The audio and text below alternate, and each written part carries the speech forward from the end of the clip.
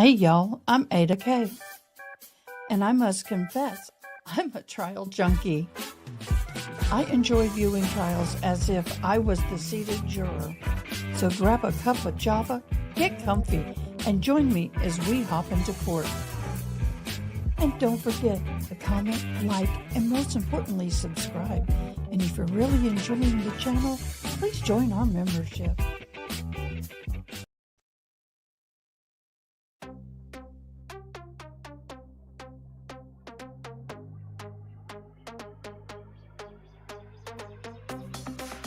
Welcome. Hello, and good morning, everybody. Good morning, Andrell.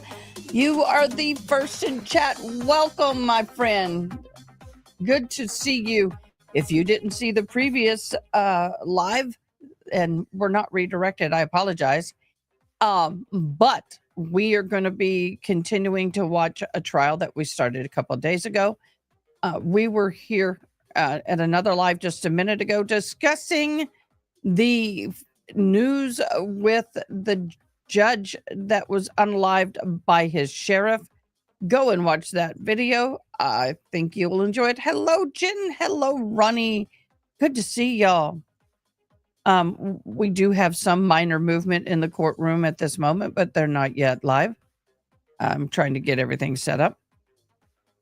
I don't think that redirected. Did it redirect? I don't think it did. I'm not sure. Hello, Edbrit. Now, this case has been moving kind of slow. However, I watched some of it last night and it actually started moving a little bit more. Yeah. Yes, it did. So that's a good thing. Let me get this back up in here. Timothy Harris. Here we go. Herrington Jr. case. The jury is not present. Parties informed me they had some arguments to make prior to the jury being in. Of course they did. Being brought in, and so we'll. Yay, Jen! Thank you. At this time. He talks like half my family. Y'all. They've got some witnesses in the courtroom inadvertently. I don't think it was intentional. All right. Make sure you don't have any witnesses in the courtroom. Since I don't know who they are, I can't help you. Got to find one I like with what I got. I know it's bad. If you've been subpoenaed to be in the as a witness in this case, you'll need to leave the courtroom. It's so hard. It's hard for me not to add that accent back into my language. I don't sound like that normally. They've been subpoenaed to come? I hope. You tell me. All right. Thank you. Your Honor. Before we start, Your Honor, the state had some matters they wanted to bring up here before we got started. Here we go.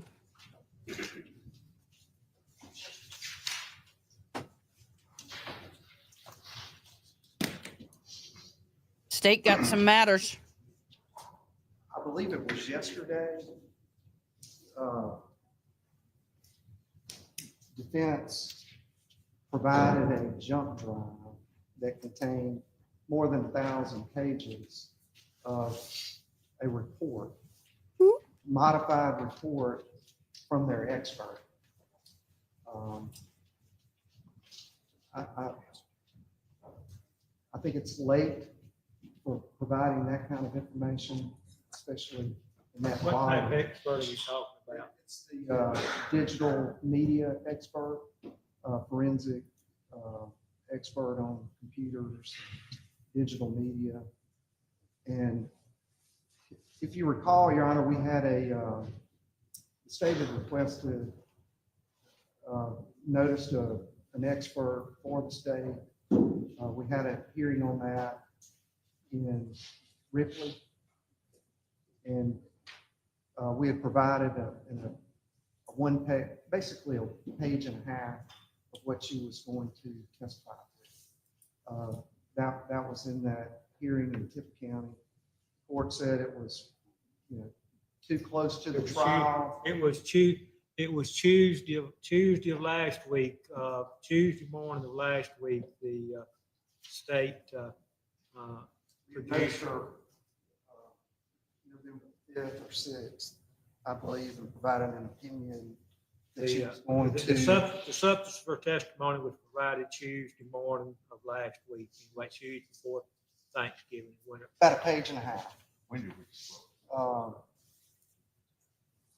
Your Your Honor, in response, I represent to the court, I think in our fourth supplemental discovery response, I believe we identified Mr. Coker as the witness almost a month and a half ago. And Y'all, as the court look who recalls, I showed made up some late. Arguments previously about the fact that That jacket should have been off. Oh my gosh, the she's late. late discovery, getting the computers, we were in, or the computers from the Detective Baker, we were scrambling to get an expert. We got the expert. And then, of course, it's a lot of documents, a lot of things we had to look through, and he's basically going to provide a report to them in a condensed version. Going to right now, have you Don't got a make fun of report my other than family. a 1,000-page report, 140-page report. 140-page report? That was provided some time ago, I believe. The first report was provided sometime in, I think the Friday before we went to Ripley. No, that was provided the day after the hearing. The 143-page report was provided the next day. Someone from their office came late that afternoon to the DA's office and hand delivered it to me. on that This is a Tuesday. pissing contest is all this is. Excuse the harsh French. Not, regardless of that, Your Honor, he was disclosed some time ago as to being the expert. I don't know if I'm gonna deal with this issue right now before the jury comes in, but I'm gonna wanna know what was disclosed when the disclosure was made, the We can get you disclosure on the state's witness, the disclosure, I believe it was made on state expert, made on November 6th, that we're gonna be testifying, and it really wasn't much of a disclosure until substance of the report was not provided until substantive testimony until Tuesday before the trial to start on Monday. We got a jury sitting back there. I want to be figuring out what was disclosed to the state when. Y'all be thinking about that, and then we'll deal with the issue that you've got, which is more pertinent to today's testimony. We'll also provide to the court the time frame in which we got the information to send to the expert, which I think is relevant. Y'all be studying on that, but that's not, I don't have to make a ruling on that matter to deal with our testimony we're dealing with today, and I may have some time this weekend for us to study on that. Okay, go ahead, Mr. Creekmore. Your Honor, the other matter is Jeremy Rainey asked the clerk to see what subpoenas have been issued by the defense. And the deputy clerk printed out a series of documents that I would like to have marked for identification, just for purposes of this disclosure to the court. You can mark anything for identification anyway. Let me get to where I'm at. That's gonna be S-43, is that right? What happened to pretrial? What happened to making sure that all discovery was given and done? Huh? This is what everybody is so frustrated about this trial. On one Rick, hand, you it's would tell the slow, jury, but on the you other hand, promised we're out here you just working, but we're gotta gonna watch be a because little of the while, okay? shenanigans. And at least that guy sitting by that door is now in a suit and not in blue jeans. Appears to be a number of subpoenas that were issued back in Just saying. August, I believe August 15th of this year in blank. Since then, we have had several officers that have been served with subpoenas from the defense that appear to be from that type of a batch. Let me say this. I'm gonna ask the assistant, has defense provided the witness list?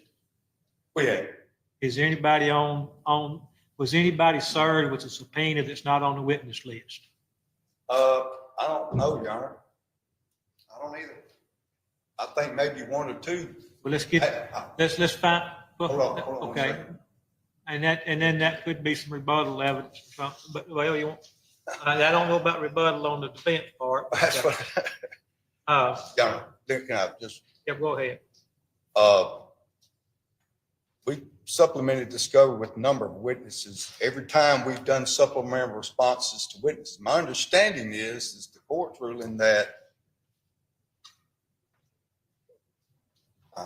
correct me if I'm wrong, that providing the discovery list to us the night before trial was not a discovery violation, nor was there a discovery violation in providing the list on 11/21 of this year. So it's the ruling of the court that the state doesn't have to provide a discovery list of the discovery violation, and the defense does. I hadn't ruled anything. I understand. I haven't ruled anything. I have cited it. We're deep enough into this trial that if you're going to call a witness, the other side needs to know who it is. Some of those witnesses, I don't know until they get done. Everybody that we have subpoenaed or issue subpoena for. Objection, Your Honor. Other than those that listed on our. Objection, Your Honor. Is this a law school mock trial? Hello? What? You're arguing with the judge, number one. You should know how to run a trial, number two. Number three, you should have a list in order of who you're calling to testify on both sides so everybody knows, number four. And number five, what the hell? Arrgh. Do you know what? Every law student should watch this trial as how not to do it. Everything that you shouldn't be doing is happening here. Why is this judge entertaining so much arguing, from the defendant's lawyer? Prosecution's done a little bit of it, but every argument that we have is all from this side of the bar. I don't understand. I know the judge is trying to be fair and equal, but my gosh, you were day, 3 or 4 into trial, and you don't have a witness list that's been provided to both sides, that you're going to be having somebody, you're going to try A, B, and C today? I mean, you're going to have witness A, B, and C today? You mean to tell me that the opposing side does not know what witness is coming up next for the day? What? I'm not a lawyer yet. I might be after this. 22,000 pages of discovery that they provided us. Fair enough? No. Even though it may be late, the state has provided you with the witness list, even though it was late. And I expect the same. I would say, state, that's unacceptable. We will not tolerate that any further. You will get on the ball. You will provide a witness list for the next date in a timely fashion, and both sides will be courteous to the other. End of discussion. Get it done. Out of defense, if you've got somebody suspended that you expect to be called as a witness in this matter, the state needs to know who that witness is. I represent to the court that everybody that we've issued subpoenas for at this time was on our discovery. I cannot represent to the court until such time as the state moves forward with their case. I may, as soon as I know that this witness is off of my list, I'll provide it to them. So what's happening here is that the state is basically saying, hey, we gave him a list late. It was, but we gave him a list, but we don't have his list. Well, the state is putting on their case in chief. So I understand there needs some kind of witness list. Now they have received a subpoena list. So if you want to look at it, the defense is saying, hey, They have my subpoena list. They know who's been subpoenaed. And I can't verify or I can't form the final list until they're done because I don't know if I'm going to use the person or not. It's all based on their case in chief. This is how this crap works, y'all. It's like a bunch of whiny little babies sitting over there. You know, I just, I'm kind of floored at the shenanigans and at the childish behavior.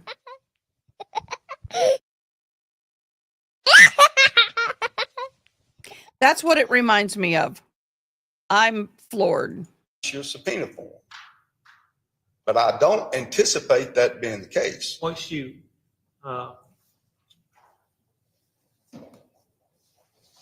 We've This supplemented judge our has had discovery it. with witnesses 5 times prior to the commencement of this trial in an effort to comply with the rule. We thought complying with the rule. The first one we got was a week before trial. I don't want to interrupt, but I don't think the rule allows for circuit court to issue subpoenas in blank and a cache of subpoenas to a lawyer that they can just write whoever they want to. You better read the rule. I think it probably, How long? the new rules don't even require the clerk to issue subpoena, Correct. issue the subpoenas at the attorney, at least in civil proceedings, that to, It's correct. I don't know if that applies to Let the criminal judge proceedings talk. or not. The attorneys are authorized to issue their own subpoenas. That's correct. I haven't been presented with that situation yet, and it's a brand new rule anyway, so I'm not up to date on it, but I do believe the Supreme Court authorized attorneys to issue their own subpoena without the necessity of even going through the clerk's That's exactly right. I do want to look at that rule and see if it Dude, will you shut up and let the judge talk? My gosh. applies to Be the, right back. It also The provides for issuing subpoenas in blank. uh, That has not changed. But nonetheless, Your Honor, I'm representing to the court that everybody, if there's a witness outside of what we've already disclosed, they will be timely notified when I know about it. They gave me a witness statement during the course of this trial that was untimely. We hadn't gotten to that yet.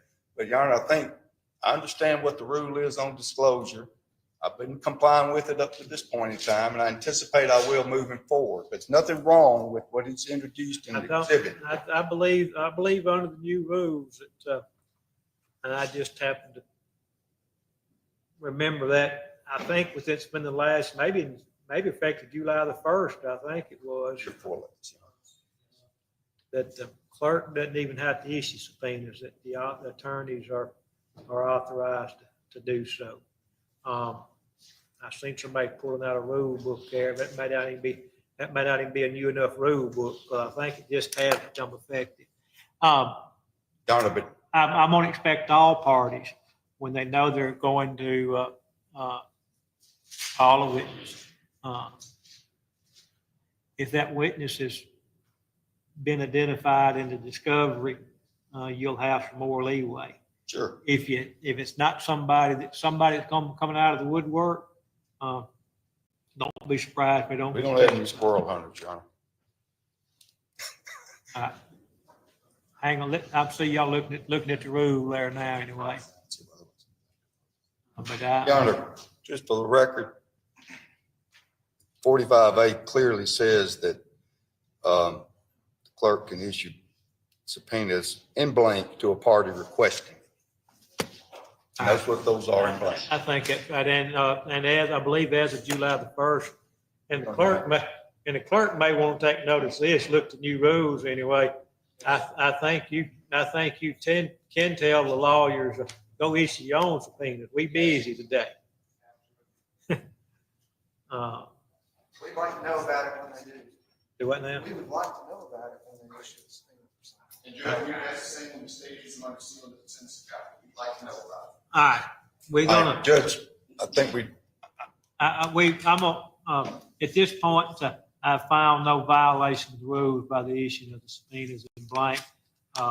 If a witness is discovered late, I'll deal with them on an individual basis. Thank you. We'll cross that bridge when we get there anyway. But I'm telling everybody, if you're gonna call somebody as a witness, tell the other side. fair enough. All right. Your Honor, You started on your corpus delicti. yes, I'm motion in limine at this point in time to preclude the state from moving forward on any other proof pertaining to evidence extraneous outside the scope of any, well, not necessarily outside the scope, but out as far as being relevant. The court ruled earlier that this relevance Sorry, had to is let what puppers out. transpired here in Lafayette County as to some of the stuff over the defendant's objection. My understanding is that the state anticipates placing into evidence witnesses from Grenada pertaining to a box truck that has apparently, according to the state and understand through the course of discovery, could be deemed relevant should the proper predicate having been laid. At this point in time, the court has been very lenient on the state as far as, you know, like the court said the first day, let's get started somewhere. And understand that's what they did. They were to establish that there was a missing person report, establish that the last person that talked to him, or at least the last person that may have talked to him, was at least our client. That's as far as we've gotten, Your Honor. Now I understand they want to head to Grenada and start introducing videos in Grenada without any connection to any crime or anything whatsoever.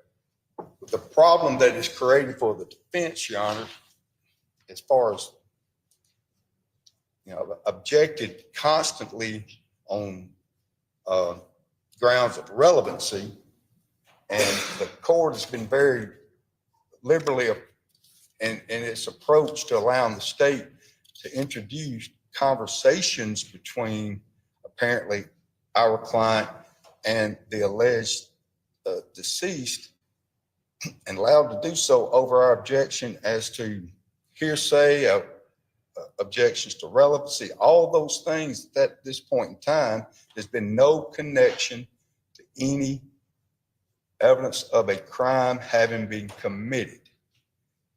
All we've got right now is somebody talked to somebody on the phone. It was seen apparently in close proximity to the individual's car. Your Honor, at this point in time, under Pitts versus State, which is a real old case, 43 Mississippi 472, two things that have to occur before you go forward on a homicide case, in all cases really. First of all, Getting ready to when it ask for pertains to dismissal. homicide, you have to prove the fact of a death. Second is the existence that there's some criminal agency that caused that death. And it states in there, the former must be proven by direct or presumptive evidence, but the latter must be established by circumstantial or presumptive evidence. And that's the order in which they have to do that, Your Honor. We've gone kind of Back up on that. The first being that there were the two elements, one of them direct or run over that statement there with me again anyway. Go, hang on, let him have his say and I'll give you yours. It's a whole case. Basically, it says first is the fact of death. The former must be proven by direct testimony or presumptive evidence of the strongest kind. What is the first? Fact of death. Fact of death. Okay, go ahead. Must be proven either by direct testimony or the presumptive evidence of the strongest kind, but the latter may be established by the by circumstantial evidence or by presumptive reasoning upon the facts and circumstances of the case. It also states that a dead body or its remains having been discovered and identified as the person charged They to don't have been any killed, remains. and the basis They of don't the have the corpus weapon. delicti being thus fully They don't have the established, remains. the next step in the process and the one which serves to complete the proof of that indispensable preliminary fact is to show that the death has been occasioned by the criminal act or agency of another. Prove a death, then you prove criminal agency. And we court allowed them to go forward with, in this case, by just doing the missing person, conversations, things of that nature, videos over our objection. And our position is, Your Honor, that should not have occurred. And it's also putting us in a situation where when we're objecting to certain evidence as being hearsay or things of that nature, and the court says, well, these are conversations between these two individuals and other individuals. Well, on the grounds of relevance, anything in all this pile of exhibits here ought to be relevant. We shouldn't be discriminating as to whether or not a conversation that was 2 weeks earlier between Jay Lee and some other guy is too remote in time, because we don't know if it's too remote in time or not, Your Honor, based on what they presented. Okay, guys. The manner in which they presented. I know this has been a little dull, but that's court. It's court. What is your opinion? Should this case continue? Let me know down in the comments. I'm questioning it myself. I'm on the fence. In their case, there should not be any reservation for this court to say, get it in. Any conversation. They're asking the court to make determinations on what's relevant as to what occurred on the date in question by virtue of the fact, because asking the court to make quantum leaps as to whether or not anything occurred and proof moving forward. That's basically what they're doing. It's just like a 911 call. When you get a 911 call, someone says someone's hurt at a house. The next proof is we're going to put into evidence there's a gun somewhere and say, this is not the way you try any case, Your Honor. You can't do that. You have got to prove corpus delicti in a fashion that is done. Prove that there is, in this particular case, a death, and circumstantial evidence or direct evidence that supports that there's some criminal agency that caused that death. What evidence of criminal agency have they put on at this point in time to allow this proof to come in about things that have occurred in Grenada County? What evidence have they put on to support any of the videos that they've introduced at this point in time? Nothing. They got a missing person. I understand that. His car's driving through town. Very confusing to the jury at this point in time. But what put us in a bind, Your Honor, is when we approach the rail and we say we're arguing about exhibits 31 through 37 and whether or not this officer can testify about this report. None of those objections should in any way, shape, form, or fashion even come close to being granted, because the court has no information as to what's relevant moving forward. Your Honor, we just need at this point in time to get back to Oxford and let them put some proof on at this point in time that there is a crime that's been committed before we drive back down to my neck of the woods and start putting videos on. That's not asking too much, Your Honor, to follow the law. And you did say the Thank first you day so we got to much, start somewhere. Gabby. We love you and appreciate We you did. so much. Now's Thank the you. time Y'all for us bless to me. stop it. And I don't think we should have You started humble it in me. the first place. Thank you. Now's the time to stop it, John. All right, I'll hear from the state. John, I have a number of And the cases state on came in board. late this morning. Laws basically the same last 200 years. All right, go ahead. Quit talking. You rested. Yes, Your Honor.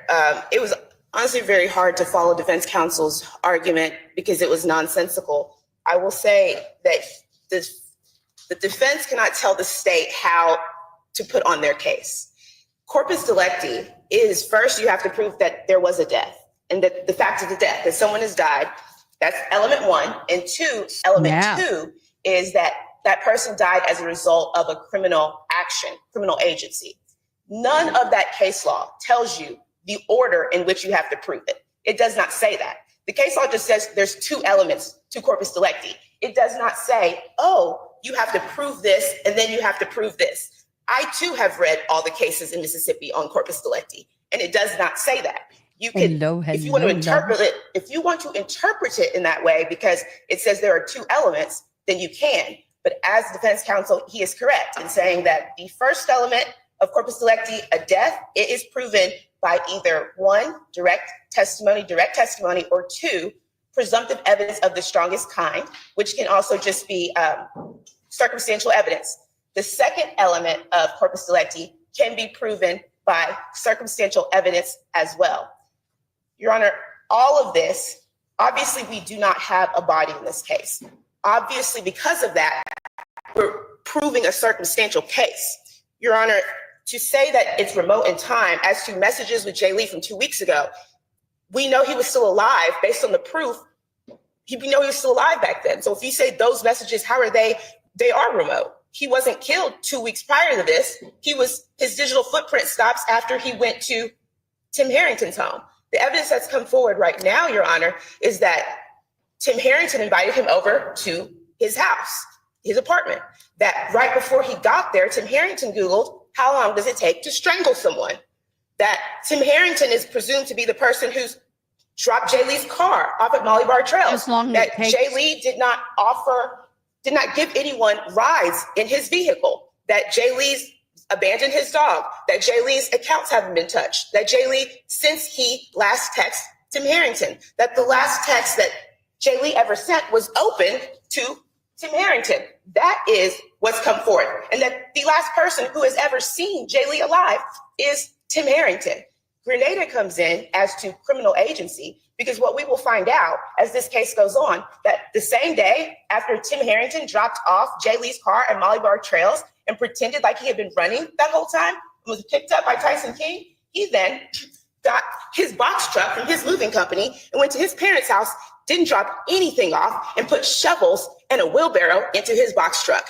To say that that is not proof of death or circumstantial evidence related to death is bears belief. It's bizarre. Your Honor, the defense counsel wants to make corpus delicti that says you have to prove this first and this second. The case law says you have to prove the elements of corpus delicti for a homicide. The elements of corpus delicti. That's what you have to prove. The state is in the process of proving that. We have laid out evidence where Jay Lee could be found by this court and by a juror to have been killed. That Jay Lee, and it could have been by way of criminal agency. And we're still in the process of presenting our proof, Your Honor. We haven't even finished. But to say we have to present it in the order that defense counsel would like us to present it in is, there's no case law in Mississippi that says that. We get to put on our case. Further, I would say, Your Honor, that that's fair to say. This entire thing with the witnesses from Grenada, the truth is that they wanted to exclude all of our witnesses based on, or all of our evidence, because they know it's of guilt of their client based upon procedural issues, because they didn't think that we would be able to get all these people in here to testify. Now that we have them, now that they're coming in to testify, to authenticate and all these videos, now there's another problem. Well, if that was always a problem, why didn't you file that motion in limine before trial? Oh yeah, because it's not about that. Because you really want to do this because you know that makes your client look even guiltier. And that's what's going on here. All right. I give you a chance to respond. Snap. His case lays out basically what you have to do. I've read the Pitts case while I've been here. Yeah. The next step in the process, complete the proof. I don't know what I missed in this particular trial, but I heard the officer testify that the phone was pinging at a location away from close to Stone Park. That's no evidence that Jay Lee has perished. There's no criminal agency been established at all, Your Honor. all this stuff about the notice of intent, all that stuff is irrelevant to what the court has got to do here. Thank you, If I remember correctly, Your Your Honor, Honor. defense counsel said that. I'm familiar with your arguments anyway. Y'all, Court's ready Y'all. to rule. Pitt's case back a long time ago, 1870, I think, October of 1870, says two fundamental elements of corpus 1870. delicti.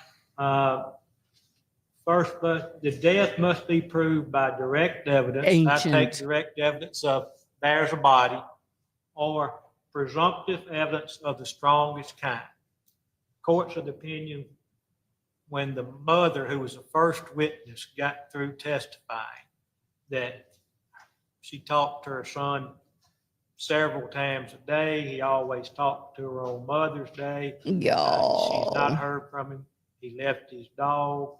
There's been no account activities active on social media, and he has not been heard from since July the 8th of 2022. That is presumptive evidence of the strongest kind of a death. I think that element to a reasonable juror could be found as soon as the mother got through testifying. So the court's going to find that to the court's satisfaction, that there has been presumptive evidence of the strongest kind of a death. Has that test? We've had that testimony in this case, and the criminal agency may then be established by presumptive reasoning upon all the facts and circumstances of the case, i.e. circumstantial evidence. And the state has set about offering circumstantial evidence of the criminal. So he's not going to agency. throw it out. He's going to allow it to think continue. that,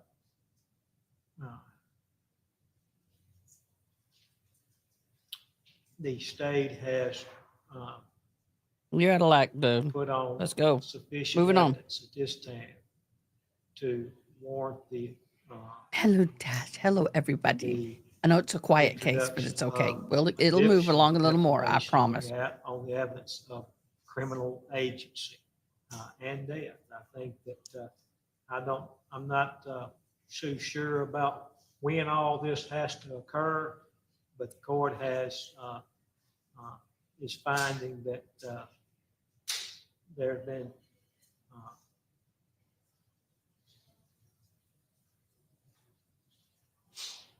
presumptive evidence of the strongest kind of a death in this matter, and I'm going to let the state continue to put on its circumstantial evidence of criminal agency, and that's so. I've heard your objections, and the court's going to make that rule. All right. Are we ready for our next witness? Yes, Your Honor. All right, let the court take just a couple minute breaks, and then we'll get started. Wow. So the judge just said, nope, nada. Okay, here we go.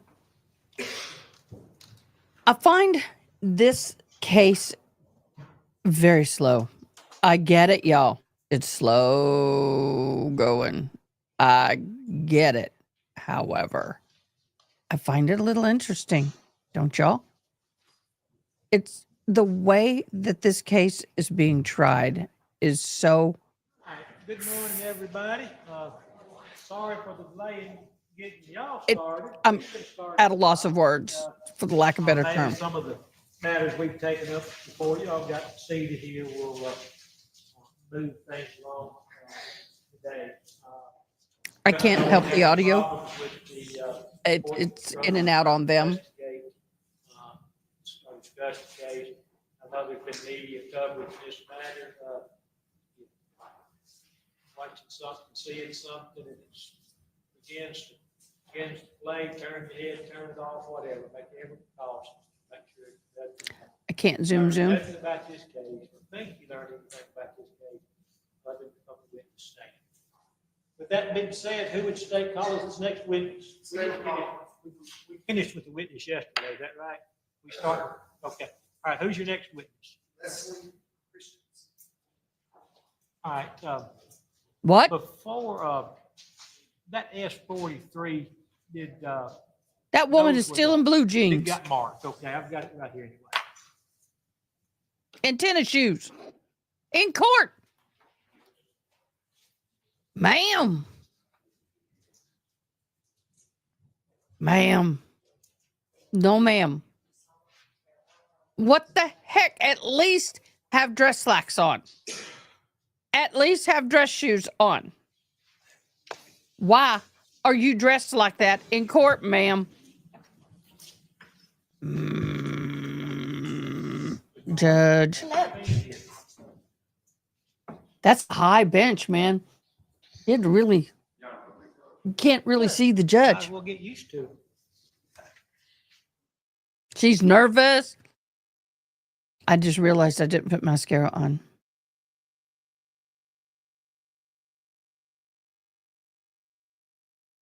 Yeah. Another sidebar. Oh, sidebar. Sidebar.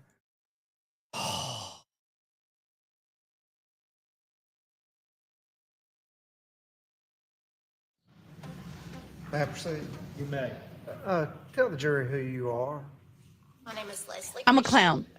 I have been employed with Renaissance Bank for 24 years, and I am currently the financial crime supervisor. Okay. So you work for Renaissance Bank. You work in Tupelo? I do. Okay. Do you have a Renaissance branch bank in Grenada? Yes, we actually have two. Is that on Commerce Street? It is What's the address there? 1537. 1537 Commerce Street. Now, at that location, is there an ATM? Yes, there is. Does that ATM have a video recorder? Yes, it does. Now, I want to direct your attention back to July 8th of 2022, around that time frame. 2022, did law enforcement come looking for video surveillance from that branch bank at 1537 Commerce Street in Grenada? That is correct. We received a subpoena. All right. Did you respond to that? I did. Did you pull the footage from that ATM? I did. All right, may I approach? Okay. Have this marked for identification. Yeah, we don't have a problem with it being admitted, court knowing our previous objections. All right. It's not relevant at this point in time. And also other objections. Do Other it. objections prior Okay, prior objection. and the objections are relevant at this time. All right. Okay. That's going to be a thumb drive. All right, the S-44 will be admitted.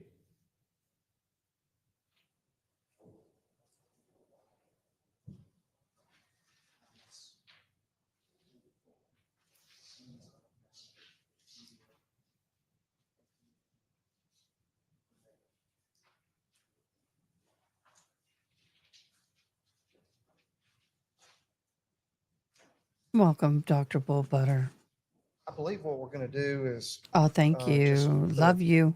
frame of that Love you. Love exhibit you. up, and I think you'll be able to see it on the monitor.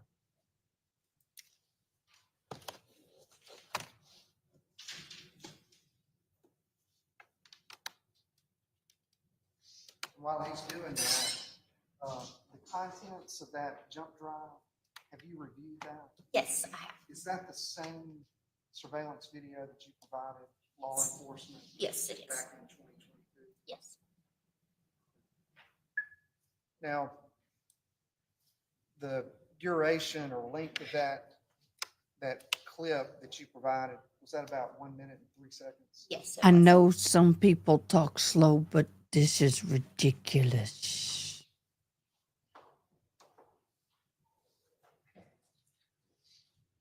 All right, can you see the image Yes. on your monitor?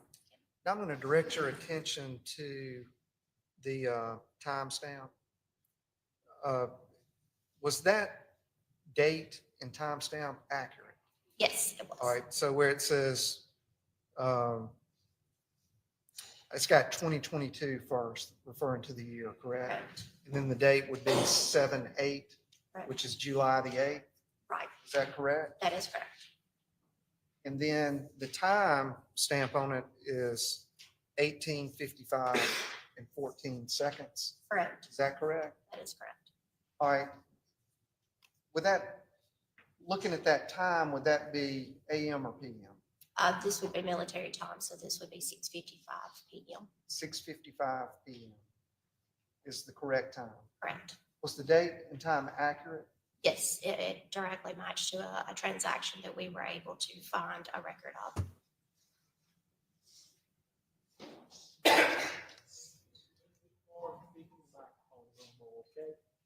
You need to hear the response.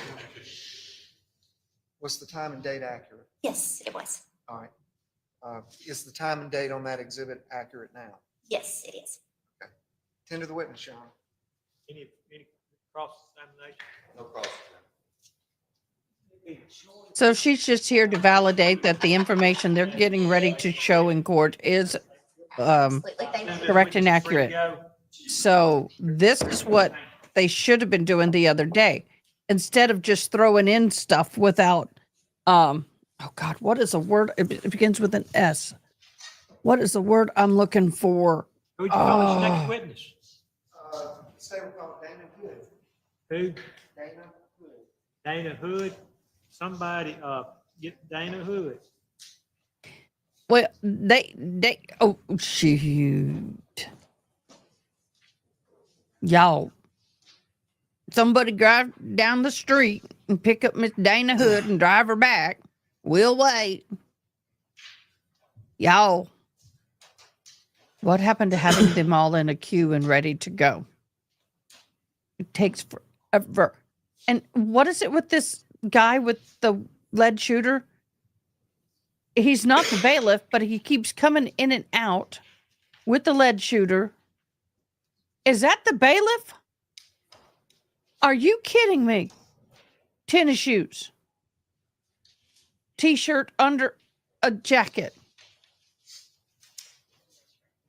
not in uniform.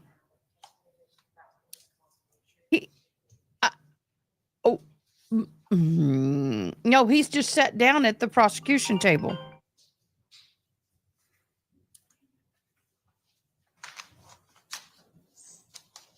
May I proceed? May. Tell the jury who you are, My name is Dana Hood, and I'm the office manager of Family Time Cleaners. okay? Back in 2022, was that cleaners, RNS cleaners? Yes, it was. All right, so when did the name change? I believe it was April of 23. And that microphone is far away from you. But for If you don't mind, is that okay? so All right, so when did the name change from RNS cleaners to, what did you say? Family Time Cleaners. Okay, I Family believe Time it was April of 23. But back in July of 2022, it was RNS cleaners, correct? All right, and what is RS cleaners A dry cleaning business in Grenada? in Grenada. What is the address? 1793 Commerce Street, 1793 Commerce. Commerce Street, Grenada. All right, now, what do y'all do? We launder clothes and all kinds of items. Is it like dry cleaning? Dry cleaning, yes. Now, back in October of this year, did law enforcement come looking for a video that was provided by RNS cleaners back in 2022? Yes, they came and Did you review that video at the time? I did. And did you provide a certificate of authenticity to that video? I did. All right, now then, if I can have this marked for ID. If it's 45.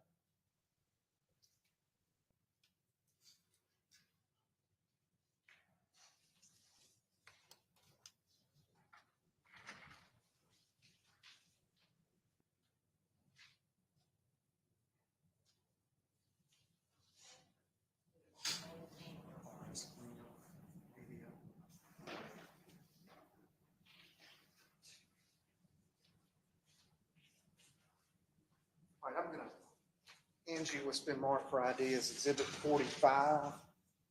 Have you reviewed the contents of that? Is that the same video that back in October when you authenticated it accurately depict what you authenticated back in October? Yes, All right. And did you review that exhibit this morning? I did. And verify that it was the same video? I did. All right. Now then, when you did that, you signed and dated it, correct? That's correct. All right. Now, I kept thinking today was the 5th all day long, all morning. I had a doctor's appointment. I rescheduled. can you tell the jury whether whether you reviewed the timestamp and date of that I did. Yes. video? It's correct. Was that accurate? It was accurate. Can you tell the jury how you determined that it was accurate? It's on the camera footage, it's time-stamped, and on the receipt that we printed out when the customer brought the clothes in is also time-stamped. They were consistent. Did you look to see whether there had been any issues with the receipt system and the surveillance system? Whether There they were no were- issues. No issues with it whatsoever. And the system that you have now, is it the same? It is. And is it accurate today? Yes. All right. Your Honor, at this time, the state would ask that that be received into. No objection, All right. other than the ones previously All right. stated.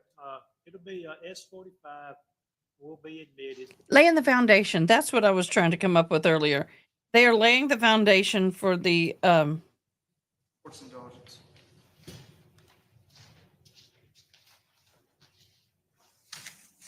evidence.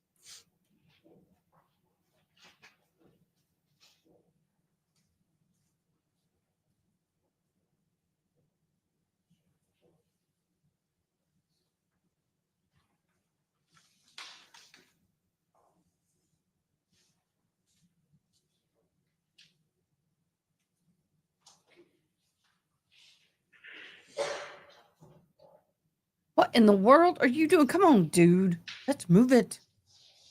Move it, move it, move it. Get going.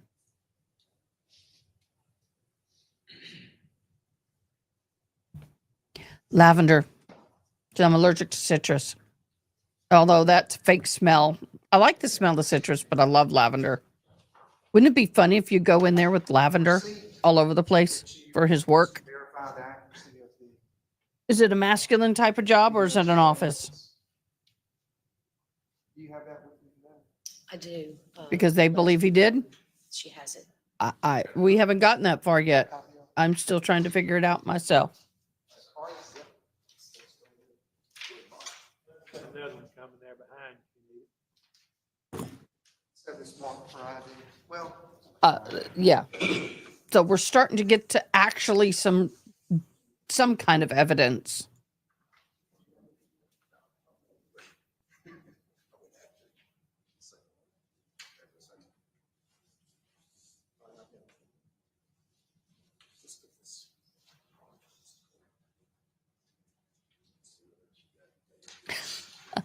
Gabby, a lot of restaurants used to be more specific.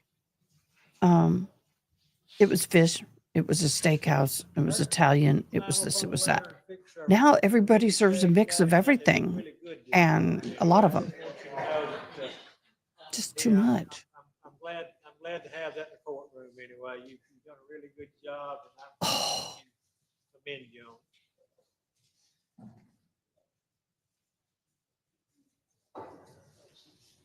Y'all. I mean, you want to do all these pages? yes, sir. Collective. It's the entire, You know, by the page, I'm gonna number the pages. It's, I think yesterday.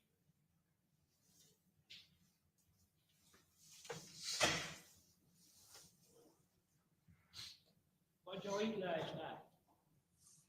Well, you tell us too. Well, I guess a better question, rather than hold on, where did the juror get sent to eat last night? out okay. Y'all may volunteer. Wow.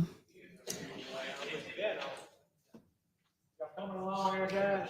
And why are people wearing long sleeve t-shirt and the dress? I guess this is real relaxed, but it's driving me crazy. Pass this down to Kathy. So it's lost. I know it's cold, but y'all.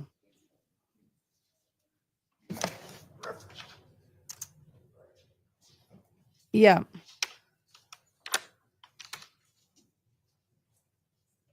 Yeah. While he's reviewing that, Miss, I'm For the sorry. record, I marked on the bottom down there, the pages, so we don't have any confusion on the exhibit. He's gonna mark the next number.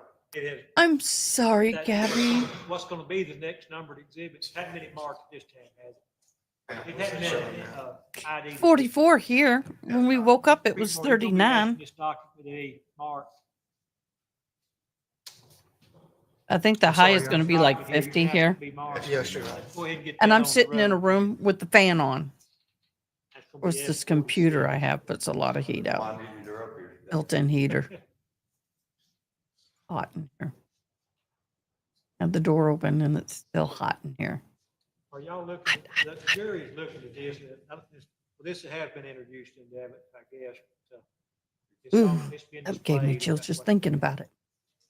Yeah, the video being displayed. has It's already been received. received. Okay. Why is this guy moving around? He's got a gun on 45 and he is sits received at the anyway. DA's table. Is he their assistant? If so, what the heck? Yeah, this one received. I know, Andrea, it's a little colder up there for you. Ms. Hood. That kind of cold snap if you'll kind of look on your comes down screen, and you'll gets see the you. It image doesn't catch us. displayed. Is that from your business Yes, there it in is. Grenada? And you were able to Okay, here we identify go. the date, Got some 7/8/22, evidence. 9/29/40. Is that AM? AM, yes. AM? And you were able to determine that that was correct time. That's Nice right. seating area for a laundromat. Look at that. Now then, Nice. I would ask that Exhibit 46 be received in evidence. No problem. It's bad when we're all talking about weather. Make sure. Somebody tell me Saying. what that is. I'm gonna receive it, so I'll make my notes here. It's the That's a classy from, laundromat. Invoice records from the cleaners. Tim Hearing. Okay. No.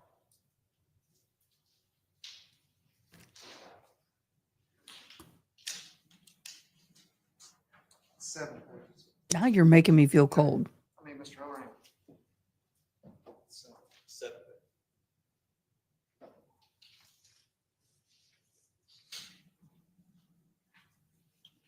all right, I'm going to hand you Exhibit 46. Do you recognize that as I'm happy where I'm at. transaction records from transactions? So happy from where that I'm at. day At your cleaners? That's correct. All right, that's not the original receipt though, is it? No, this is just a copy from But you here. printed that out recently I did. and it has the new name of the business at the top, That's right. but it's the same system. Same system. Okay, and you still had those records from this transaction on July 8th, 2022. This is the actual transaction from July 8th. God, that's cold, y'all.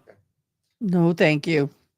And can you state that that's, the time on that receipt is consistent with this video? Yes.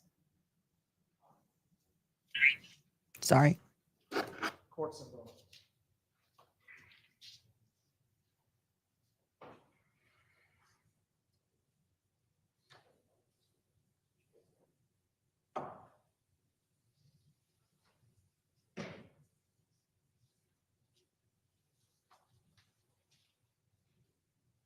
Ms. Hood, other than law enforcement coming. to 71 degrees in Fort Myers? Yeah, request yes. Any records from any transactions from July 8th, 2022, has anybody else asked you about Our heater those isn't working records. either, Andrea. from that day? No. Okay. Has anybody come to you and asked you for records from that transaction No. or about Yes, that actually, transaction? I received a phone call from Mr. Harrington, asking for a copy of the receipt. Okay. I received a phone call from Mr. Harrington asking for a copy of the receipt. Okay, And so I left it at the front so he could pick it up. This exact receipt, Okay. well, copy of the receipt. okay, And then the next day, I didn't curl his them. mother came in and wanted a copy of the receipt. So I gave her the exact same thing. And she said, well, I was hoping it would be more detailed and show that it was a suit.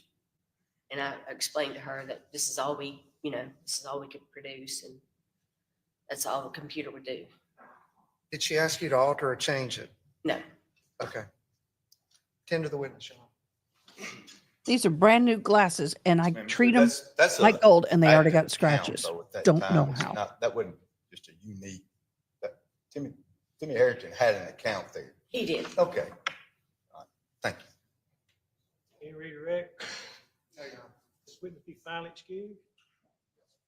Thank you for being here, Mr. Wood. You're free to go. Thank you. Stay with us. I think you choose not to, but you're welcome to. Well, I ordered me one because the one I'm sitting on broke. Dang nabbit. Let me see when it's be delivered. I know we're going to get a cold snap and I'm going to need it.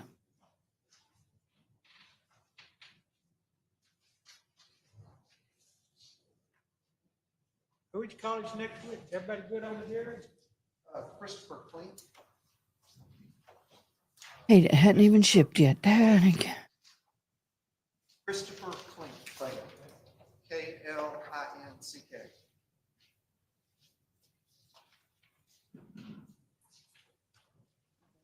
Delivery. I hope I don't cry, y'all. We ordered my sister's guest book for her service, and it's going to arrive today. Come around, Mr. Lane.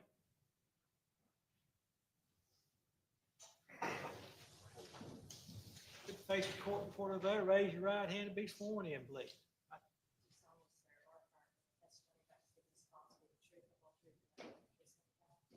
I come right around here and have a seat in the witness chair there.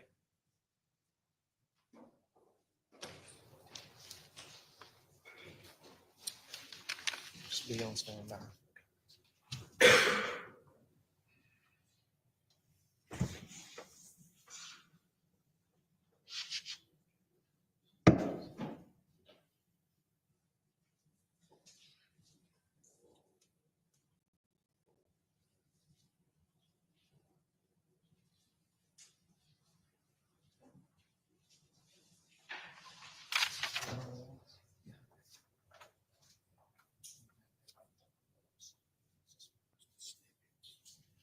It's good. I haven't had it in ages, though. I'm sitting on a heated pad, but it ain't heating and it's making me mad. I wanted my heated blanket.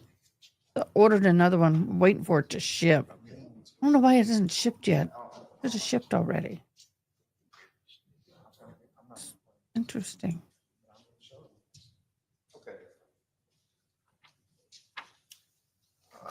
What is it with Yes, people Sheriff, wearing thank you. these? Tell the jury who you are. Thomas Christopher Clink, All right, and where do you live, Mr. Clink? 140 Broadmeadow Drive, Grenada, Mississippi. All right, now where you live across the street, your neighbor who lives directly across from you, The Harringtons, okay? Now, do you know Tim Herrington? yes, Do you see him in the courtroom today? yes, All right. Is it, living across the street, when you say the Harringtons, are you talking about that's his mother and daddy's house? yes, sir. All right. Did Tim Harrington visit there frequently in the summer of 2022? Yes, Okay. Did you know you've already stated you know who Tim Harrington is, but Duh. if you saw him, you would recognize him, correct? yes, All right. Now, does your home have a video surveillance system? Yes. All right. And back in July of 2022, did you have a home video surveillance system? Yes. All right. Now, where's that camera oriented? What kind of angle Objection compound. picture would it be designed or placed to get? What is the Objection view of that compound. camera? The front of our house. All right. Does it capture the yard and driveway to a certain extent of the Herrington home? A little bit to a certain extent. All right. Now, back in July of 2022, was the date correct on your system? I believe so. I'm gonna All take a right. comfort What break. about I'll be the right time? back. I'll keep it running. It was off. Okay. Your Now, Honor, I know we're catered to this, but I just want to make sure, I think I'm procedure to have to object relevance of every witness. I understand objection in relation to the prior objection to court as well. Don't you have a continued objection? It's all the time objection. Thank you.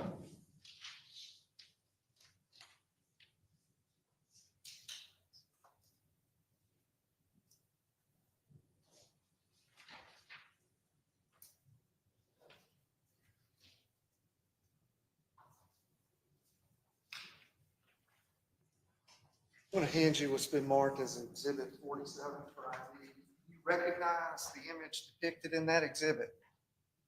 Yes. How do you recognize that?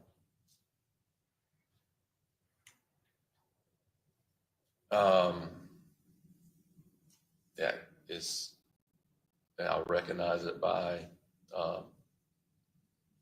our yard, our driveway, my son's truck. Do you remember, were you present when that document was created? Yes. All right, No objection. all right.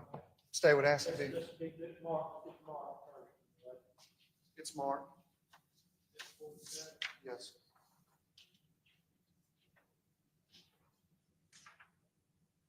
All right. That's 47. I'm going to display it on the screen.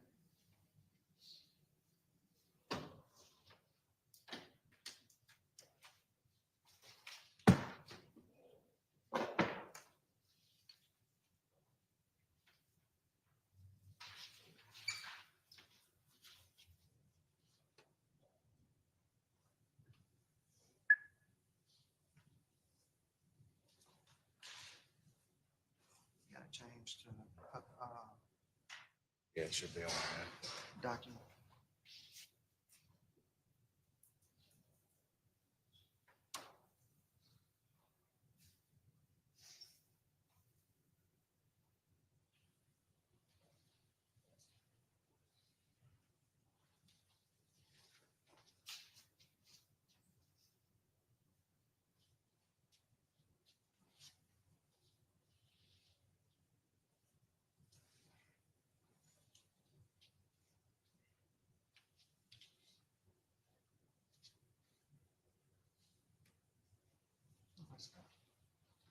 Kind of a blur on it. All right, is that image being displayed on your screen? All right, Exhibit 47. Now, this first cell phone right here, it's got a date on it, August 5th, 2022. Is that correct? Yes, sir. All right, and the image being displayed on that cell phone is from your, is that a live feed of your video surveillance home security system? Is that picture a live feed or is Was it it a live always? feed at the time that this was created? I believe so. Yes. Yes. Yes, it is. All right, and whose phone is it on top of? The one that says 650? Oh, hello, peoples. I don't recall, honestly. I'm Wolfram. How are you doing? Oh, if I said that Yes. right. Was it depicting the current? Hi, time Heidi. At the time of this document? 1776. Hello. Yes, sir. Was that time 6:50 accurate? Yes, sir. Hi, Mo Raid. So was Hello. this created Your to chat show was yeeted. time difference? Yes. Oh, you two quit in order eating to provide chats. the correct time for your videos, your home surveillance system, correct? Correct. Hello, All right. everybody. And that was done. Oh, what nice for y'all because to law Mo Raid. enforcement Came out I appreciate to it. find the correct time. for Oh, your thank you home for surveillance joining. system, correct? Yes, sir. All right. Now, prior to that, had law enforcement come to your home to gather video footage going back to July 8th, 2022? I'm Yes. not Did you sure. provide that to law enforcement? They had a warrant, yes, sir. So Thank I you, provided- Mo. They had a search warrant? You made my day. Yes, sir. Y'all made my day. Thank you so much.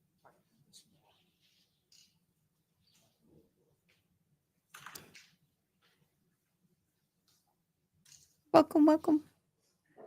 Do the like thing, likey thing. One, y'all who are just hopping on, I am flabbergasted at the fact that these people And hand dress so you casually for Exhibit court. 48. I guess I'm pulling an You EDB. recognize I expect better. that exhibit? Even this, one of the Yes, sir. staff is in blue jeans And if you don't mind, and a state t-shirt and your name. Yes, sir. sneakers. All right.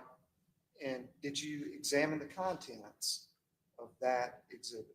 Yes. Did they accurately depict what you provided law enforcement in 2022 pursuant Howdy, to that Dan. search warrant for your home surveillance system? Yes. All right. Your Honor, I would Thank you, ask that Haley this be Mouse. received. All right, that's gonna be S-48. Is that correct? Yes. Oh, that reminds me. Minnie Pearl. If you'll just Howdy. first clear If you don't know who Minnie Pearl is, go look her up. the scheme. Remember, put I sub for a free tumbler this month. Starbucks tumbler. Don't let me forget, mods. I keep forgetting to pull the name for November. We need to do the November's drawing. Now, on that exhibit, were there 8 different times that files were created? Approximately.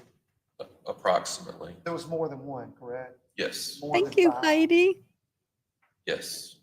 less than 10? If these are them right here, there's 2, 4, 6, 8, maybe 9. Yes. And we're just going to take them one at a time.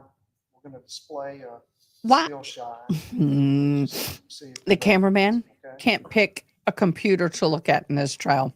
Go to 9/26/47. Good luck, salty girl. Are you wearing a vest?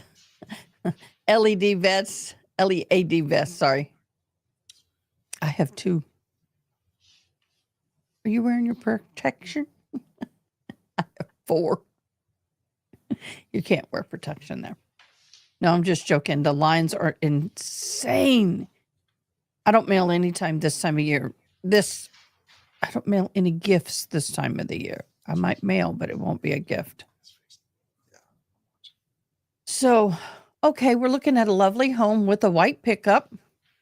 Nice truck. All right. Looking at that, that particular spot on that video surveillance, There's an arrow. time stamp right there is 9/26/46. Do you see that? Yes. In order for you to arrive at the correct time, you would have to make a calculation. Why is it giving me based on this? this exhibit in 47, Come on. correct? Thank you. Yes. To get the accurate time. Correct. But the date July 8th, 2022, that's accurate. I believe so. Was it accurate then? I'm in leggings Date? and t-shirt all the time. I'm Worse than blue jeans. pretty sure it is. Blue jean, well, Ask you to look at it jean slacks now. But in court, Is that the exact difference between your live feed of your No. video surveillance and the If current it's your time best, at the I get time it, this exhibit but- was created? Yes, sir. So if you take that yes, difference. and the force be apply it with you. here, would that date on that exhibit be July 8th, 2022? Yes. It's a fact. Is that true with all the other clips as well? Yes. And you've reviewed every clip on this exhibit, correct?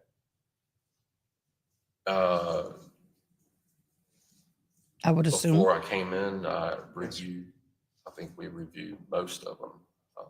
I don't know if I reviewed every We'll one go of them. through each one. Oh, gee, gad. Let's go to the second one.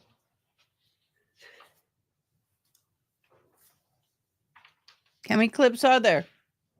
See, I don't like seeing all of that.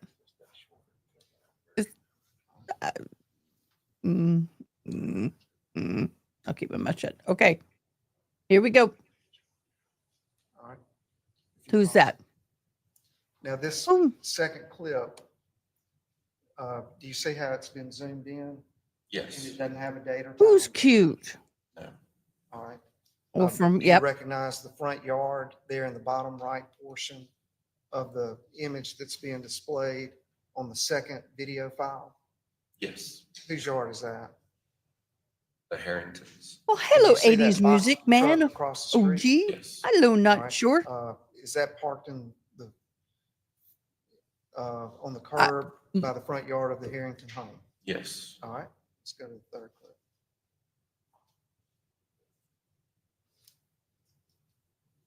I think that one's trimmed down too. All right. Do we have a date? I mean, all right. Same question. You recognize that front yard, the driveway, the truck? Whose truck is that? The white truck parked in your in the driveway. That's my son's truck. All right, and that too is on July 8th, 2022. Yes. And you would have to make the same adjustment to arrive at the correct time based on Exhibit 47. And I submit to you. that Okay. We don't know the answer to that, On that, Dan. looking at Exhibit. Give us the answer. 47, The, your home surveillance system image being projected, it says 542, does it not? Yes, sir. Yes. And the phone underneath it says 650, correct? Yes. All right, so that's going to be a difference of basically an hour and 8 minutes. Yes. So looking back at the time frame on exhibit, Thank you, not sure. the third file on exhibit 48, you'd have to adjust that by an hour and 8 minutes to arrive at the correct time. But the date. I'm dyslexic as hell. Math. You might as well 2022 is just, correct. Yes. I'm done. All right, let's go Just look forward. at it and I'm done. Unless it's very basic. 9:38. Come on.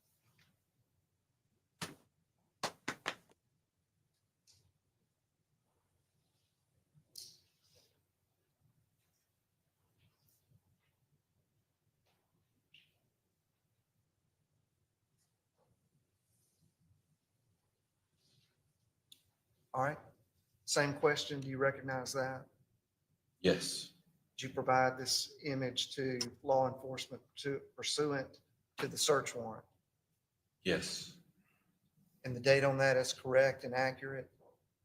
And the time would have to be adjusted Go lay down. based on the differential in Exhibit 47, correct? Correct. All right.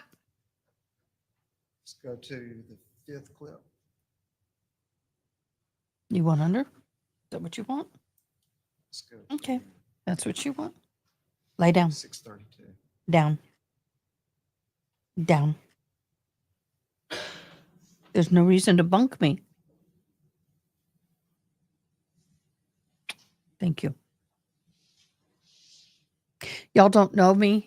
For those who are new to this channel, I'm deaf without my hearing aids, 100% deaf, and I have a service dog. That's the dog that you just saw. All right. She's my Looking ears. at the image on the fifth clip, your system says 7/8/2022. Is that accurate? All right. And then over there, it says 1832. Is that Nothing going on. military time Yes. on your home surveillance system? All right. But you would have to make the adjustment to arrive at the correct time based on the differential in Exhibit 47. Yes. That's Sensei, my service dog. And does that accurately depict what you provided to law enforcement pursuant to the search warrant? Am I All right. missing something, or hasn't he already Let's go to verified that? the sixth clip. Oh, they got to do every picture.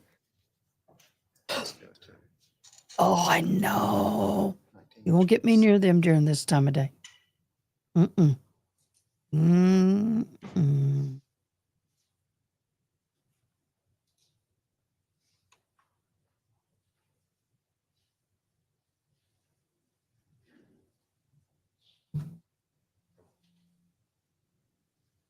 All right, pause.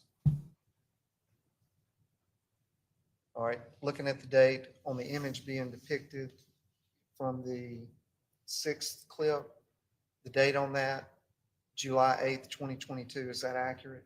Yes. All right, the time over here is 1927.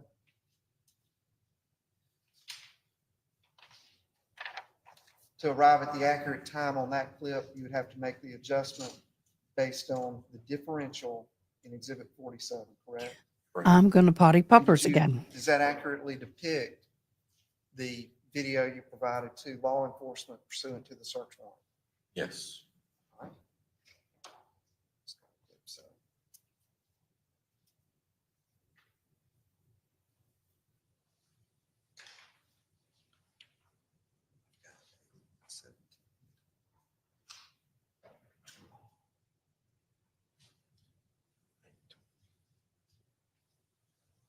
I think it's down there.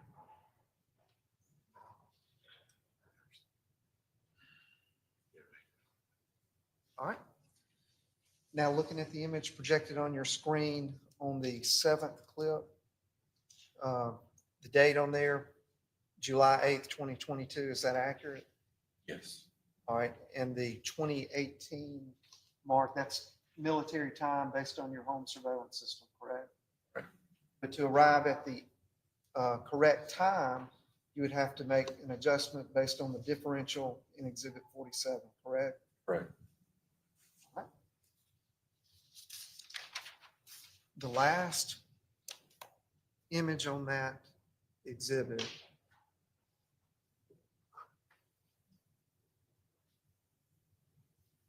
pause it right there.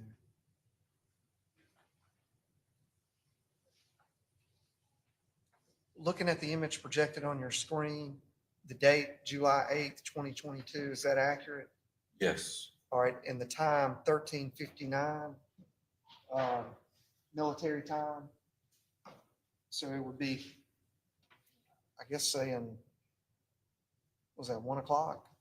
1:59? But to arrive at the correct time, you would have to make an adjustment based on the differential in Exhibit 47, correct? Correct. And does that accurately depict a video surveillance file that you provided to law enforcement from your home video surveillance system pursuant to the search warrant? Yes. What's the votes?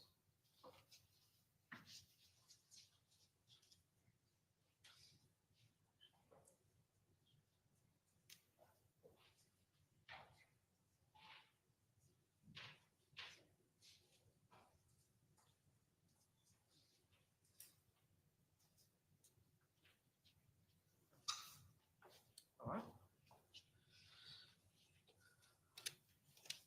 Chair. Yes. All right. Now, you stated that you know the Herringtons, correct? Yes. All right. In fact, don't you work for the Herringtons?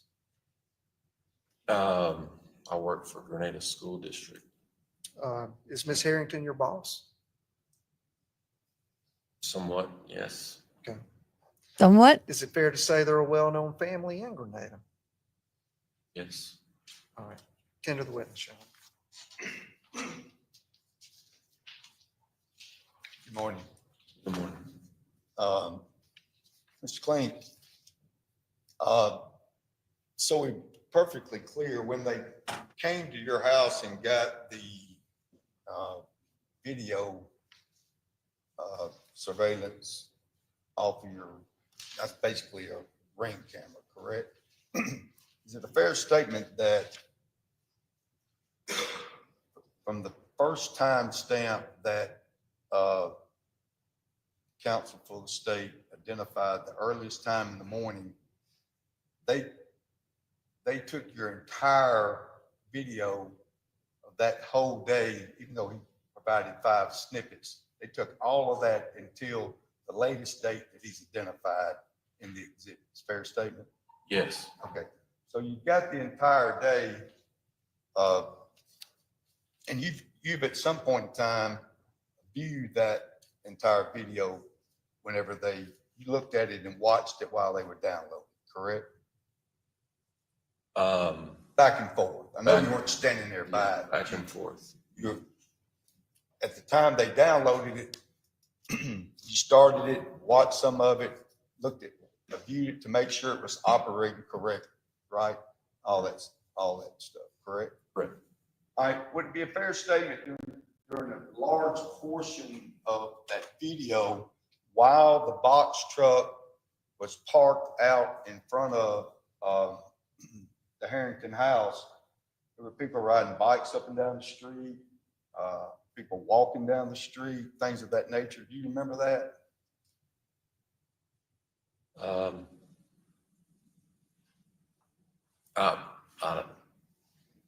I can't recall that. I mean, to be but you honest. remember y'all had someone working in your yard, and I think your son went outside, was doing some yard work with the individual at your yard, correct? Yes, I do remember that. You asked and answered and said he didn't know, then he started testifying for him. That's cross-examination, right?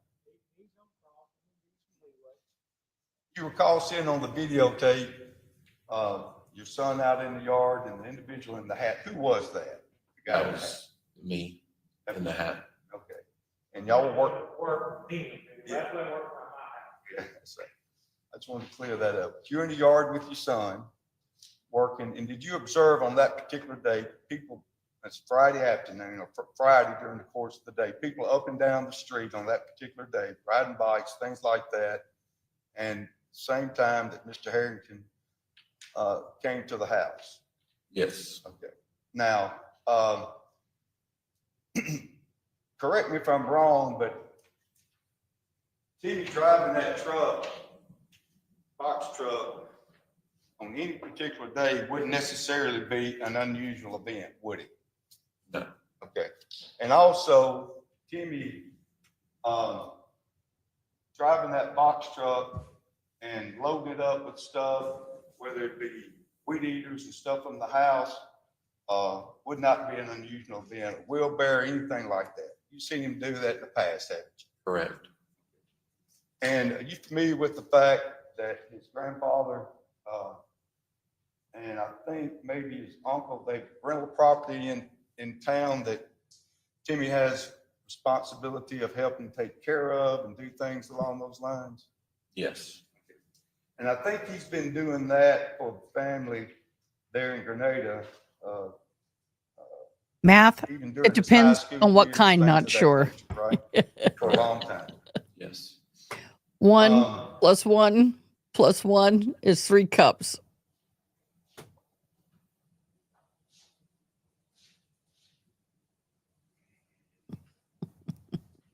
Court will indulge me for a minute.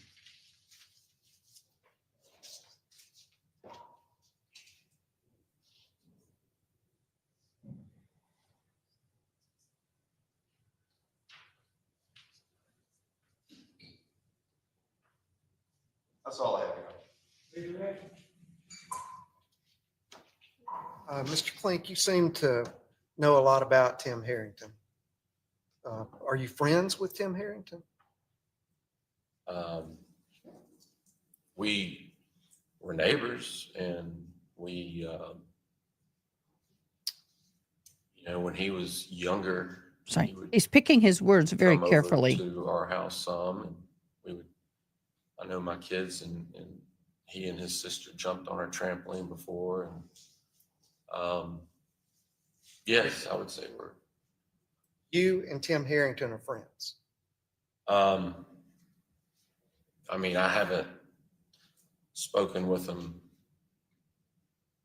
much in a long time, but I know when the kids were growing up, we're around each other some. Or how many yards of thread it's going to take to bead something. Seen Tim Herrington load up a wheelbarrow into that box truck. I can't say that. Specific memory. I know what I would say it as, I but remember seeing. yeah, you don't want me Yes, I to. remember seeing a wheelbarrow being It's taken it's to indoor a football box league, truck, but but I could also say something else that would I be can't appropriate. recall if it was loaded in there or not specifically. You free baby There's snurk. been times where they baby snurk. load things on and off, garden equipment, lawnmowers, things like that on trailers and different trucks, and Motorcycle. possibly a Oh. boxcar before. Boxcar. That boxcar or boxcar I've seen at the house before. Yes. You've seen it at the house before. But I'm talking about Tim Herrington loading up a wheelbarrow into that box truck. You've said one time. And that was on that day, correct? I don't even know if it was Timothy that day. Okay. Objection, Your Honor. Is the lawyer going to testify for the witness, or is she going to ask him the appropriate questions? I'd like to know. I saw some activity that day. I noticed a person, But you have IFL up Um, there, Dan. taking Not a OFL. wheelbarrow to the Outdoor boxcar, but I'm not sure if indeed it was Timothy or not. Court's indulgence.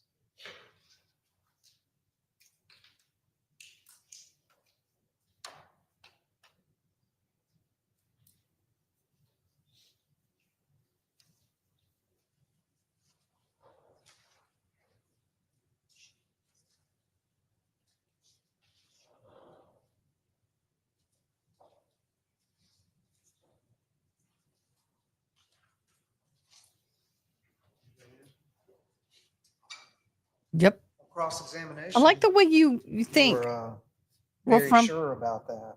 I And like now you're you. saying you don't even know if it was Tim Herrington. If you subscribed, put I sub Very to sure. be entered into this Yeah, on drawing. cross-examination, you said you were sure that you've seen Tim Herrington load a wheelbarrow onto that box truck. When Mr. Horan was asking you on cross-examination, you said, yeah, I'm sure of it. But now you're saying that you're not even sure if it was Tim Harrington that you saw. This characterization is talking about on that particular day. That's not what you're talking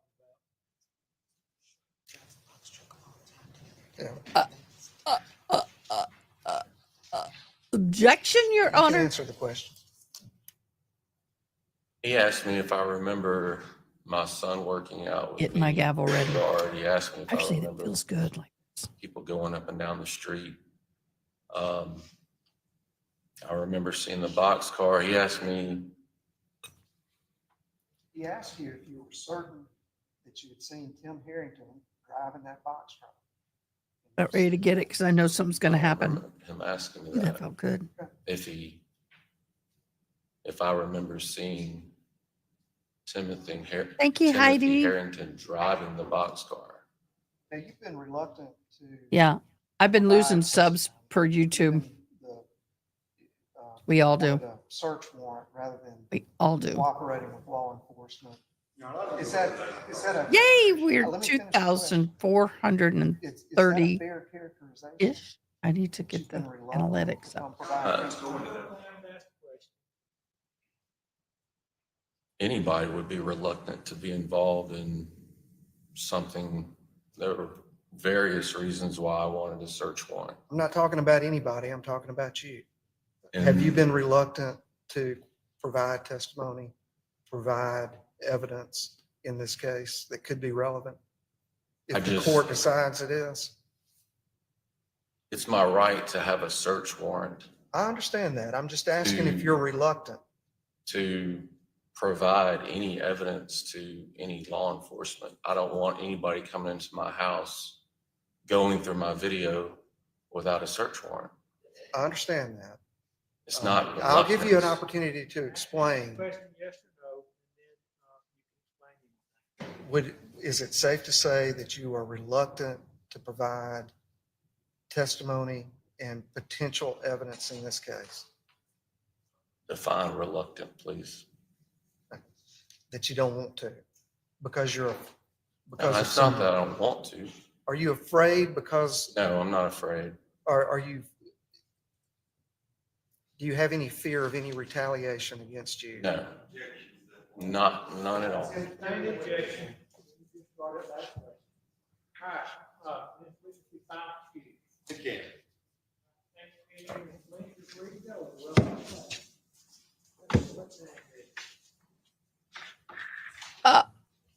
Going about an hour, y'all want a break or y'all, how long is your next witness gonna take? Let's get one more short one in if we can, okay? So you want me to see that person walking around in this with his lead shooter on hip in this casual call? jacket? This guy here Who? is how they're supposed to be dressed in court.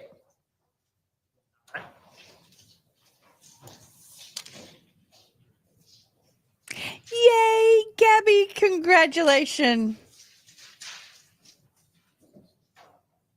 Hose on parole. HOP, hose Come around. On- Lisa. parole. Just take away the S.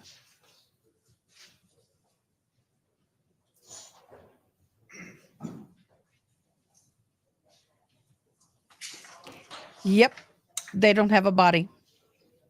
And I don't know what the weapon was, Come around, have a and seat if in they even witness have a chair, weapon. please.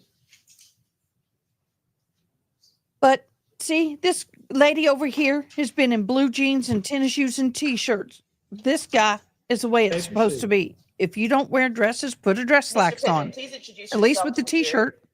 Name's Douglas Pittman. How are you currently? This is the most casual court I've ever seen in my life. How are you currently employed? Like, what's your job? Asset Protection Associate. And could you, I didn't understand. I can't Asset say it. Protection Damn, Associate. I'm going off Where? in some bad Walmart. places. and is that Walmart located here in Oxford, Mississippi? I that Yes. Walmart. Okay. Sit up. Back in 2022, did the Oxford Police Department approach you about pulling some surveillance footage? Yes. Is that part of, well, I'll ask you, what do you do as asset protection? I catch shoplifters, I research videos for officers and basically take the merchandise. I don't think, I'm sorry, I don't I think. bet that was Did you say a protect merchandise? lifetime memory for him. And so it is your job to keep up with the Walmart surveillance system? Yes. Okay. And so back in 2022. I the actually Oxford got some Police sleep. Department, approached you about getting some footage from. Is your channel, Haley Mouse, the karaoke? Who was it that did karaoke? I will do Christmas karaoke. From July 8th. I just lost the channel. Yes. Okay. And was that footage for the purchase of a particular product? Yes. What was that product? Duct tape. Yep. Okay, and tell me, if someone Insurance. asks for something like a particular product like duct tape, how do you even go about finding that footage? Well, with our system, all we need is an item, a time frame, and maybe the last four of a card number, just something to go off of, and we search in our system for it. And when you search in the system, once you find it in the system, how do you find it? What does it give you? It gives you the time, the register number, and the item. Hey, it was in my Time, ex's register case number, too. and the item. So A here, lot of the cases. Oxford Police Department give you a time frame and a product. Yes, Okay, with the time frame, it would be safe to say between 6:30 and 7:15-ish on July 8th, 2022. yes, And were you able to find the purchase of duct tape during that time? yes. How many purchases of duct tape were made during that time? It was only one. So a single purchase. Yes, And were you able to find footage of the register where that duct tape was purchased? yes, Okay. And when you found that footage, did the police find the suspect that they were looking for? yes. They indicated to you that that was Timothy Herrington. They said that was the suspect they were looking for. I said that was the suspect they were looking for. All right. And you were able to pull that and provide it to them. Yes, And once they did that, or once they found the register footage, were you then also able to follow that person around the store? yes, So on July 8th, 2022, you were able to follow the person who bought the single duct tape around the Walmart from 6:30 to 7:15, sometime in there. yes, Okay. And before you came in today, did you have an opportunity to review that footage? yes. Okay.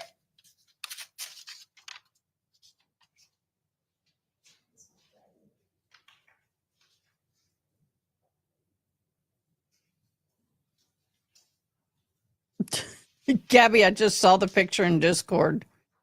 Y'all are so awesome. Oh, get me out of here with the baby from The Help. Oh, I love that movie. I cried. It's marked for ideas, Right. it's 1449, I believe. I just put something in Discord. Y'all go look. It's funny.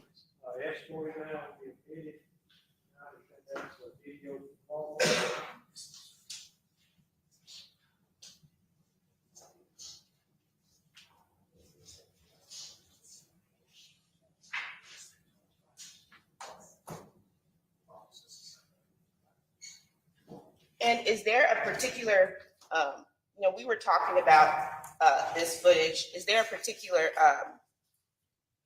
player that it has to be played in? Yes, Windows Media Legacy Player. Okay. If you don't play it in Windows Media Legacy Player, what happens? You either get an error message or the video is not shown correctly. And so is the time and date stamp on that footage correct? Yes, And it's if you play it, you have to play it in the correct player.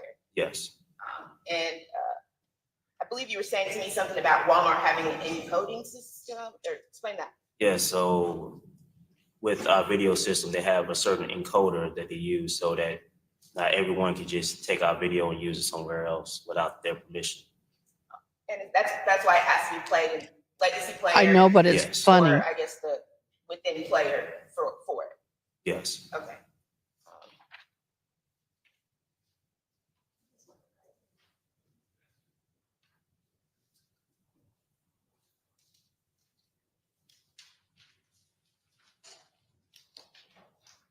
Oh, it is not a casual Friday. In fact, they're more dressed up I'm today. getting a witness what has now been marked for ID as state's exhibit.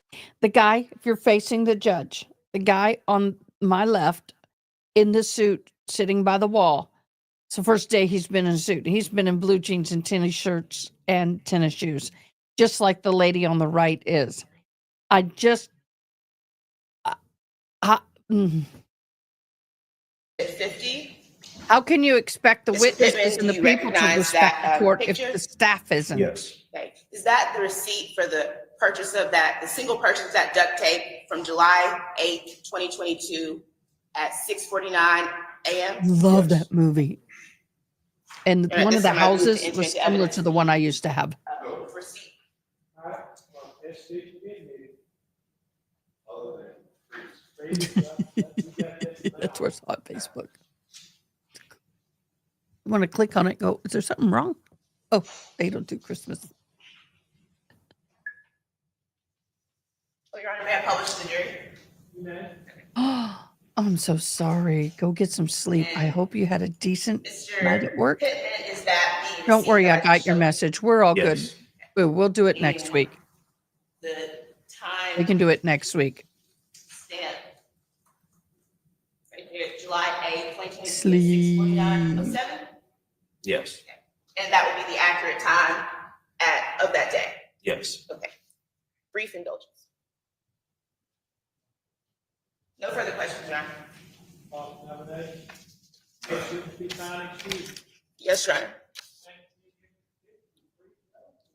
Have a good day. All right, next week it's gonna be long. Yes. All right, let's take a short break. Yeah.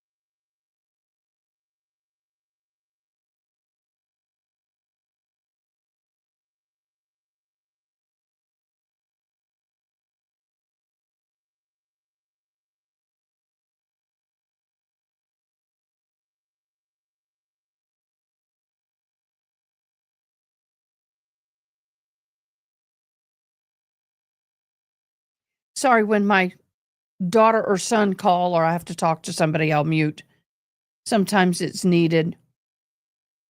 No, I had to answer the phone, and I didn't think you wanted to hear my conversation, especially when it's over groceries.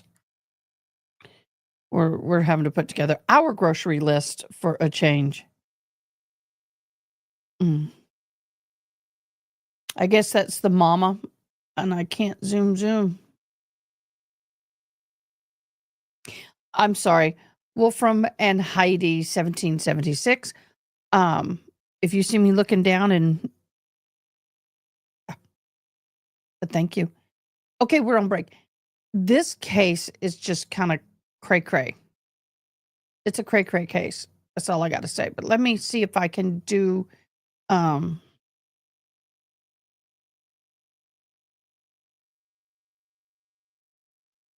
see if I can get the timeline.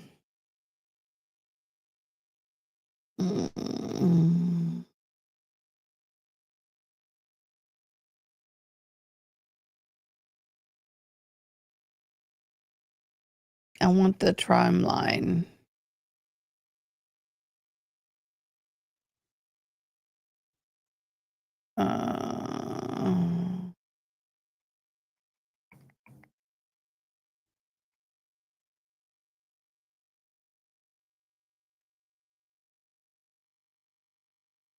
So, you and your red house today. Let's see.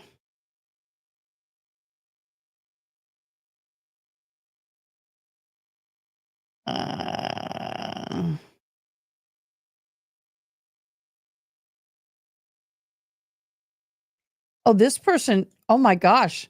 This person took notes of everything that happened in trial. Ooh, I like that. It's been kind of hard to follow, honestly. It's been a little difficult.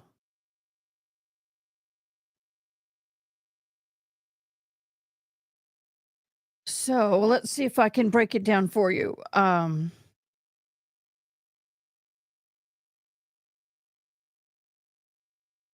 There's a lot of stuff underway for the trial. I didn't want that.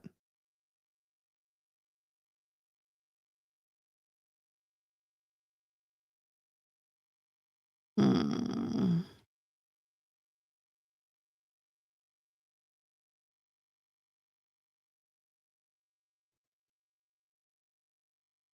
Oh, no.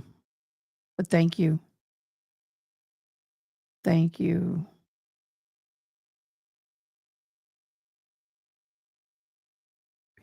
Let's see if they give a rundown here. More than 2 years after Jamie J. Disappeared, sparking fear in the Oxford small LGBTQ plus community, the University of Mississippi graduate will stand trial for capital unaliving. Sheldon Timothy Herrington Jr. is accused of unaliving a fellow Ole Miss graduate who was pursuing a master's degree in social work in an effort to keep their casual relationship a secret, according to argument prosecutors made during Harrington's preliminary hearing. He is charged with capital unaliving, allegedly kidnapping Lee, then unaliving him. According to the indictment, he could face the DP. A 24-year-old was indicted in Lafayette County. He in Oxford, Lee's disappearance and death led to his friends to organize a local movement called Justice for Jay Lee. That doesn't. That's all we really know. According to cell phone location data, Lee's last location was in the vicinity of Harrington's apartment on July 8th. Early in the morning, the two exchanged messages about a fight that they had had. Herrington asked Lee to come back to the apartment. Lee responded that he thought Herrington was just trying to lure me over there to beat my heirs for something. I'm kind of heirs. That's the only word I substituted. At 5:56 a.m., minutes after Lee left the message, Herrington was on his way. Herrington searched, how long does it take to strangle some Gabby Pito? Then, does per workout boost testosterone? Okay. Does pre-workout boost testosterone? Less than an hour later, the video surveillance showed Herrington buying duct tape at Walmart. Later that day, retrieving a long-handled shovel and a wheelbarrow from his parents' house in Grenada and putting it in the back of a box truck that he used for his moving business. During the investigation, cadaver dogs, canines were alerted 3 times to Harrington's bedroom, once in his living room and in his car. During the preliminary hearings, it was repeatedly questioned if the police had reviewed the dog's training or checked if the dogs had ever been correctly identified the smell of a deceased person. Last week, the prosecution agreed to withdraw the evidence stemming from the canine search or purported directions of detection of human remains. So that is the lowdown. Now, the thing is they were on the down low. And if anybody didn't know what that is it usually refers to African-American men who are straight and have female counterparts. But yet every once in a while entertains the pleasure of a gentleman's company. I'm trying to be discreet here. Entertaining the gentleman's company for a quick hook me up, and then the rest of their life they're straight again. But on the down low does not always mean both men are of the straight. Some men are straight. The other one may be of the LGBTQ community. It varies. It is said that the defendant, Sheldon Timothy, he goes by Timothy, Herrington is the straight participant, and then Jay, of course, was not. So that's where we are. A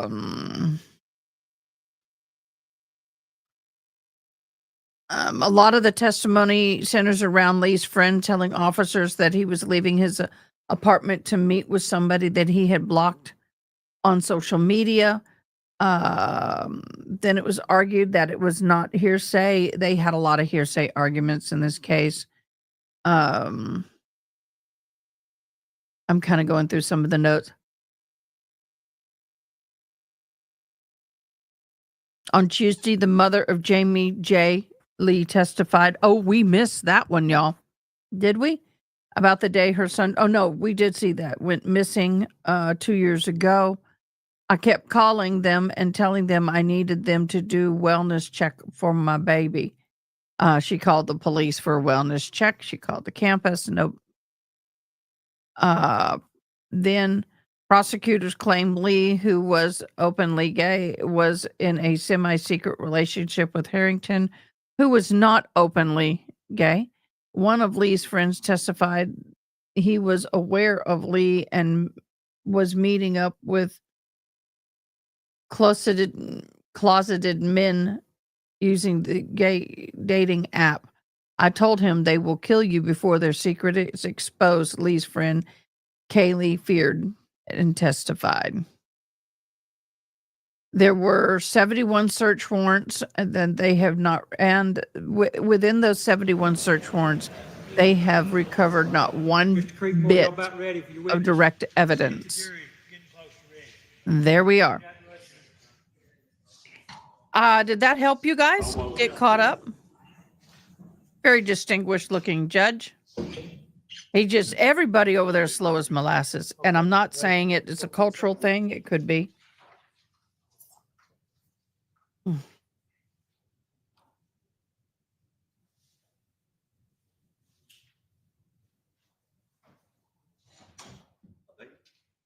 You got that. We won't start without you.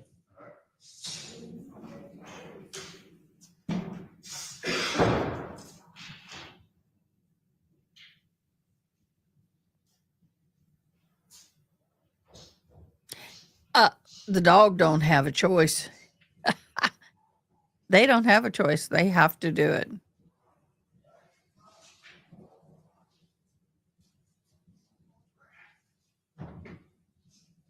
So none of that evidence is coming in about the dog.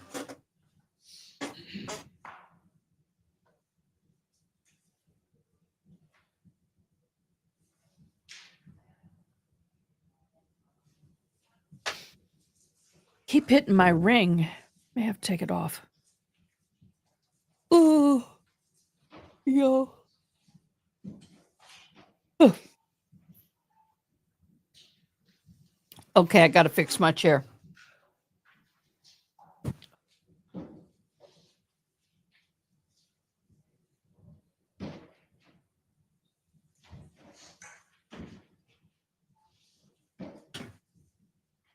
That blanket felt good. It's softer, but everything sticks to it. When I go to move, it's like, I can't move. I get claustrophobic when I can't move, y'all. It's not fun. Up.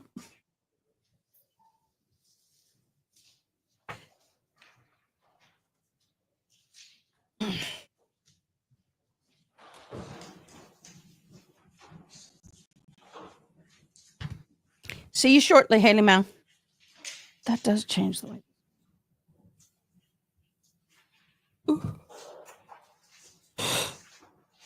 Sorry, y'all. Sensei, no. Go lay down. Be safe, honey. My Who just take? Gabby,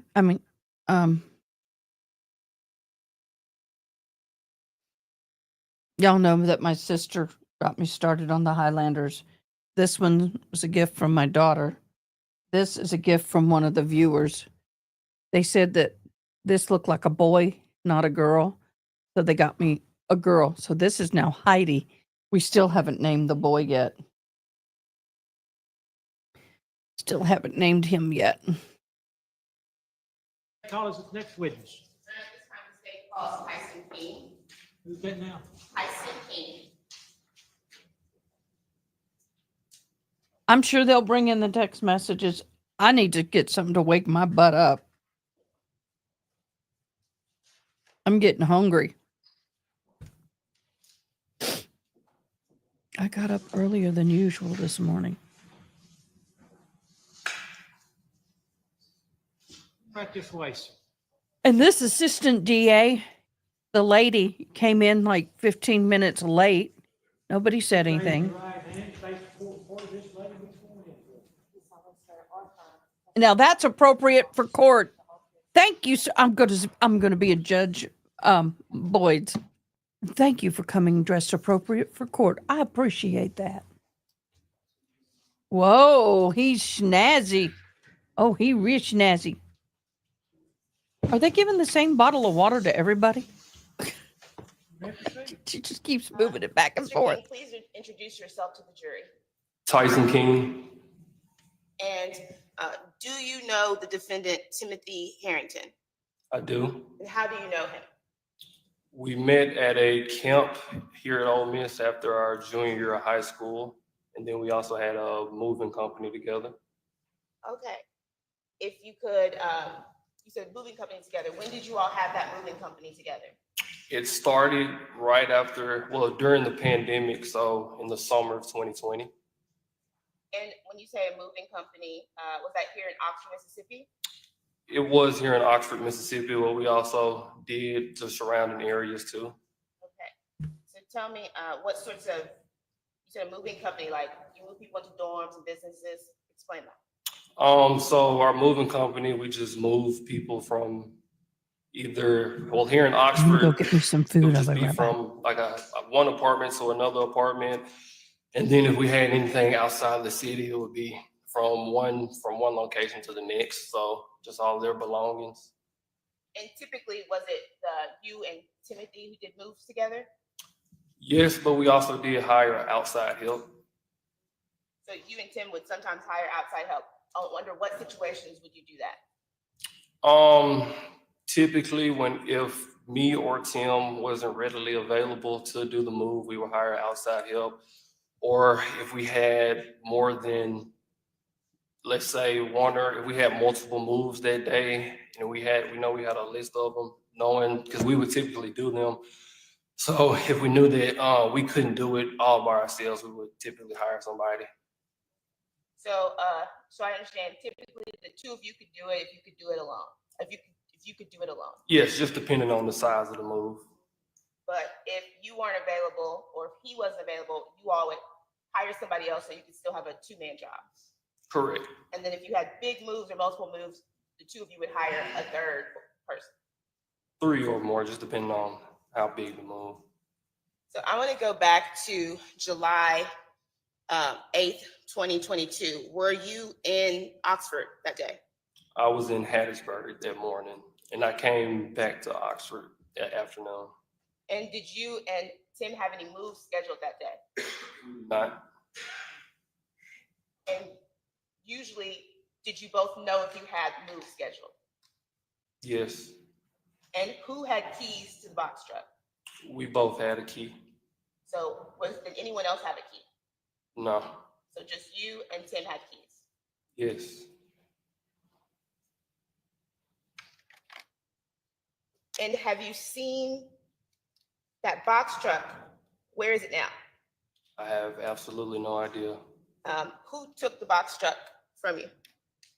Oxford Police Department, So the police seized the box truck. to my knowledge. Oh, well, did they take it in front of you? They did, Okay. pretty forcibly. Your Honor, may I approach the witness?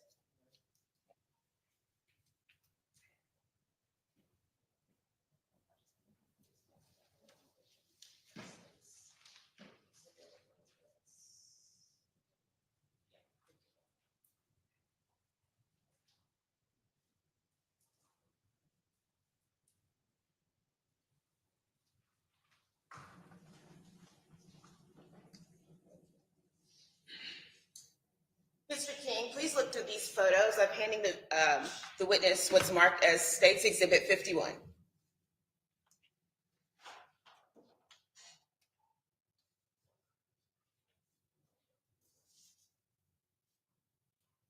Okay, Dan, I haven't seen it. Give me a minute.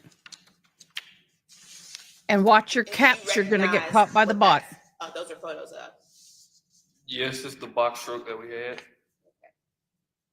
Your Honor, I'd like to enter into evidence, State's Exhibit 51, the photos of the box truck. I should know this and I can't remember it. Picture box. Okay. I can't remember. Picture or more picture. Four pictures.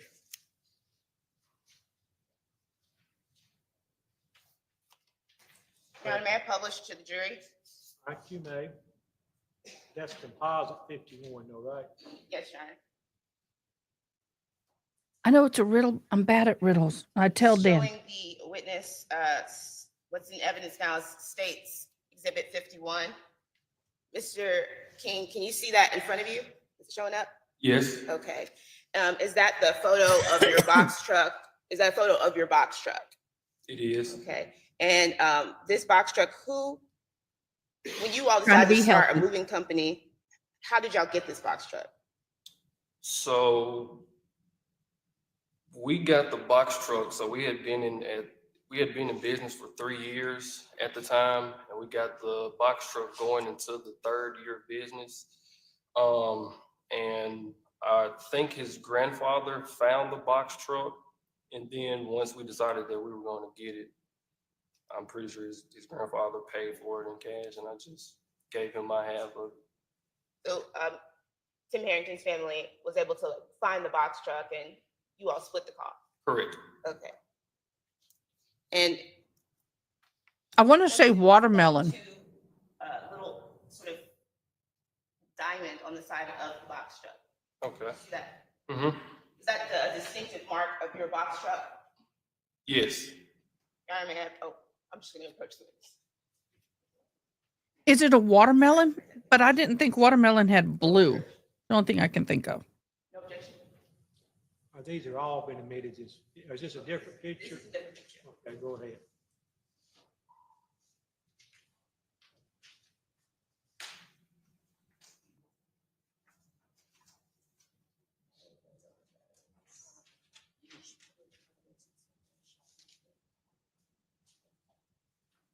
And then I spell it wrong.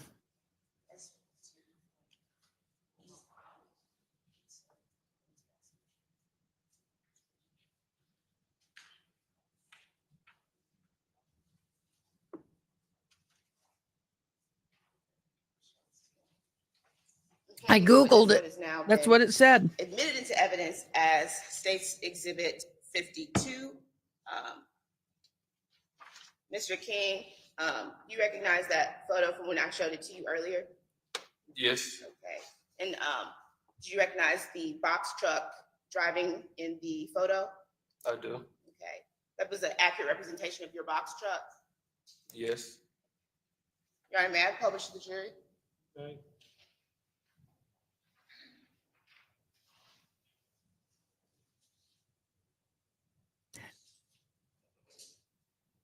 I know that. That's why I said what I said, Dan. Do you see that date up in the corner? That's July why I 8th, said. 2022? I do. Because when I Googled it, it said watermelon. Yes. But watermelon doesn't have blue. On July 8th, 2022, at 6:57:41, where were you? In Hattiesburg. A garter. Susan? Hmm. When I just had this up there with you, is that the box truck you were referring to as your box truck? Yes. And were you driving that box truck on that day? I was not. And who was the only other person that had keys? Timothy Harrington. And do you see Timothy Harrington sitting in the courtroom today? I do. Could you describe what he's wearing? I know how On to a spell it. Navy blue suit and a red and blue tie with a white shirt. I was just in a hurry. All right. Record shall reflect the defendant has been identified by stipulation. Brief indulgence. Finally, someone Very nice. identifies him. Cross-examination? Okay.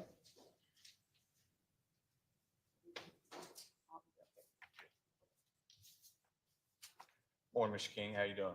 I'm good. How about yourself?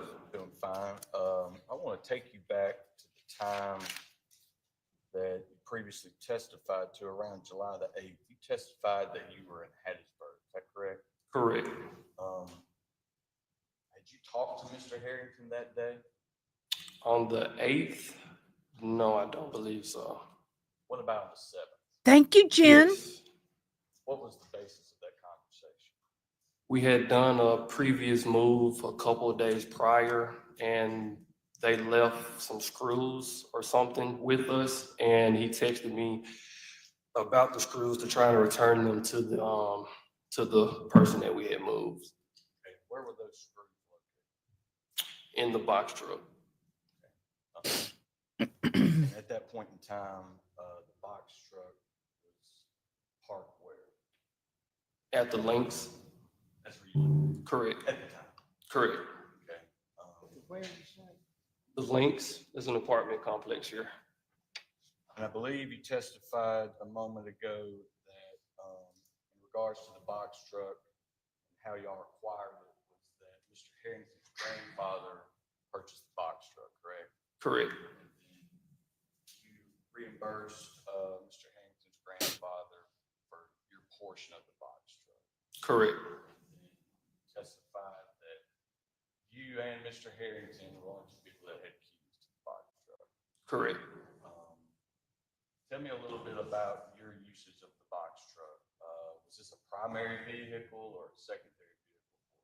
Secondary vehicle. Were there ever any instances in which you relied on the box truck as your primary means of transportation? I think it was February of 2022. I was in a car accident and I didn't have a car at the time. And I would, from time to time, use the box truck to get back and forth. And that's why you were a student at Ole Miss? Correct. So from February up until about what time frame was the box truck your primary means of transportation?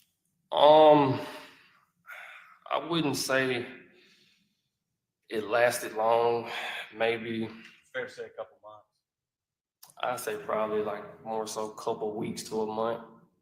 Okay, and when you were using that box truck as your primary means of transportation, you didn't notify Mr. Harrington every time you got in and out of the box truck to drive around? I wouldn't say that I did. Okay, it's fair to say that Mr. Harrington wanted to use the box truck, you wouldn't have to necessarily notify you every time. Is that a fair statement? You could say that. Okay.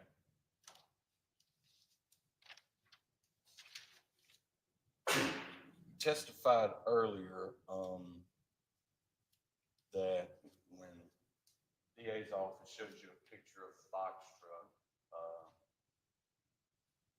that it was seized from you pretty forcibly. What do you mean by that? Objection, Your Honor, to relevance. I didn't hear the question anyway. It was, You testified earlier that the box truck was taken from him pretty forcibly. I'm just trying to figure out what he means by that. I'm gonna let him answer the question.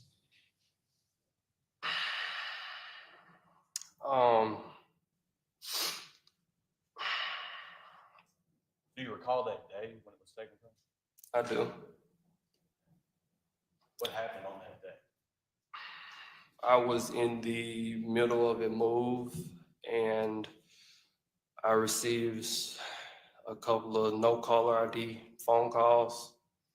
And once I answered those phone calls, it was what they told me were that they were detectives at the time. And I was bombarded with questions about Greenhouse with the White House with the red house with a bunch where of the babies. truck was.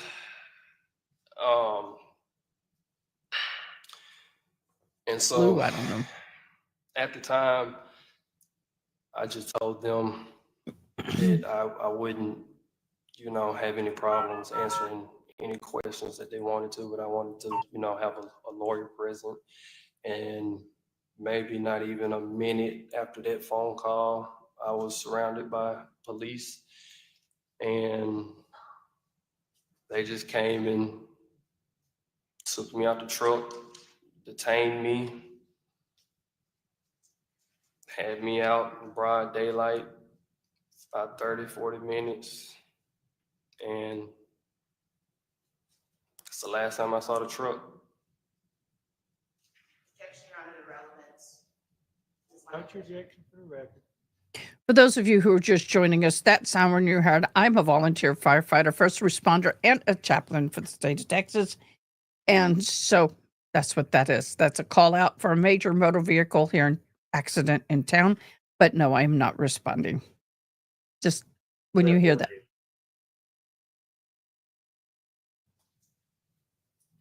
Brief indulgence, Your Honor. And yes, my dog came and alerted me. She's such a good girl. And that's not even full volume.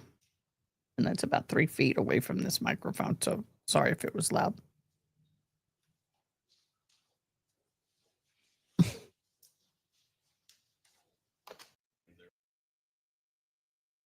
Sorry. Rental properties that they had, correct? Correct. It'd be fair to say that if Mr. Herrington came and got the truck, took it to Grenada, were you ever involved in any of those trips, other than moving trips? Yes, Doing work for his grandfather, things of that nature? You're involved in those things, correct? correct. There were instances in which you weren't involved, is that fair to say? I would assume so. Earlier you testified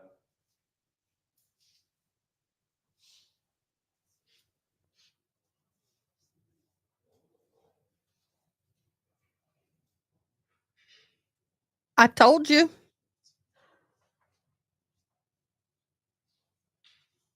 Mm-hmm. Mm-hmm.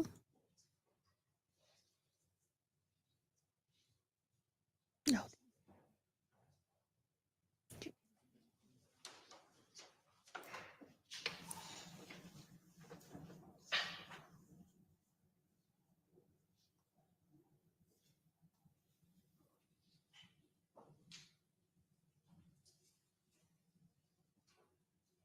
what's the next, I must have this mark for identification.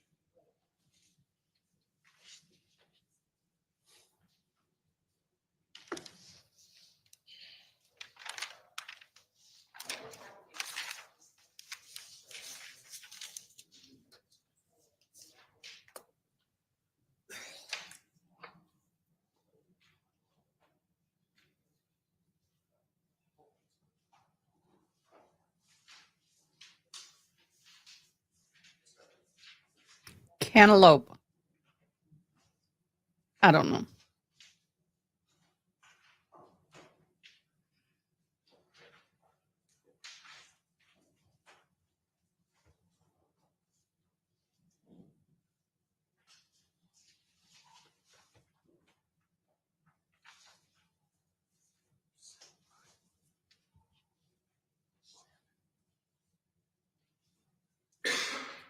That person was John. Okay.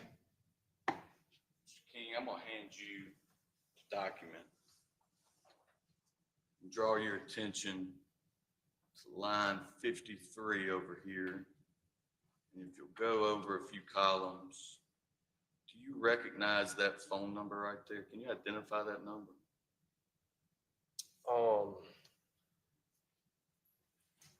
I don't know the number. Well, let me ask you another question. Can you identify the number Oh, underneath that one? Right yes, that's my number. there? Okay, and what is that phone? You want me to say my phone number? Objection, Your Honor. Since it recognizes the number, I don't believe we should have to say his phone number out. Oh, yeah, yeah, no problem. Okay. I'm gonna draw your attention to. But ask it to the record, if you're not gonna, don't want to say his phone number, give some kind of identifier on it anyway. So that the record will be clear as to what number we're talking about anyway. The last four digits of that number, you recognize those as being your cell phone number, correct? Correct. Okay. And you recognize that message that was sent to you to that number. Correct. Okay. And what does that message say? Says Emily need those screws tomorrow. Okay.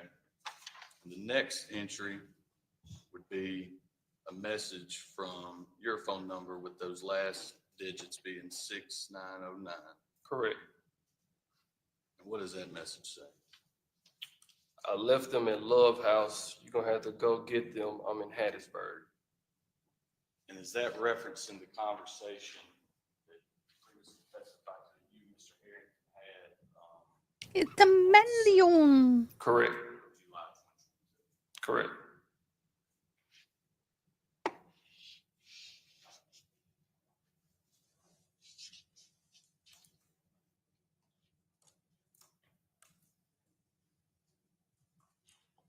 They're so slow.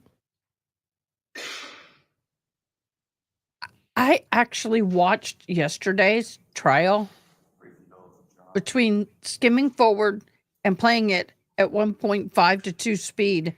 I was done in no time.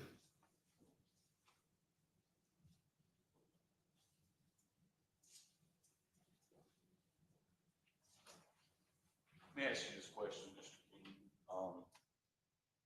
In between July 8th and the date in which you were apprehended by Oxford Police Department interviewed, did you and Mr. Herrington happen to go on, have any moves together?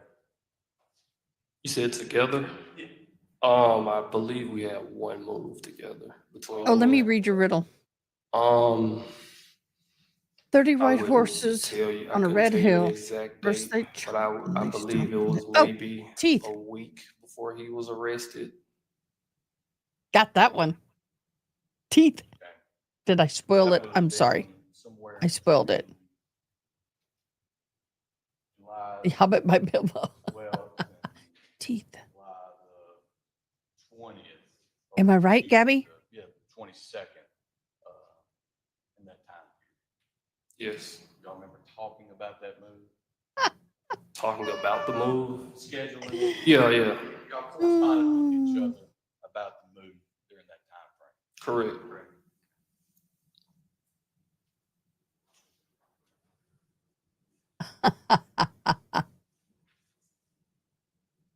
They Trump and they something.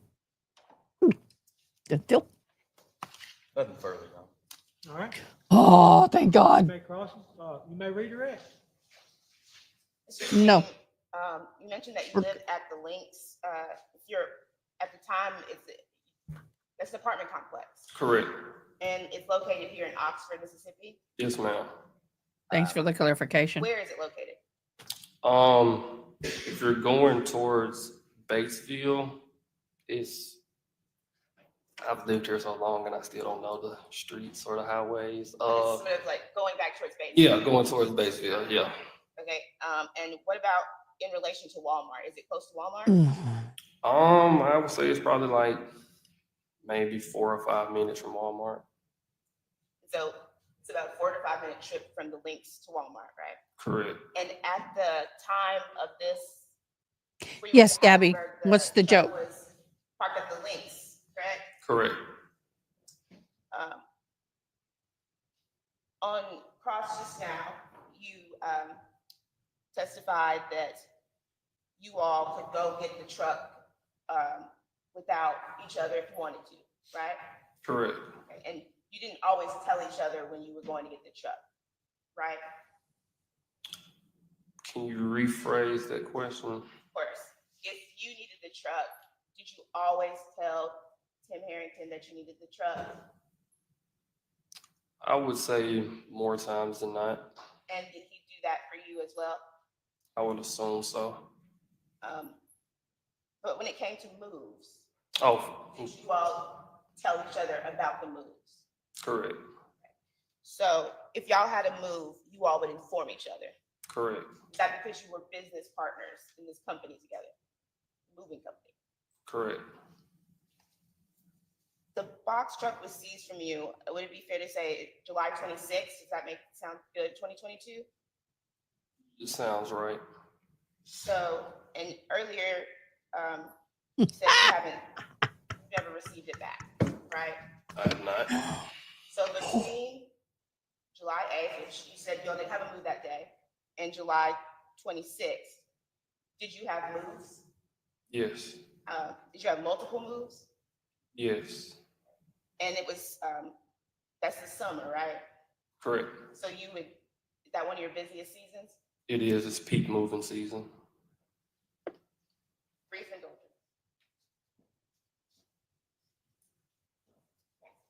No further questions, sir. May this witness be finally excused? Yes, Your Honor, by the same. Thank you for being here, Mr. King. You're free to go, and you're welcome to stay. Whichever one you like. He's okay? like, thank God I was out of here. Everybody good on the jury? There goes another one. All right, who would the state call as the next witness? Sure, why not? We've come this far. Let's take a short break, though. Let's make the key short anyway, okay?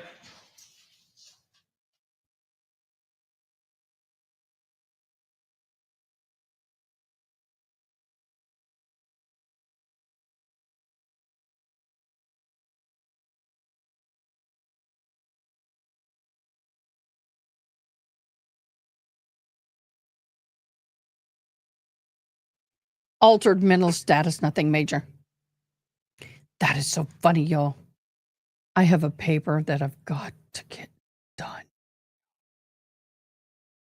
My teacher gave me an extension.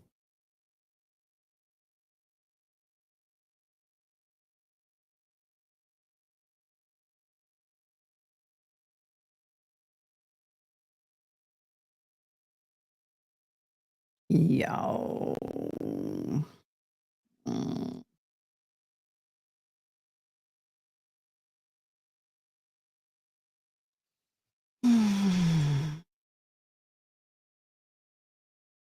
Tell it. I won't time you out. Just if it's cuss words or something that can get it, just abbreviate them. How about that? Fair enough?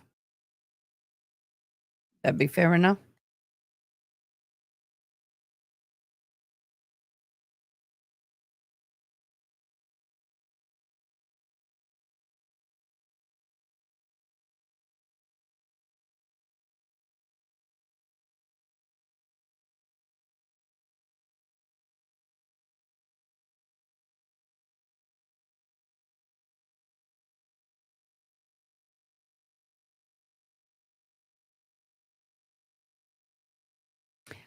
I wouldn't doubt it, especially if he was on the down low. And I think it is, I've heard this before, that when they're on the down low, they will do anything and everything to protect themselves if they don't want it known. And so, yeah. Yep.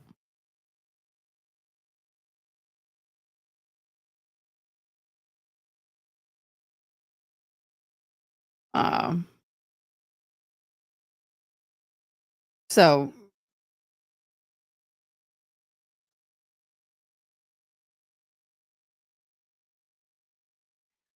I am getting a degree in criminal justice. Oh, ouch. That'd be bad. I like it.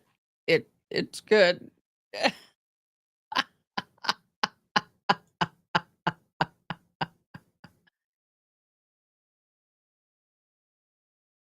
What do you have your degrees in? This will be mine. Second degree.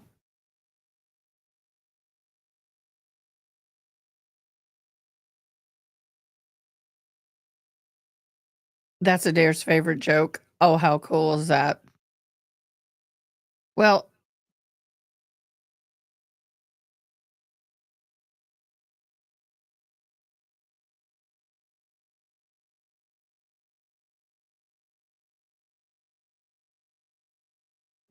that didn't work.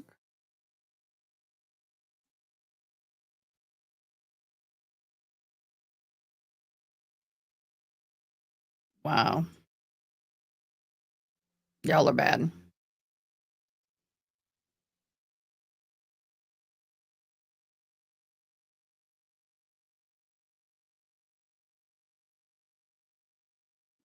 This down here somewhere. What are your degrees in, love?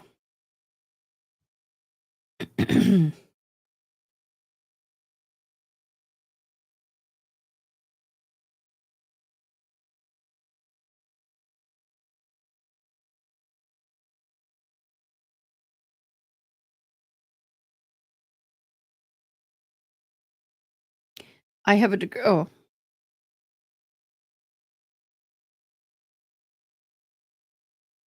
Oh, that's cool. I have a degree in deaf support specialist, and I'm getting a degree in criminal justice, and I am wanting to. I don't know if I'm 53. I don't know if I can go to law school, but I do want to work somewhere in the legal field, working with disabled persons, and be able to work with people in the system who are disabled and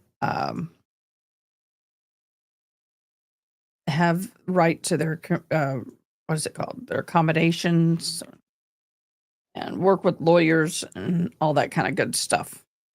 I just don't know the capacity and in what way I'm going to do that. This is true. I do know I could potentially get a job with the state, and that's good. Definitely can do that.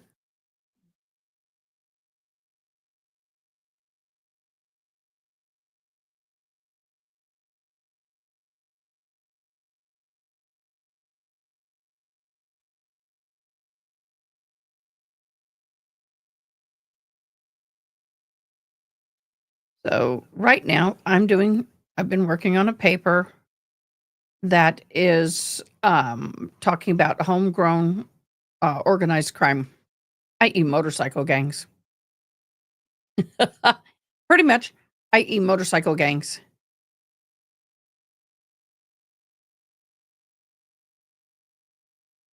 Roommates. That's cute.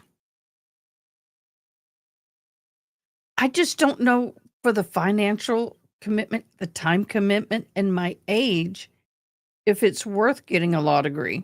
At 53, next year I'll graduate at 54. Then 4 more years, it's 58. I don't know. Who is Adelaide? Who is that, Dan?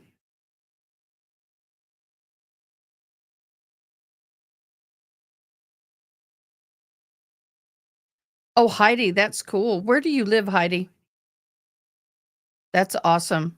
I could work at the Austin State School for the Deaf and Blind, and work in their with the legal team there. But I don't want to move to Austin. Live there already. It's a great place back then. They'd have to pay me pretty dang well to get me to move to Austin now. I'm not Adelaide. I'm AdaKay. Mm, mm, mm.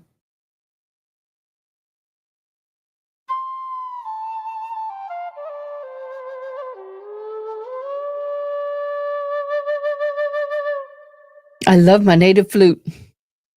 It's too short. Is that me? Ada from Decatur? Oh, I get so tired with that. This judge takes more breaks than I care to admit. Y'all.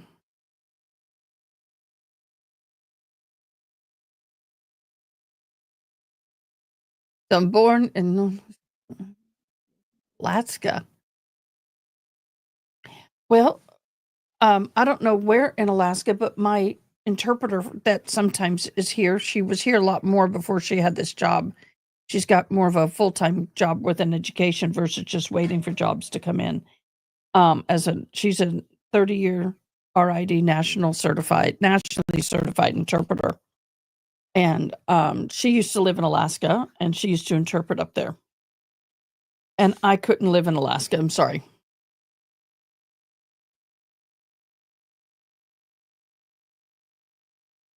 Can't do it. Just can't. Too cold. Cold and I don't get along very well at all. At all. Now everybody's, hey, we broke the shocking allegations about the judge, and now everybody else is starting to break it.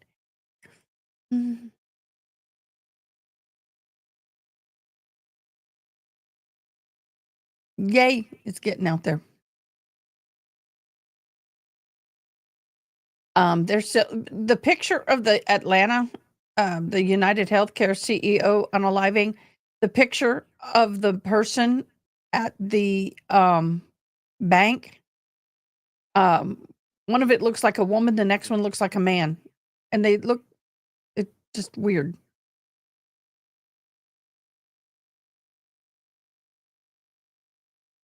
Just look weird.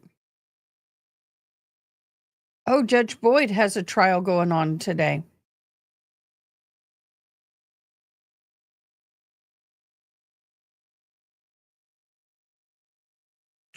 Oh, now they're asking, is Paulette Thompson behind the CEO unaliving? Ooh, that interesting.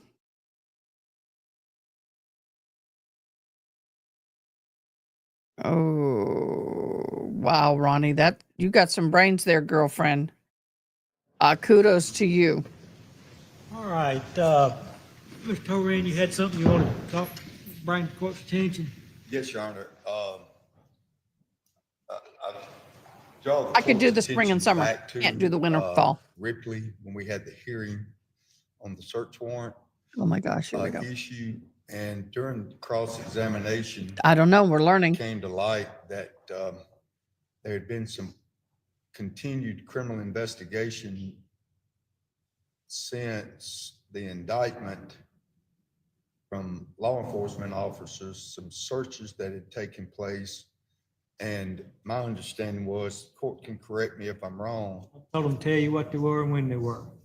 Um, I told them to tell you what they searched for and when. I told them to tell you what they've done since then anyway. That's right. Your Honor, in addition, they did, in fact, Mr. Creekmore gave me in an email, a text of where they searched, the locations. I think there were 2 locations, I believe. One here in This man Oxford needs to get his and facts one, straight. down in Grenada, but I thought I was going to get a report or some information of who did those searches and stuff like that. So I did not get any of that. I'm not faulting Mr. Creekmore. You guys, Gave me what he had, but I'm gonna. here's my frustration with this trial. Before every single witness, he gets up there and says, I didn't get this and I didn't get that. And I don't know where this is and I don't know where that. Hey, I'm going to change that. Your Honor, I don't know where that is.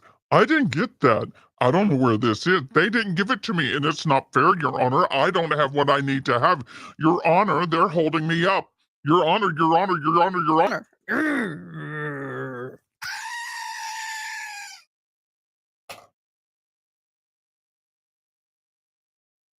Enough asked the said. state to get somebody working on a more detailed, detailed. he has represented to me that there was no evidentiary value resulting from those searches. But I believe the testimony was at that time that they were continuing to search for a Yep. body and hadn't found it. Right. Body and evidence. But I would. I'd just like to have. I would like somebody from the state to be working on, find out what agency has performed searches, where they were searching for, and where they were searching at, and what they were searching for, and what if anything's been found. What if anything is now on the bingo card? He said it. What if anything has been found? Guys, all of this crap should have been handled in pretrial and prior motions. Why is it being done now? Because they have been doing what Ronnie said. Just sitting around, drinking their old fashions all afternoon and not doing their job. And they come into court and think that this is a place to get your shit together. Your shit should already be together. Yeah, I said it. Bitch, please. And I don't think they've done anything else other than those two things according to Mr. Freeman.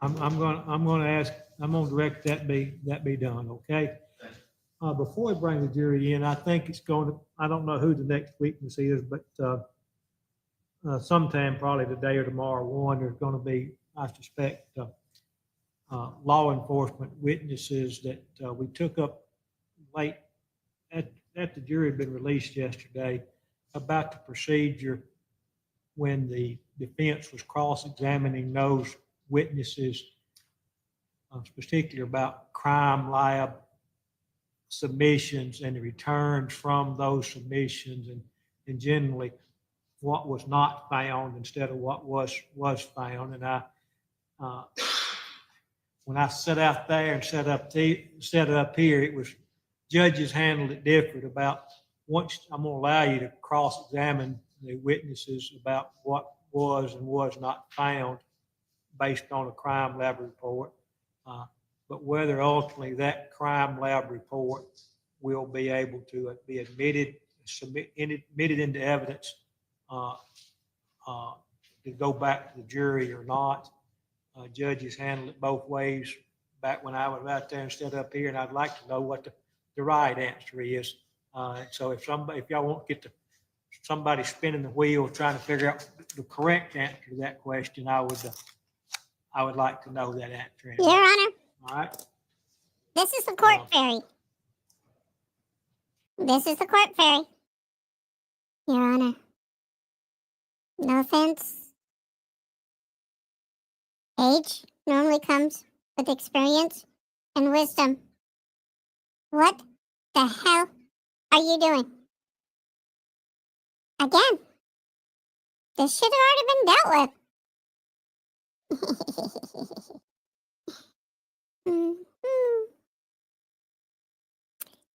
Yep. Who would the state? Let's go. Everybody ready? If everybody ready, show the jury in.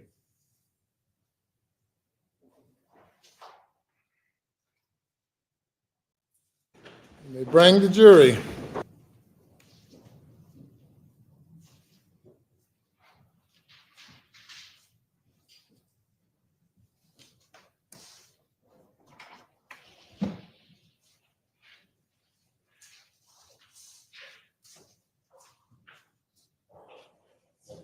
I do know that it's 11:32.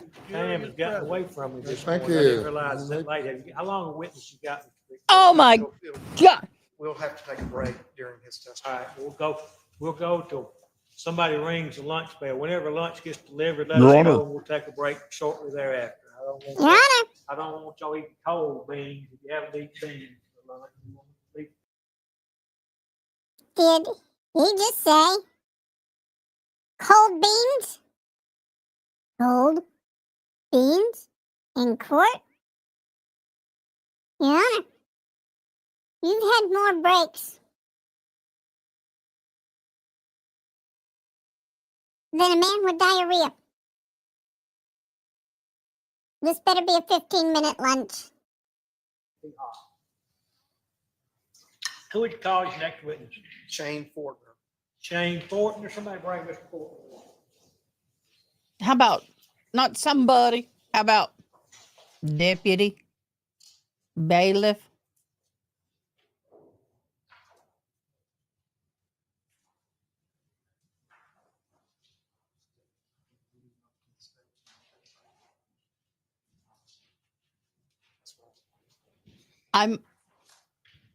What is a watermelon? A melon that drowned in the sea. A melon that became unalive and died in the sea. This case is rattling me. It rattling me, y'all. May I proceed? Tell us who you are. I'm Shane Fortner, All right, what do you do? the Emergency Management Director for the City of Oxford. All right, Oh, what is this ought that? to be good. What are your duties and responsibilities? Duties and responsibility are keep up with anything weather-related, respond to any natural disasters or man. You guys, how much do they pay that woman to sit there and drink her cup of coffee and bring water to the witnesses? Can I have that job? Can I have that job? Can I sit there and enjoy watching court, drinking my coffee, wearing blue jeans and tennis shoes and a t-shirt in a courtroom and just get water and open the door for the jury? I'd love that job. Made disasters in the City of Oxford. All right, how long you been doing that? A little over 2 So years. why are you on this trial? It has nothing to do with that. Prior to that position? Oh, he reminds me of Melody were you Ferris's doing? son. I was Not the the one who they lieutenant think for did the it. Oxford Police Chris. Department Criminal Chris, Investigation not Division. Scott. All right. Back in July of 2022, what was your title with Oxford Police Department? A lieutenant. All right. So Oh, how he was long with were you PD then. lieutenant? Matarala. Between a year and 2 years. I'm not sure exactly how long. About 2 years. Yes, sir. And it just tell Hi, the jury Heidi. what Will you that- come back and join what us your again? duties We and enjoyed having you. responsibilities as lieutenant. Hit that like button if you haven't already. So my role was to supervise the criminal Please. investigation division, manage the budget for that division, also the personnel, any active investigations that would go on, I would be involved. Hi, Heidi. All right. I want to direct your attention to July of 2022. Okay.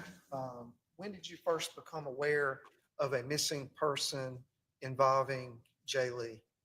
I was first advised of this on July 10th. I became aware of Mr. Jimmie J. Lee missing from the University Police Department, or from Ole Miss, and it was an investigation by the University Police Department.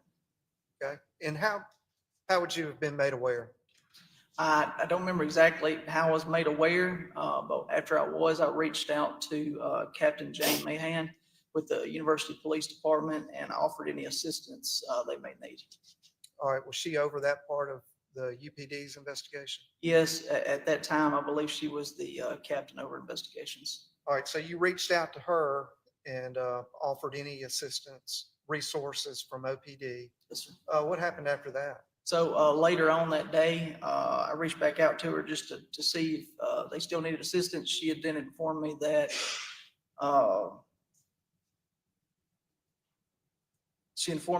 they believed the student was off campus. So at that point in time, we discussed OPD getting involved. So I reached out to Detective Ryan Baker and Detective Mike Burks and asked them to respond to the University Police Department to meet with their investigations and get a brief on the case. All right. They got briefed by UPD.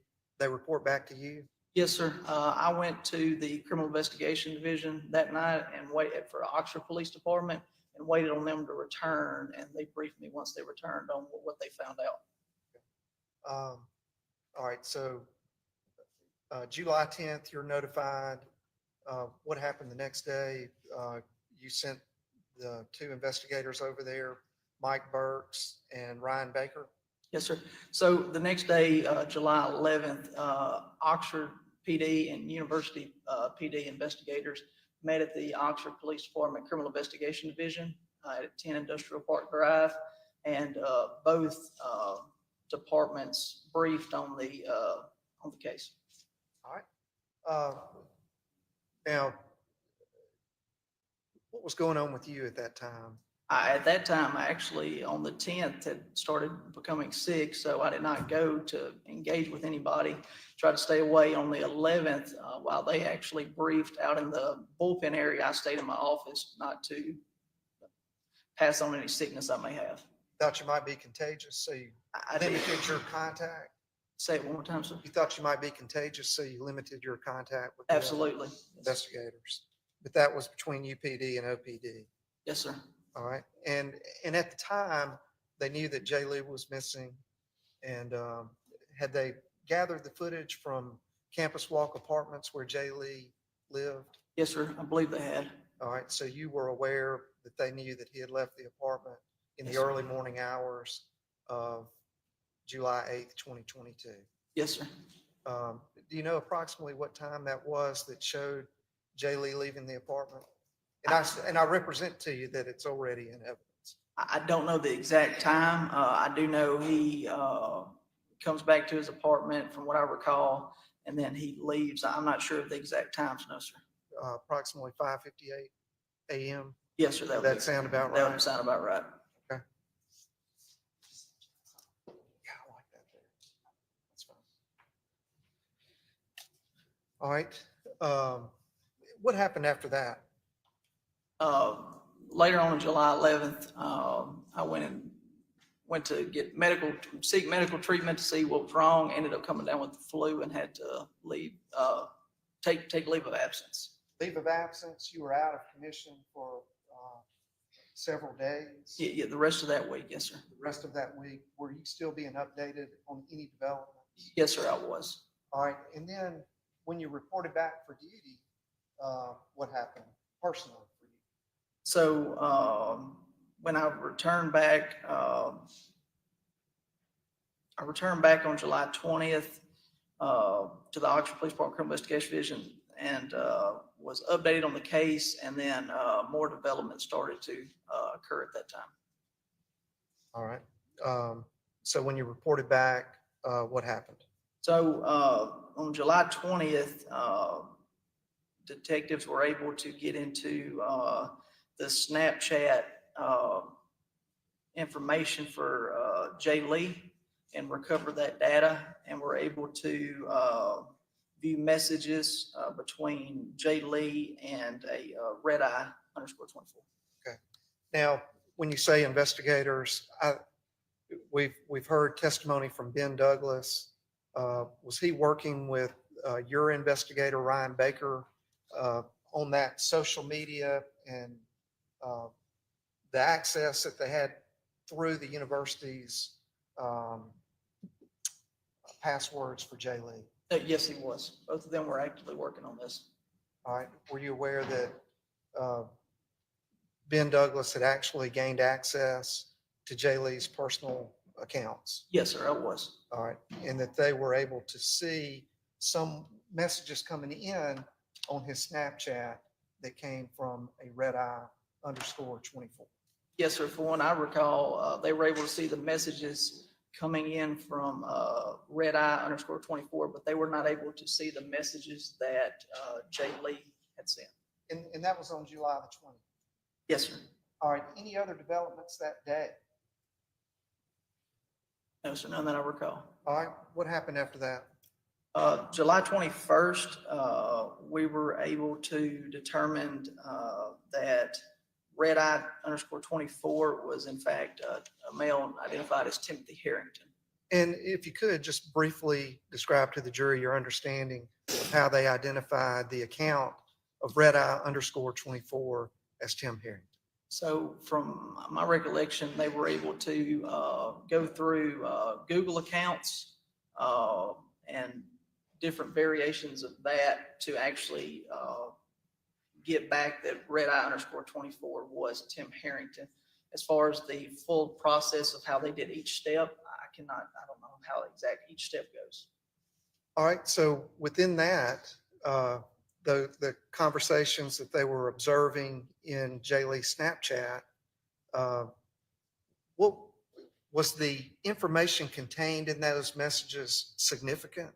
It was because, as I stated previously, we could see what red eye _24 was sending. We didn't know what Jay Lee was sending, but what red eye was sending to Jay Lee was, in fact, asking this individual to come over.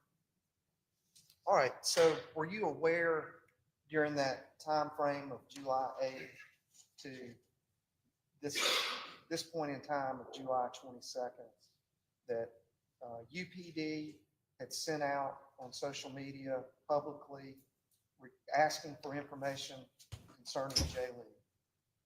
Yes, yes. All right. Were you aware at that time, July 22nd, that Khalid Fears had responded to that public request for information regarding Jay Lee? Yes, sir. I was, in fact, aware that Khalid Fears had called in and talked to the University Police Department.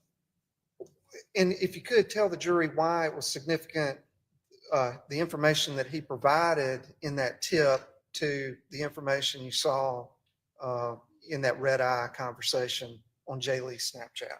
Yes, sir. So the information that Khalid Fears provided officers was that he was speaking.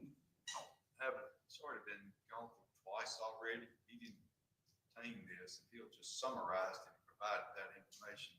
I don't want to get involved in a situation where we have 2 or 3 different versions of what occurred. I'm gonna let him, let the state have some leeway in bringing us up to speed on where we were on everything. So I'm gonna deny objection just at this time. Yeah, floor is open if you want, if that we get too far, okay? Yes, sir. Just briefly describe for the jury the significance of those 2 pieces of information, the tip from Khalid Fears and the red eye messages that were on Jay Lee's Snapchat. Yes, sir. So Mr. Fears reached out and he was stated that he had speaking with Jay Lee over the phone the morning of the 8th, and he was going back to see someone that he had previously been in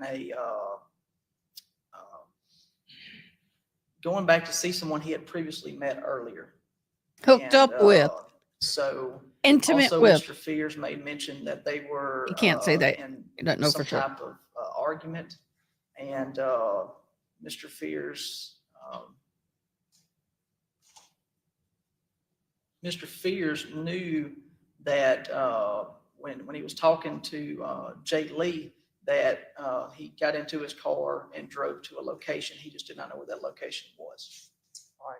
So the timing of the messages on red eye Snapchat consistent with the timing of the call to Khalid Fears? Yes, sir, they were. And did you see the footage as part of your investigation of Jay Lee leaving his apartment? Yes, sir. He leaves Campus Walk and drives off. Where his final destination was, we were not aware. Do you recall whether he had his phone with him and appeared to be interacting with his phone on that video surveillance from Campus Walk? Yes, yes. As he's leaving, it appears that he's in a conversation with someone. And was that time frame consistent with Khalid Fears and the red eye Snapchat messages? Yes, sir. It was. Timelines. Yes, sir. Early morning hours of July 8th, 2022. Yes, sir. All right. All right. So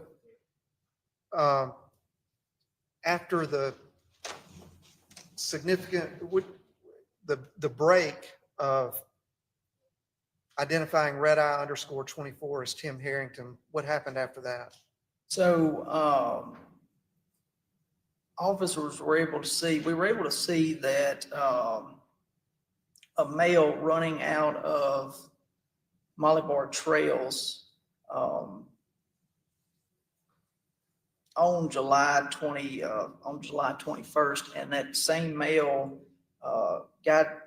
we got video from Rockets, that same male coming down Malabar from the hill, and that same male getting into a white vehicle. All right. Wow. You're back from being sick. Why were investigators with the Oxford Police Department looking at video footage from Malabar Trails? So they were looking at video of footage from Malabar Trails because Jay Lee's car enters the complex. So they were reviewing footage to see if they see anything that would give them a lead in the next step. I'm sorry, I didn't hear all of your response. Yes, sir. What did you say? We were looking I at think he heard it. video of Molly Bar Trails because Jimmie J. Lee's car went into Molly Bar Trails. So we were reviewing footage after that car went into Molly Bar Trails to determine, How did you know Jay Lee's car was at Molly Bar Trails? because we see video of it entering the Now, car. before that, before you had video, I think early on, Yes, sir. Your Honor, it's his witness. First of all, compound. All are compound questioning and leading. prior to having video footage of Jay Lee's car, how did OPD know that Jay Lee's car was at Molly Bar Trails? Because we were informed that it was towed by Bandit Towing from Molly Bar Trails. All right. And what day was it towed? I don't exactly know the exact date. You should. I can find it. For the record, I don't have objection to that testimony. I thought it was. Okay.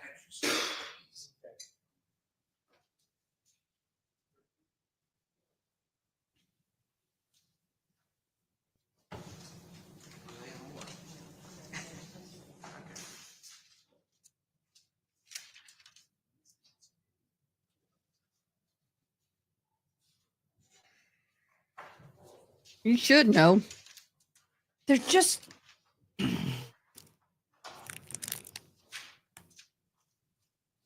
right, I'm going to hand you what's already been received into evidence. Have you ever seen that exhibit 13? Is that 13? Exhibit 13. Have you seen that before? Yes, sir, I have. And is that the receipt from Bandit Towing where they towed the Jay Lee's vehicle? Yes, sir. Bandit Towing's right here in the top left corner notated. All right. And the date on that? The date on this is July the 8th, 2022 at 1:50 p.m. Okay. So, you know Jay Lee's car is there. There's what that video was very suspicious. The police department was looking at Molly Bar Trails was from what date? Of July the 8th. All right, so OPD has Pants aren't that gathered all that comfortable. footage and is looking through that. About how long did your investigators look through footage from Molly Bar Trails? I don't know the exact. July 8th, 2022. From July 8th, 2022? The footage from July 8th, 2022 at Molly Bar Trails. So they reviewed the footage, and after the car comes in, they reviewed the footage, and then approximately 9 minutes later, individual seen running out of Molly Bar Trails. Okay. Was that significant? Absolutely, yes, sir. Was it significant? Because of its significance, what did y'all do? We watched the male as he got to Molly Bar Road, and then were able to determine that he turned right on Molly Bar Road. And then knowing that Rocket's gas station was down from there, we went down there and retrieved video footage. All right. And from that footage, what did you observe? We observed that same individual come through the intersection of Molly Bar Road and McElroy Road. He goes past the gas station behind what appears to be an 18-wheeler trailer, and then a white car that was going the same direction pulled into the gas station. That individual that was seen running out of Molly Bar Trails and down Molly Bar Road then gets into that white vehicle. All right. What did you do after you identified that white vehicle? So how did you identify that white vehicle? So we looked at the car, zoomed in, tried to see if we find any descriptors on the car. The University Police Department was actually able to find that car later on.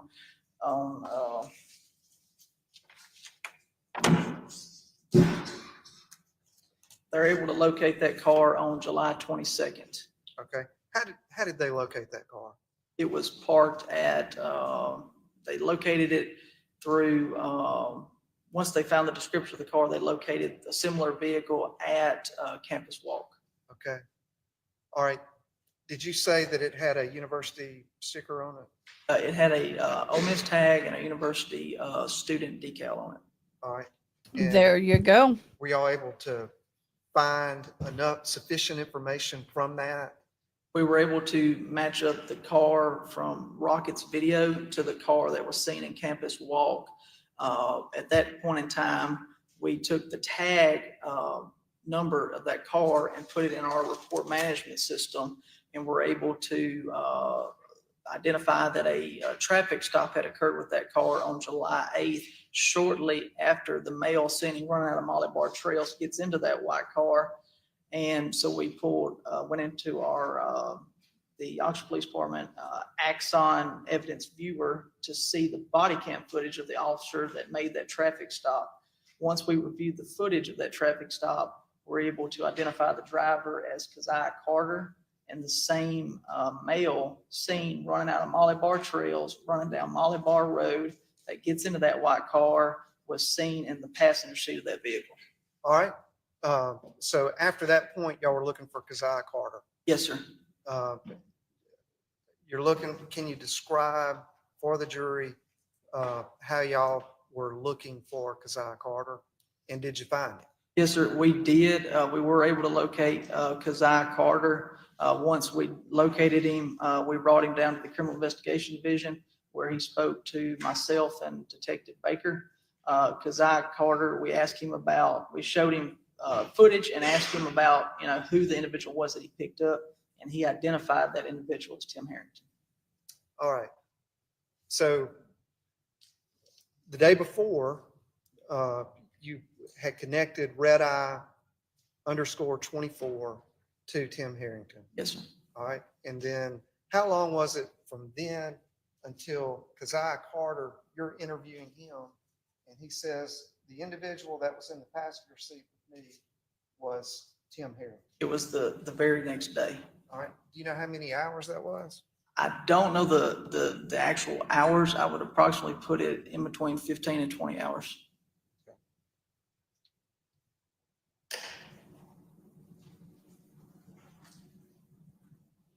Now,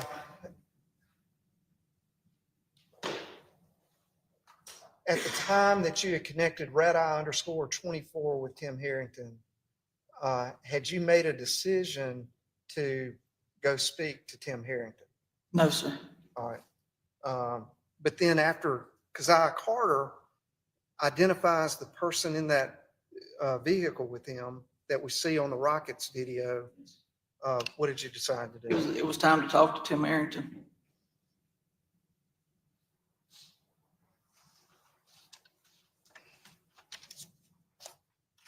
Your Honor, may we approach?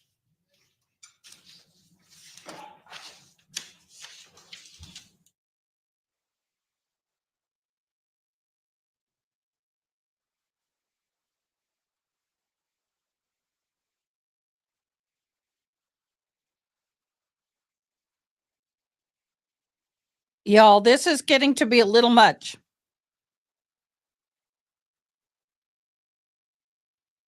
It's getting to be a little much with these sidebars. I'm sorry. I know, right? They finally get to the actual trial.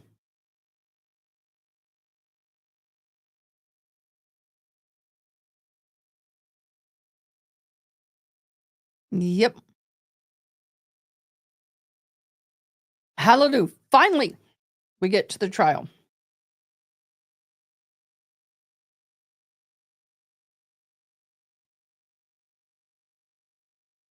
We are going to, during lunch, if it's okay. Well, what if I say if it's okay? Melody Fair's sentencing body language breakdown, court TV, so I can restream that. So I want to watch that because I want to see what they say, because I watched somebody yesterday and they're saying, oh, she's guilty, she did it and all this stuff, and they're breaking her body language down, but I don't recognize who they are. So are we on lunch break? You didn't even say lunch. You just got up and walked out. Thanks for leasing the court, Judge. Oh, well, they were on. All right. So we're going to do that. My back is a little better today, but still struggling. Okay, let's go into the Melody Ferris while they're doing their thing. I really want to hear this. This to me is going to be interesting. I want to hear this. And I hope y'all want to hear it too, because we're going to hear it. Trial when convicted killer Melody Ferris blamed her son, Scott. Shocker! Not only did I not do this, I know who did. I know Scott killed his father. He took my husband, the father of Chris, Emily, and Amanda. Scott was in the gallery, shaking his head back and forth while Mom read her statement to not only the judge, but the world. The judge sentenced her to life in prison with the possibility of parole. She's expected to serve 30 years minimum. She's not going to outlive that. She's already 60, I believe, 3. We're asking, do you believe Melody Ferris? Did she tip the scales in her favor with this elaborate sentencing diatribe? She went on and on and was very detailed in some of the things that she believes points to Scott's guilt, her son. Let's talk about it with criminal defense attorney and former prosecutor Joe Tamburino and body language expert and senior instructor at the Body Language Institute, Rodney Smith. Rodney, we're waiting to talk to you. What? I know what I think. I think she was telling the truth. After a while, you're listening to her, it's like, oh, this is coming from somewhere down deep, and or she's absolutely off a rocker. What did you see when evaluating? Let's start with Melody on during the sentencing hearing. Oh, Rodney, you got me? Oh, yes. Sorry, I had a little bit of a delay. Sorry. No problem. So, obviously, whenever she starts off with her statement, she says that she wrote this.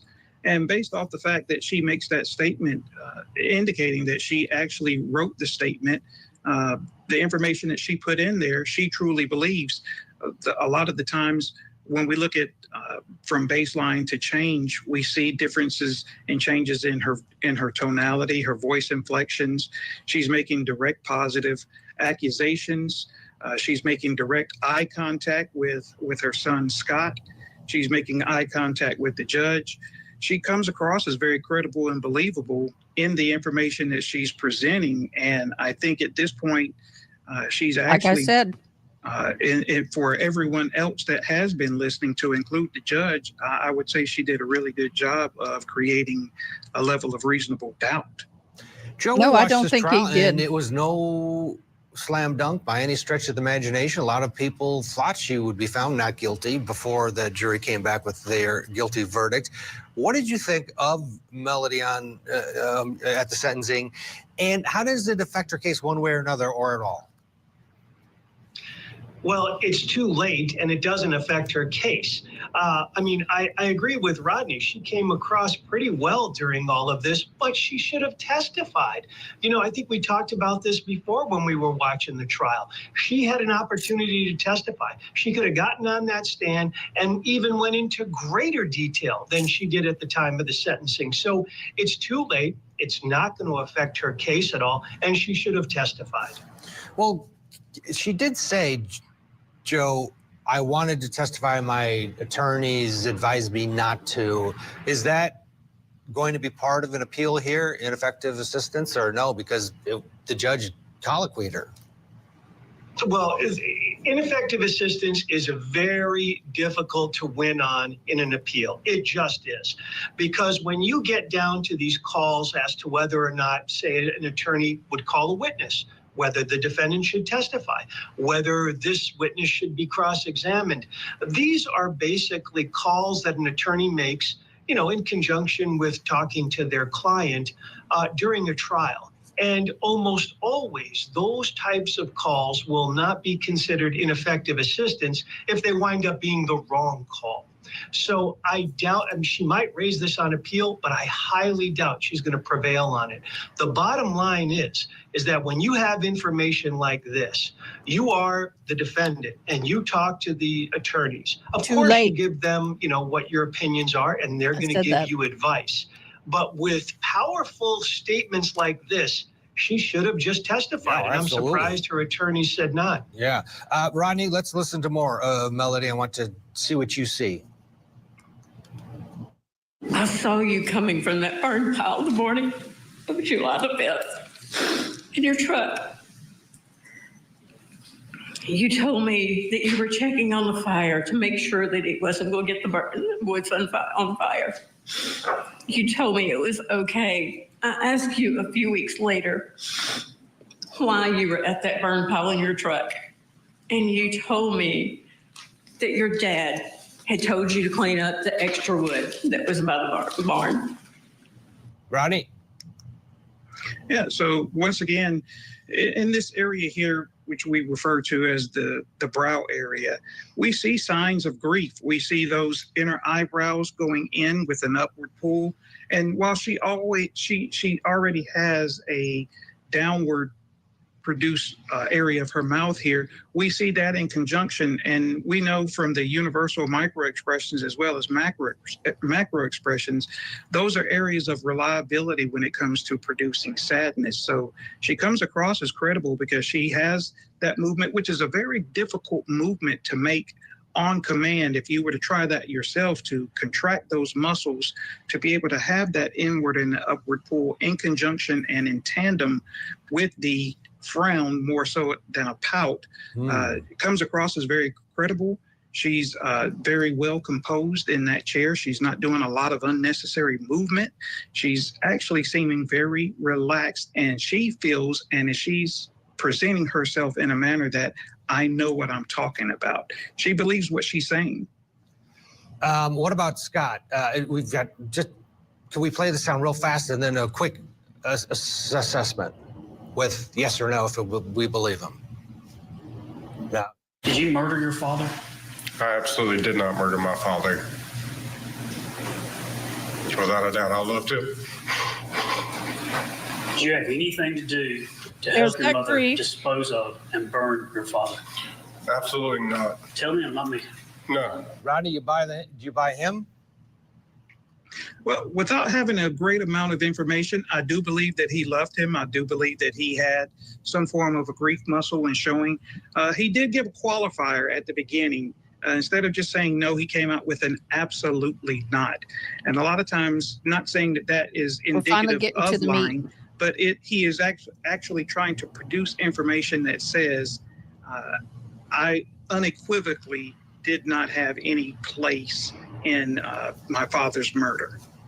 Fascinating stuff, Rodney Smith. Thank you for your insight. Joe's going to stick around. At this point, Melody Ferris is off. So one of the things, we talked about this in depth yesterday, and one of the things we talked about is that Melody Ferris or somebody can hire a private investigator, and if they can find evidence now, new evidence or evidence that was not had at trial, that he's guilty or Chris had done it or she's innocent, doesn't matter who did it, if she's innocent, or if they can find the guilty evidence to point to the guilt of her son, Scott, then things can change. But other than that, she's going to lose on appeal. The reason is because the information she's giving for the appeal, she already had during trial.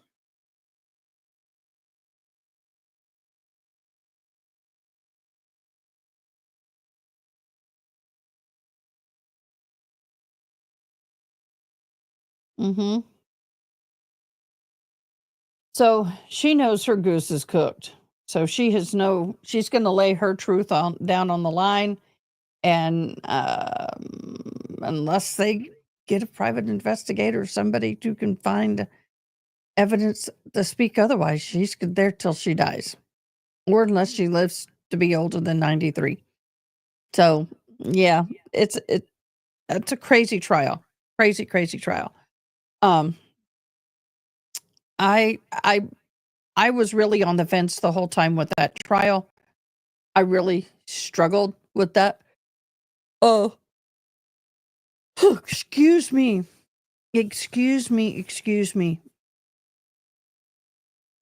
Sorry for the yawn.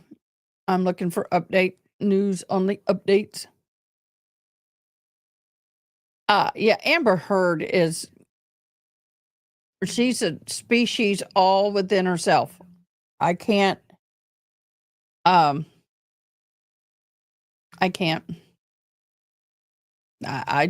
refuse. I can't. don't want to. We're done. New York versus Daniel Penny, possibly hung jury. Oh yeah, I was gonna, no, that was already done it. I'm looking for something, y'all. Oh, I can't show this because I watched Ian on the United Healthcare CEO shooting. I aired Ian without watching him, and he brought out his lead shooters and got me in trouble. Thank you, Ian. Should have had a warning. Love you. But I watched somebody else who's an expert, and they agree with everything that Ian had said. So if you've not seen that, go watch Runkle the Bailey's Ian as he describes why the shooter was not a professional. Excuse me. I'm yawning. You know, when I get a decent night's sleep, for some reason, all I want to do is yawn for the next day. Go figure. Go figure. I'm looking for stuff here. Hold on. I'm gonna go to lives, see what they got going.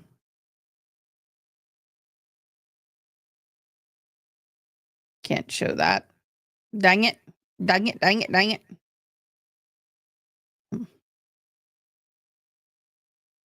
So what trial do we need to do next? We need to do another trial.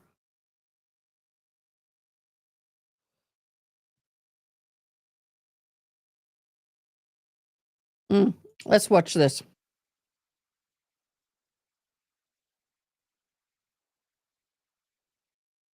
Let me get it queued. I've got to get my switcher working. It would make this a whole lot easier.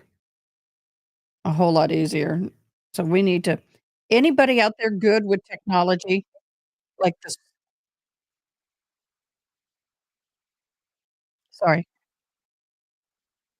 I have the same switcher that RA had, and RA's tried to help me, but I don't want to bother him. But if anybody out there is good with technology, let me know. That's it. I'll rewind it. That's it. You're dead. That's it. You're dead. That's what Joseph Verlazzo now remembers hearing Emily say to him. And then seeing her start to pull her pistol out from under her pillow. Air conditioning's Because these are horrible. people who slept with their guns under their pillows.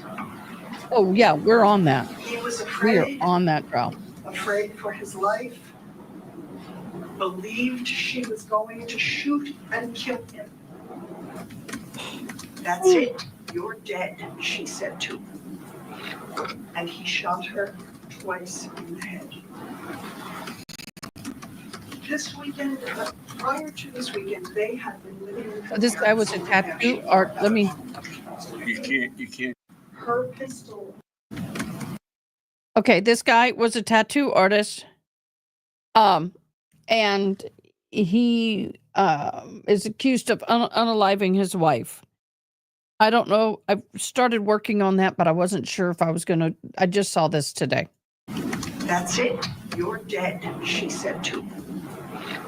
And he shot her twice in the head. This weekend, prior to this weekend, they had been living with her parents in New Hampshire for about a month. You can't. Can't hear me. Yeah. I apologize. If you want to put the. I'll just move this up. Yeah. They've been refitting a camper to turn it into a residence. They actually had a name for it, Roaming Rosie. You'll hear him testify. And it was something they planned to go cross-country up and down the East Coast. This weekend was a trip to Vermont to celebrate their 1-year anniversary and to spend time with his sister Nikki, who he hadn't seen in years. His sister rented an Airbnb in Bolton, and they parked their camper in the parking lot of the Airbnb in Bolton. The drive up here from New Hampshire was great. They were both in a good mood. Mr. Filazzo Joseph was looking forward to spending time with his sister, and Emily seemed to be in a good mood. He will tell you the minute they parked, it was like a switch flipped, and she started complaining. F this, F you, F your family. I don't want to be here. I'm going to destroy your life. And that just went on and on and on. That was late in the afternoon, I believe, on Friday the 16th. Mr. Filazzo did contact his sister. They made arrangements to meet. He did meet with his sister and her boyfriend. Emily was quiet.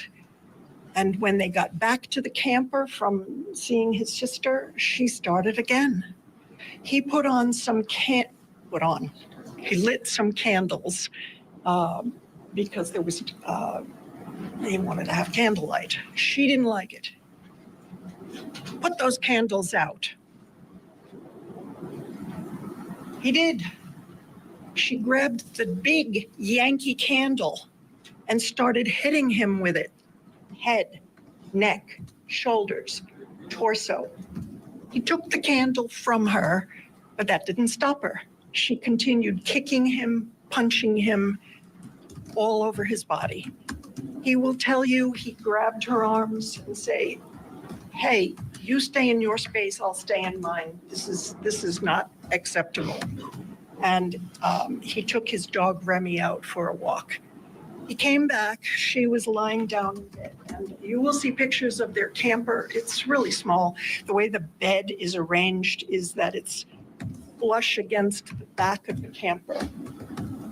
His side of the bed was against the back of the camper. Her side was closer to the inside of the camper. In order to get into his side of the bed, he had to climb across her. So he comes back in, and she's still grumbling and mumbling, and I don't want to do this. Guys, we have some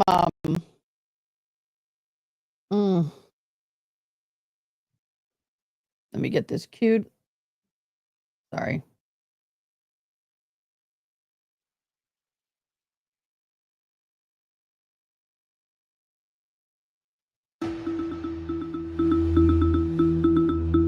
Breaking news. We have some breaking news on a trial. I know some of y'all This are Fox following. News alert. We are on verdict watch in the New York City criminal trial of Marine veteran Daniel Penny. The jury just sent a note to the judge. They are deadlocked on the first count in this case. This is manslaughter in the second degree. CB Cotton at the courthouse in New York City. CB, tell us what you know. Hi, Dagan. That's right. The jury just passed a note to the judge saying it's unable to reach a unanimous decision on the most serious charge in this case, second-degree manslaughter. The judge said in the courtroom that he thinks he now needs to instruct the jury on an Allen charge, which is essentially telling the jury you need to go back into the deliberations room, talk more, consider the viewpoints of other jurors, and try to reach a consensus.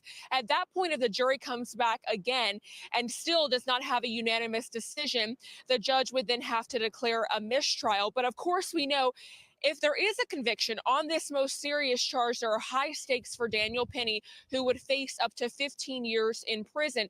But so far, the jury says it's not able to reach a unanimous consensus on that charge. We know all eyes Do you know are about on this this case, Ronnie? across the country. It's really initiated a lot of conversations across the country, conversations on race, policing, and the criminal justice system.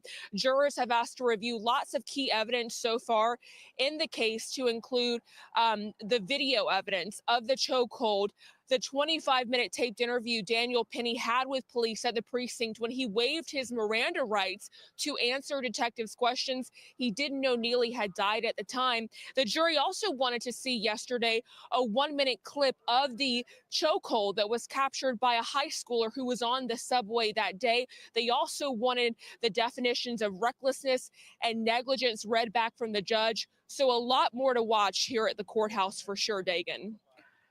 The second, let me back up.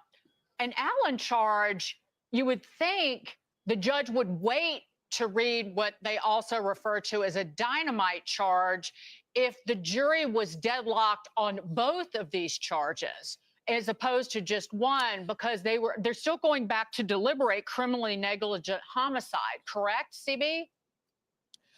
So based on the notes I'm getting from the courtroom, Dagan, the judge is telling both the prosecution and the defense that he doesn't believe he can instruct the jury to deliberate on the second charge because they don't have a unanimous decision on the most serious charge, second-degree manslaughter. So to my understanding right now in the courtroom, he's trying to figure out what to do next. I may have to go. Jurors can't reach that consensus on the first charge. It's interesting. We'll So see there what had the been 8 notes tone out that had come finishes, out but I may have to go. so We'll see. far as of this morning before the jury reconvened at 10 a.m. in Lower Manhattan. 2 were about scheduling, but they definitely seem, and please correct me if I'm wrong, seem to be looking into what was the judgment of the coroner about the cause of death. Because that was evidence that was really pushed by the defense about, was it definitively the chokehold that caused the death versus what about the drugs that were in the system? What about pre-existing conditions like sickle cell disease?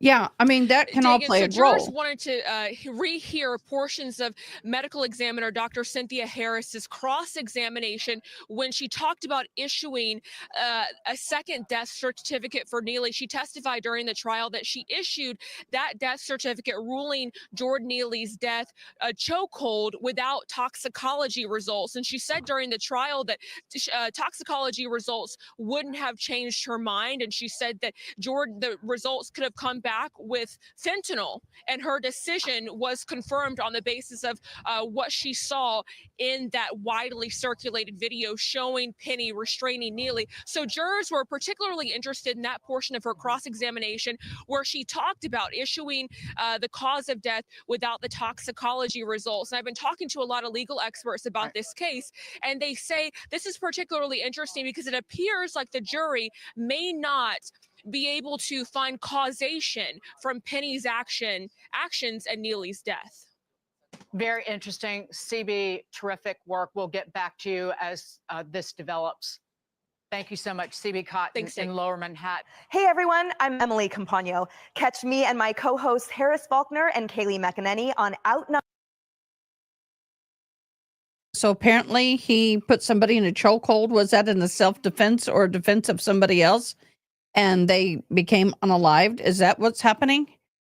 See, that's why you need to be careful. If you have any kind of military training, any kind of karate or anything like that, and you step in and do something like that, then you risk being sued.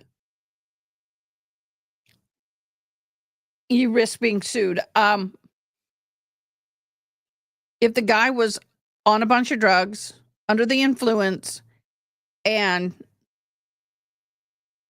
he was attacking somebody else, and somebody puts him in a chokehold to protect the people on that bus or rail or whatever it was, and he passed away, what if it was a cop that had done it? Would that have been okay? I'm sure they would have sued the police department, but would they have better grounds than this guy? I really need to see the whole case to understand the full context of this, but at the same time, what little I know, I'm struggling right now. You know, it's like they said, if you have a hollow point and you use it in self-defense, you can go to jail. I'm all like, no. Yeah, there's a lot of crazy stuff out there, and it's so frustrating. So very frustrating. It's getting to the point that you're expected to be a good Samaritan. If it's self-defense, but you're expected, you have the right to defend yourself.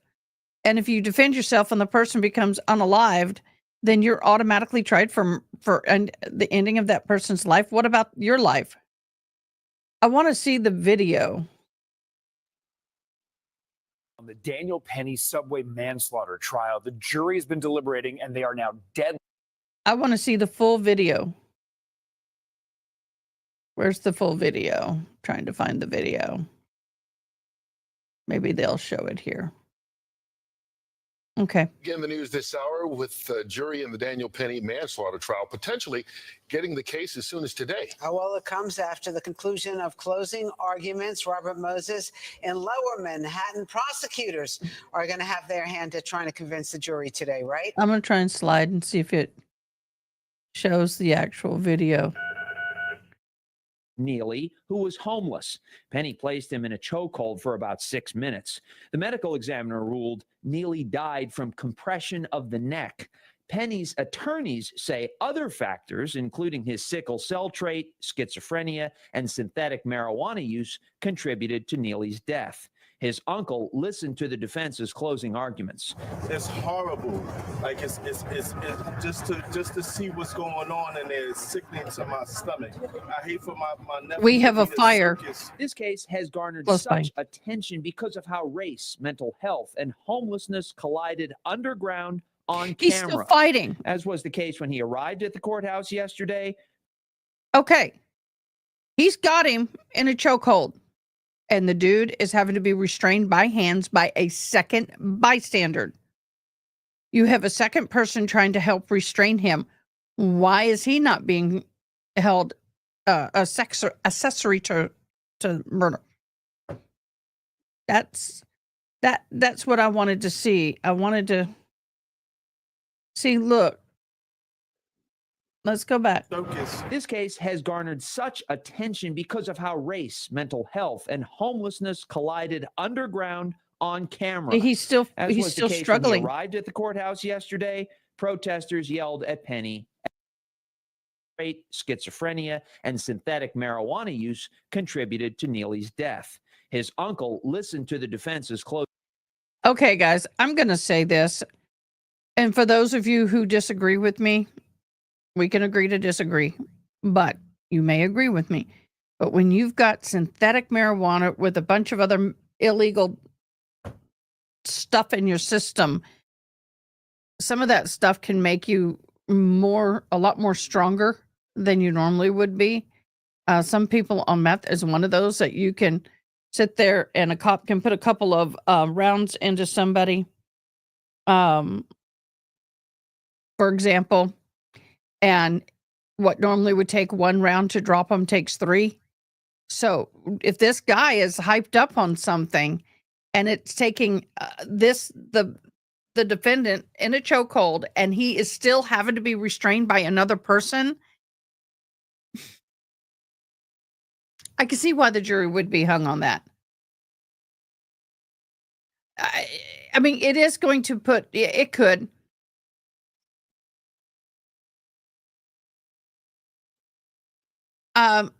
It doesn't matter if he's homeless. It doesn't matter if he's the richest man or the poorest man in the world. If he's doing stuff that's going to harm people, and it got to the point that people feared for their safety and he feared for his, so he took him down to take care of the situation, which was acting in a reasonable manner. And if he got him down and he didn't stop doing what he was doing, so he had him in a chokehold, and obviously in that hold that he had him in, he still was trying to aggress. So another person comes over and has his arms and trying to make sure that he doesn't swing or get out of the hold. So obviously more than one person on that train felt that he needed to be restrained or they would not have gone over there. So to me, I couldn't find him guilty with what little I know.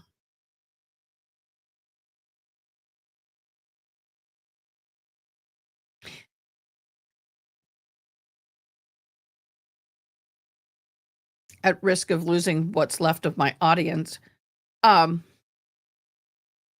person, whether they have mental, oh, I did. There it goes. I lost somebody. I am all respectful of people with mental illness. I support, I advocate, but what I struggle with is that it is so predominant out there right now. And if you have a mental illness and then you are in a position that you're behaving in a manner that's going to harm a group of people or a person, that person and or group of people have a right to protect themselves from you or to protect you from yourself in the process. So if you're behaving in a manner that make people feel that their safety is at risk, no matter where you are, if you have a mental illness or you don't, if you're 20 years old or 50 years old, if you're acting in a manner that people feel threatened for their life, no matter what is wrong with you, whether you're in a wheelchair, whether you're got mental illness, whether you're normal, PTSD, it doesn't matter. If you're acting in a way that puts people in fear of their safety or life, then they have a right to defend themselves. And if restraining this guy by one person, which looked like he did a decent restraint on him, and another person comes up and continues doing the restraining because of the fact that you're still fighting them, I struggle with that. I'm not saying that he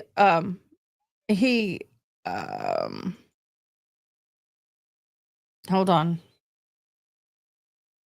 What did she say? It's possible, I mean, that they needed to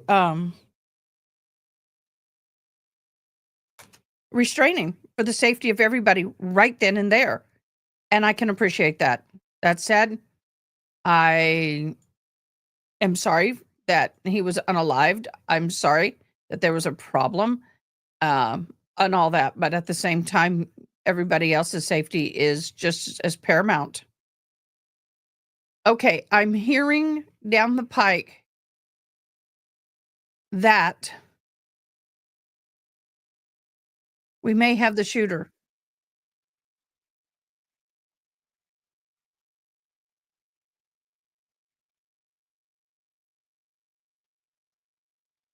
I'm trying to find the information because it appears that through the pike, someone's saying that they may have the shooter. And this is somebody that usually is pretty accurate.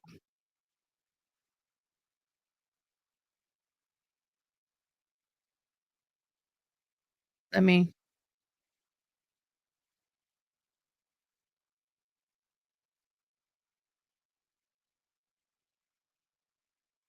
I never seen like this thing. But you hear that the I'm guy looking. the shooter was actually waiting for him. Yeah, that's the driver told me. The driver was waiting outside whole night. He's for passenger, his passenger. So he told me this guy was here outside whole night. All I know is what I see now. I mean, can you believe this time? I mean, right here in this neighborhood, someone gets shot. Yeah, this is new. This is. I've been in this building for a long time. Never seen it happen. I mean, it's really kind of crazy. You wouldn't expect that at this. They may have the shooter. No, not at all.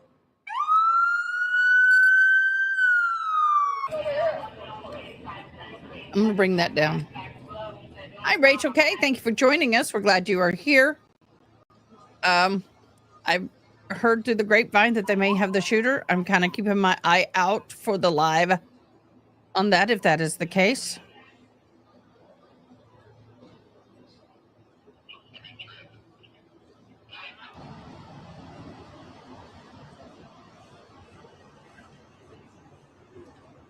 I don't want to watch the press conference there. So we are going to keep an eye out.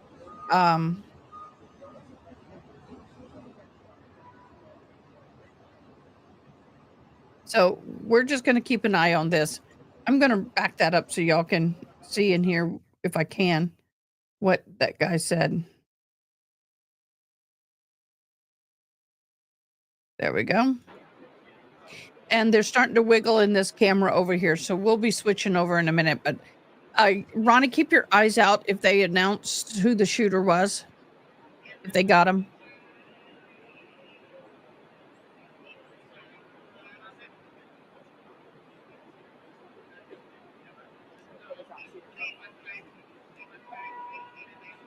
Okay, I think that was that day. So I'm going to move that down.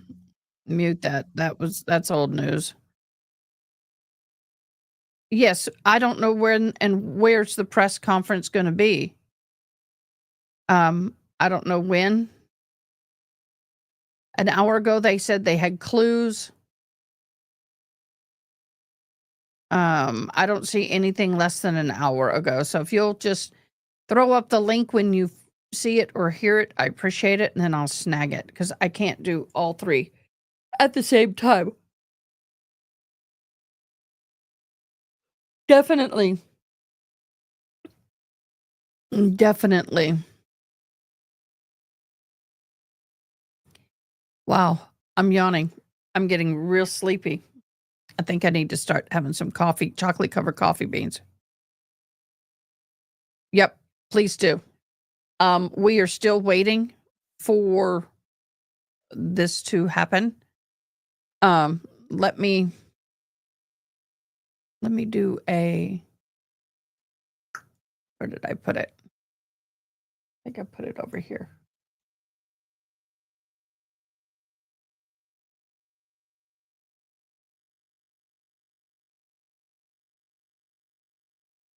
No, that's not what I wanted. I don't know why that's here.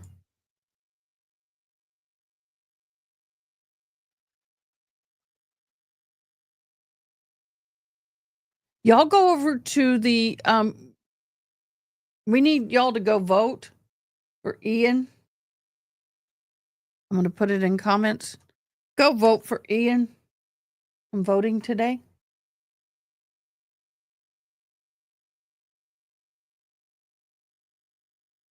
Vote. It. Yep. I voted for Ian. I'm voting every day for that young man. I call him young. He's younger than me by far. He is definitely younger than me. No evidence yet that... Yes, we're going to be back at that MS case. No evidence yet, but they're just now getting into evidence. The frustrating part about this trial is all the work that should have been done before trial started is being done during trial. All of the motions and then the evidence and, oh, we finally have some evidence. But, yeah. I can't wake up. I hate to do it, but I'm going to have to go get my double shot caffeine coffee in a minute. Because I'm really struggling to stay awake. But, anyway, I was trying to find that. I had it.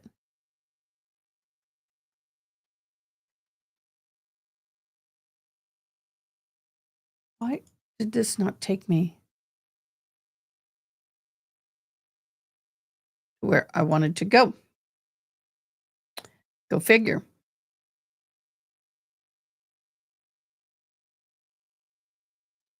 I had... Nope, that's not what I want. Sorry.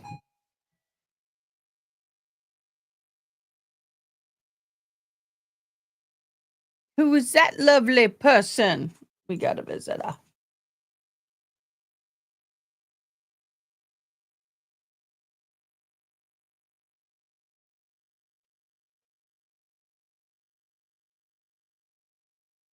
I'm trying to find the page. Let me go to my YouTube history. That may help me out a little bit. I had a page that had, it was, well, not YouTube, but the history on my thing, because there it is. I had a really good timeline in the court that gave us some wonderful information on the evidence. And it was fabulous. Hi, love. Come on in. We are live. Here it is. I found it, guys. Hey. Lock the deadbolt. No, I did not. And nobody's come to the door. She had to unlock the door to come.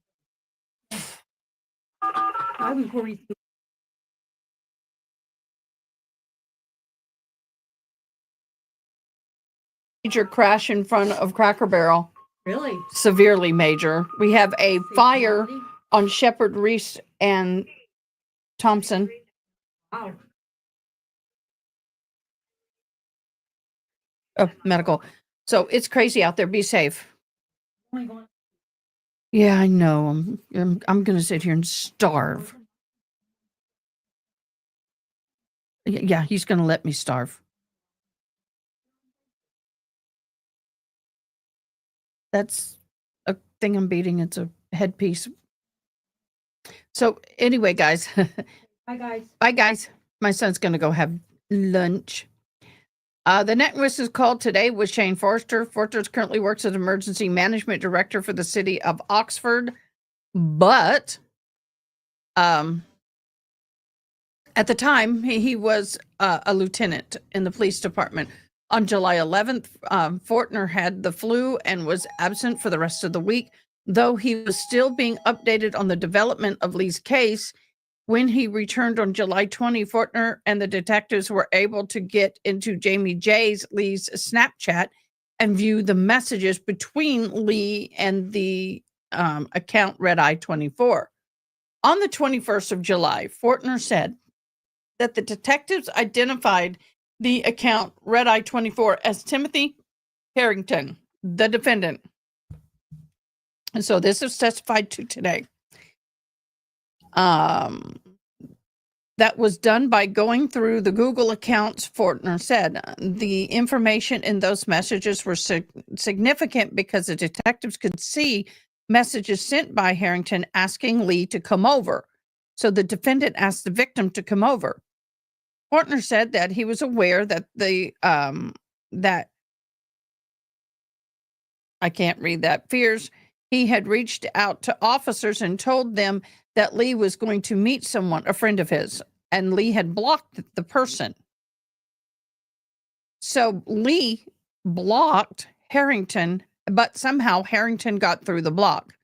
Fear mentioned that Lee had previously been in an arrangement with the person he was going to go meet. Sorry, guys, got to stand up for a sec. The Snapchat message between Lee and Herrington and Lee's call was fears were around the same time. Fortner mentioned the video showing a man running out of Molly Bar's Trail apartments where Lee's car was found, running by Roquette's gas station and getting into a white car. The car Herrington was seen getting into on Roquette's video was found at the campus walk and realized that the car had been pulled over shortly after the gas station video was taken. The driver was identified as Kazi Carter, if I'm saying it right. Hi, 80s music. Man, OG. When interviewed, Carter identified the individual in his car as Timothy Herrington. So the next witness to take the stand was Tyson King.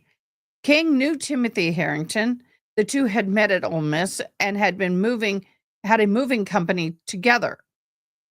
The two would sometimes hire outside help when they couldn't do the move alone. King said that he was in Hattiesburg the morning of July 8th, came back to Oxford that afternoon. Both had keys to the truck, King stated. No moves were scheduled for that day. King stated he had no idea where the box truck is now and that it was taken from him by the police department, aggressively, mind you.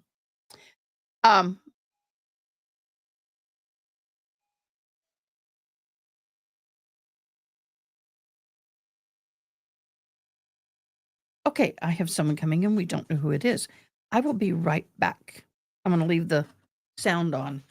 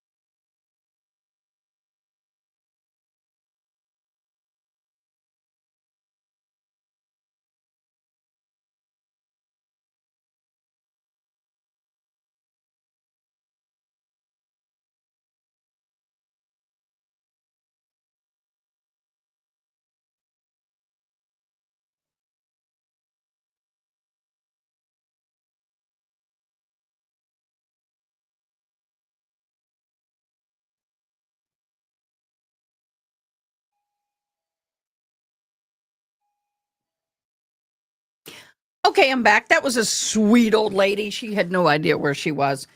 But anyway, well, my son and I have a business here, so he just left for lunch with a friend, so I'm watching the door.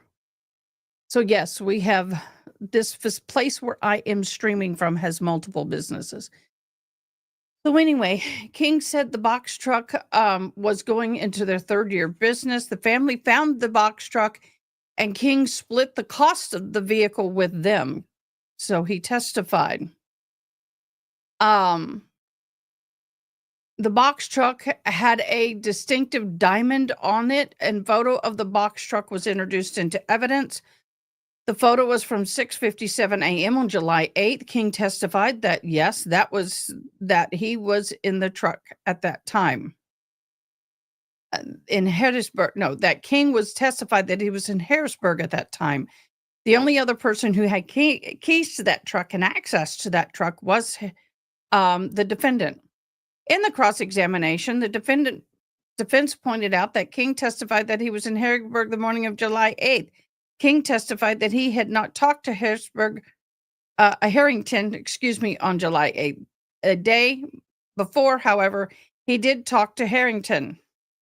The two had done a move that day before, and Herrington contacted King about returning screws left in the box truck to people who had hired them for the move. At the time, the box truck was parked at the Link's apartment. The box truck was secondary vehicle for King said. So it looks, it was previously testified by King that the box truck was forcibly taken from him by the Oxford Police Department, King said. On that date, the truck was seized. He was in the middle of a move and got a couple of calls with no caller ID.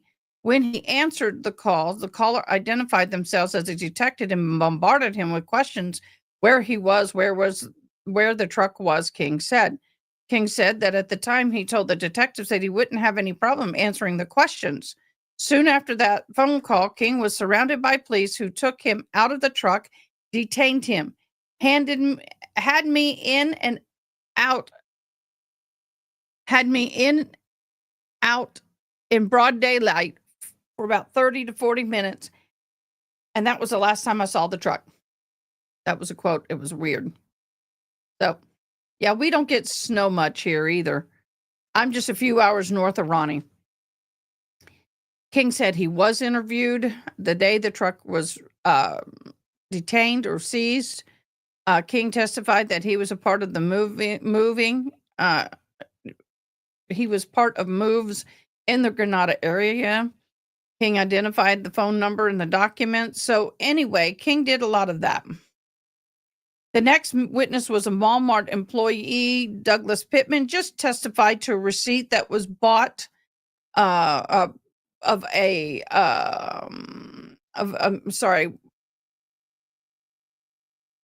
Pittman was a protection asset employee of Walmart in Oxford, Mississippi.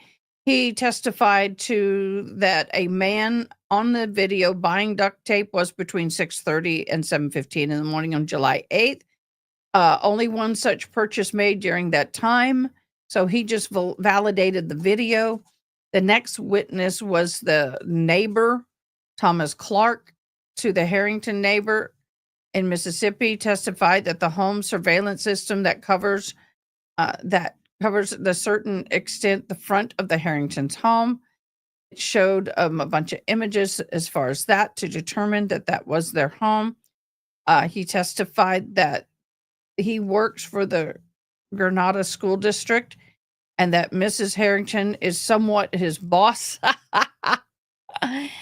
They're a well-known family in that area.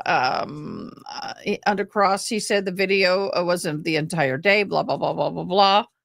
So we are just now really getting into witnesses. So that is where we are. I hope that was a good recap.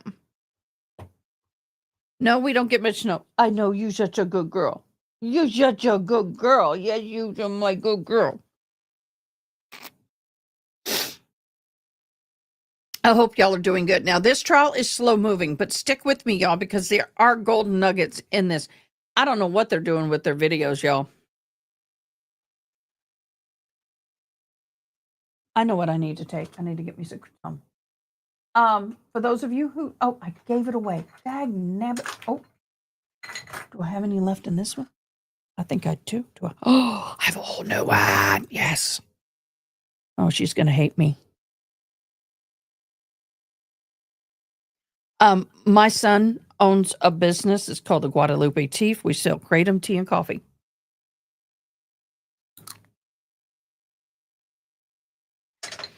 We're going to start selling tea and coffee to my sponsors, coffee and tea here at the store. That's a good girl.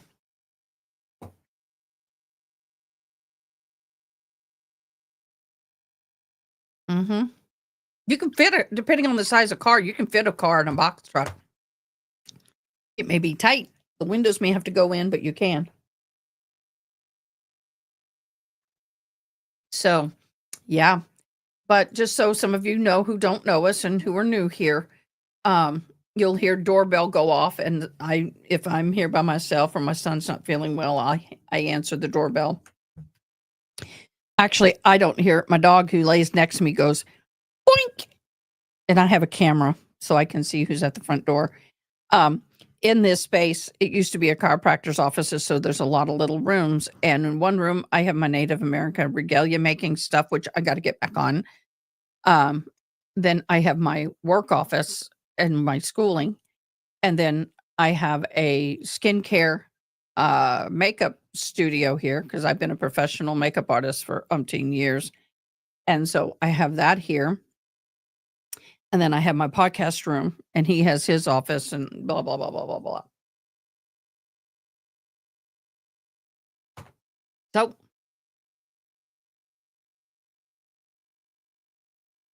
there is a video of the defendant walking away from the area where the victim's car was found, and some Snapchat messages about the meetup. Exactly.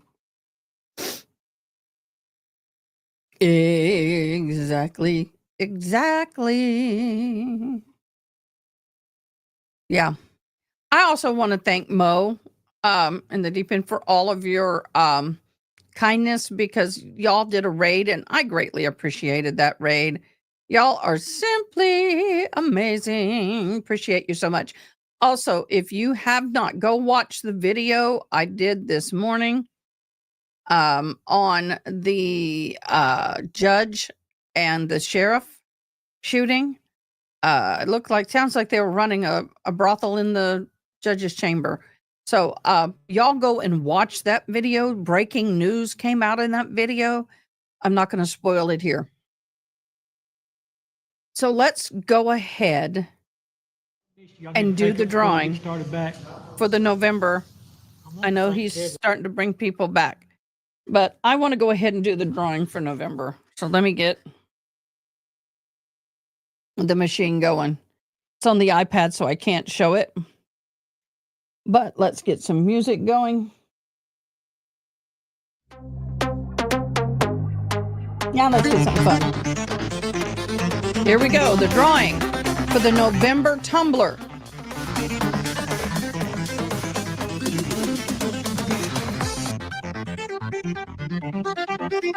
And the winner is Carmen. Yay! Carmen, you won! Oh my gosh, Carmen, that is so awesome. Carmen won the tumbler for November. Yay. If you are new here and you haven't subscribed, please subscribe, because what happens is at the end of the month, I got to change this, December 31st. At the end of the month, I draw for tumblers. I give away Starbucks tumblers. And let me save that and pin it up. So if you subscribe and you put I sub, it will cross-check you You will be cross-checked. You get 1 entry. If you become a member, and our memberships start at 99 cents and go up all the way up, I think there's 4 or 5 levels, to $9.99, you get 10 additional. So the maximum of 11 membership entries Some for of these that. videos and things that have. If you gift, I'm going to mute because he's going to get pissed because he doesn't know the mics are on. If you gift memberships, you will also get the 10 entries, and so do the people who win will get the 10 entries.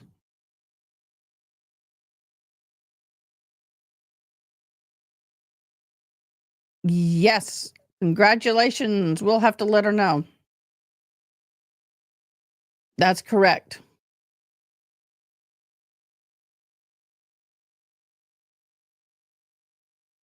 So, and then I will be doing more, we will be doing more entries closer to Christmas for all my members. We'll play games every day. We'll do something. The problem is the cost of shipping. So I do know, Ronnie, I owe you and one other person a tumbler. It's here, sitting right there. And I'm going to mail all 3 of these out at the same time. Okay. I'm here before the post office opens, and I'm here way after it closes. So I have to wait till the day that I go out of town. So I'm hoping Monday, because I'm going to be out of office all day Monday. Now, if depending on what's in court, I may be doing a virtual live, but I am going to be getting my wheelchair Monday. Yay! And I don't know if I can get it in here. It's pretty tight in here. All right, here we go. Office. It's been sort of our unofficial technology man on these videos and things like that. I would, if no one has any objection, I'm going to let him oversee the copying of that. Mr. Rainey, you said they provided you some kind of hard drive or something you could download it onto. I want you to be in charge of that. Instead of them handling the documents and giving them back, you just be in charge of copying and returning them and returning the exhibits to the court reporter, okay? All right. Mr. Torrent, is there going to be anything we need to take up before the jury comes back in? Yes, sir. We need to make our official record as the court's previous ruling on search warrants and statements. Okay, yes. We have, it's going to take a minute. Ricky, if you would tell the jury that we're going to be just a little while, but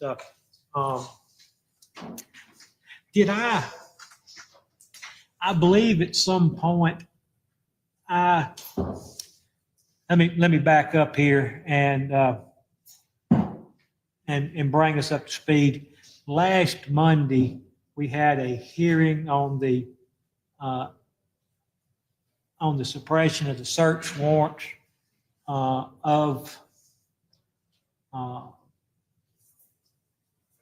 Mr. Herrington's apartment, and I believe his laptop and phone and such as that. During the court, and I denied the motion to suppress those search warrants. During the time of that search warrant, there became a Miranda issue, and I believe at the conclusion of that, I asked to view what was Exhibit 4 to that hearing on Monday, the video in its entirety. I carried it home with me, viewed the video in the entirety, and contact y'all and let you know what the ruling was. I believe that I announced into a record at some point what that ruling was. There's been no written order found, because it's been bam, bam, bam. And but I believe that I have stated in the record my reasoning for finding for my findings. If I have, I don't want to do it again, because my memory would have been better. Well, my memory would have been better at that time than it would at this time. And I would rely on that a statement into the record as to why why I ruled the way I did. Can somebody refresh my memory? Did I make a record of that? You did make a record, and I think you put it on the record again, acknowledging what the ruling was. All right. Prior to me making that decision, this was all over the Thanksgiving holidays. I asked, each side submitted me some documents by text message and emails, letters of what they think and some arguments in writing that I considered in that. And I asked both parties to anything they wished to be considered made a part of the record for y'all to make that a part of the record, because I did consider that in my decision making. It's your own, at this point, it's your own fault if you haven't anyway. So The DA's office filed a written response on letterhead that was sent to parties, Your Honor, and Brooke. And I did not copy the file on that. Okay. I would like anything that was submitted to the court to help the court in making its decision be made a part of the court file. And I have repeatedly told the parties that I'll give you an opportunity to make a record, because most of what we done was not on the record. And now it'd be a good time as any to each side make a brief statement as to what their objection was in response thereto, okay? Mr. Dagnall's going to argue or reiterate our position that I believe that we put in the record in Ripley. I don't know that it. I think it might have been, but little bit. But I'll give you opportunity to expand on that today. Yes, Your Honor. I drafted a motion in limine, and I probably need to talk about this afterwards. I'll be right back. Take a comfort break. Aware of the fact, listening. the state to be aware of the fact that I drafted a motion in limine, did not file it as to the actual statement that I anticipate that the state will attempt to introduce includes a portion. You talking about the pre-handcuff statements or what? Video. The video of the pre-handcuff statements? No, Your Honor, the video of the custodial interrogation at the police department or wherever they took it. After that, I have not seen that video. Okay. Well, Do what? Oh, okay. I've only seen the video at the department. It's the only video I've seen with Mr. Herrington Jr. I've made no rulings on that, on any police department interrogation. I just want to let the court know, should the court find that that interrogation is admissible, which I don't represent, there would be any other ruling on that statement. I've not been asked to, but if I will, okay, go ahead. The video has a portion of it at the conclusion where Mr. Herrington invokes his right to counsel. The motion in limine would be to redact that portion. That will, if the rest of it comes in, that is generally redactable anyway. I haven't making no rulings on wheels, but if I do let the rest of it in, that will be redacted. Scott, the motion limited that I originally had was also to redact the conversation between Fears and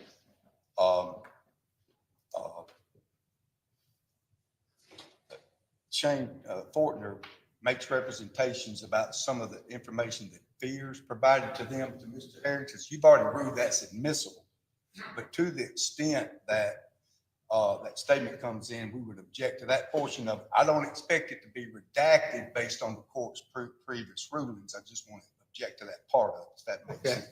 My only redaction is going to be the invocation of the right to counsel. All right. That will be granted if it becomes relevant, okay? But have you made all the record you want to on the Miranda issue, or go ahead, Mr. Dagnall. Yes, Judge, just briefly. as of course where we had our suppression hearing, and then afterwards we supplemented our arguments via email. And just for purposes of putting that on the record, Judge, during the course of the suppression hearing, based on the court's rulings on the Miranda issue, as far as it related to the Herrington interview that occurred as a department, just so we could be clear on this, there was essentially two portions of the interview. The court made the distinction of basically a pre-handcuff and post-handcuff. Pre-handcuff and post-handcuff, Judge. And the distinction was made between that because of the purpose of the pre-handcuff portion of the interview. Detectives came in to interview Mr. Herrington.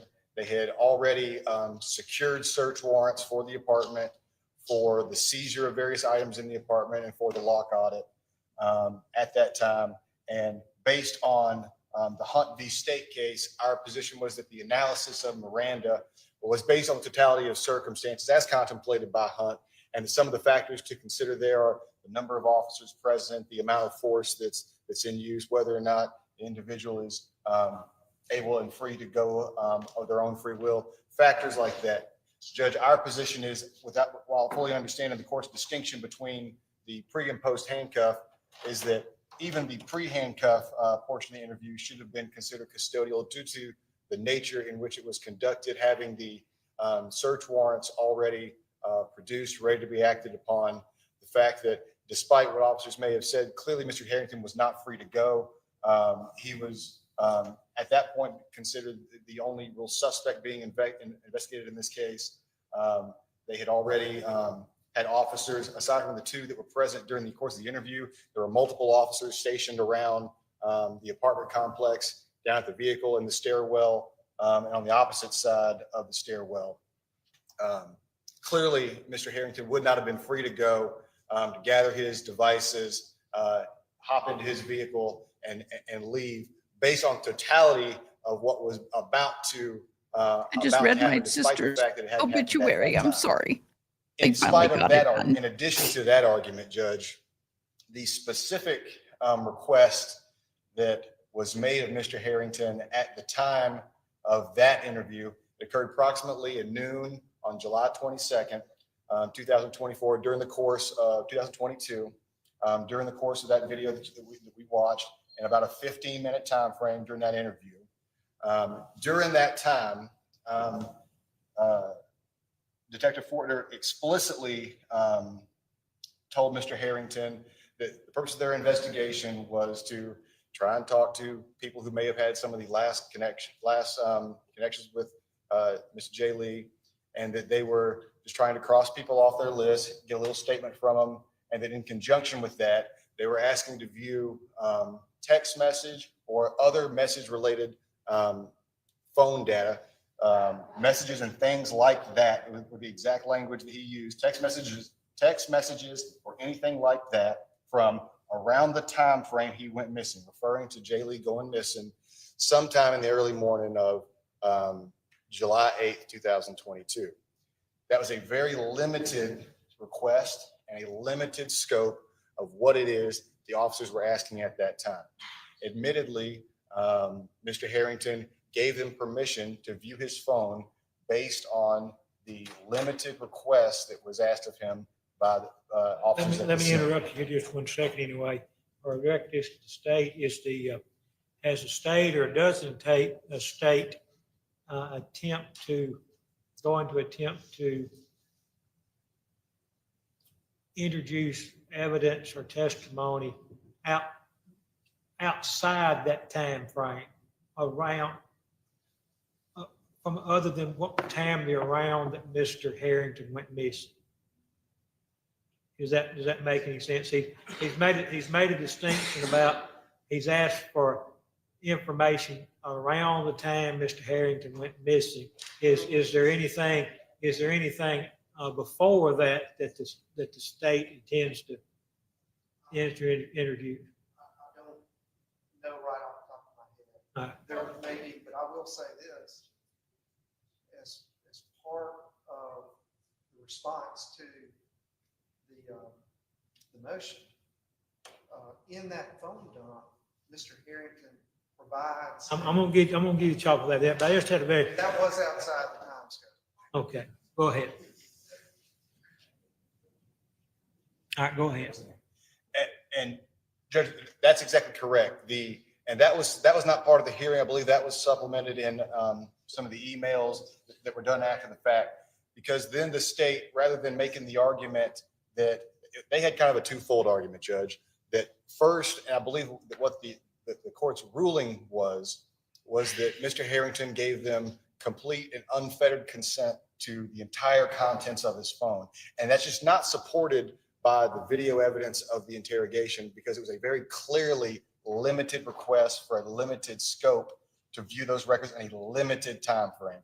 And the other materials that were found on the phone were not considered within this time frame that they were searching at the time. Then after that, then aside from the argument that the consent was a complete unfettered consent to the full contents of the phone, the state also argued that because, and I believe this was not on the record, this was the supplementary portion, is that because there was a text message contained somewhere else in the phone during a different unrelated time frame from the request that was made of him at that time, he had sent the password to his computer so that the contents of the computer would then fall under the inevitable disclosure doctrine. This is an important distinction and argument because, as it was clear on the video, and it's clear by the issuance of the search warrant for the computer that did not exist until the 25th of July, based on the body camera footage that has been reviewed, you can clearly see an officer, I believe who was with ABC, typing away, accessing his computer after Mr. Herrington had been placed in handcuffs and was directed to turn over his passwords after being told that they had a search warrant for them. As far as the inevitable discovery goes, Judge, it's clearly not inevitable discovery as to the password, because during the course of that hearing, Detective Baker put on testimony that the evidence that they got by obtaining his passcodes was incriminating, and that it was paramount to their investigation, because without the passwords, it would have taken them years to break into the computer using whatever extrapolation or extraction methods that they would ordinarily introduce.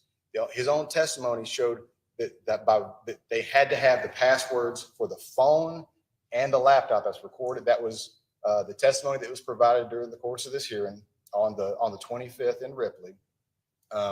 So the fact that they're making the argument on the inevitable discovery doctrine, it's not applicable here, but it's still entirely not applicable because they had to have, our position is they had to have the search warrants to get into the full contents of either device, because the consent, which we do admit that Mr. Herrington gave consent during his initial interview, but it was to a very specific limited request for access to messages and things like that from the time period that Jay Lee was missing.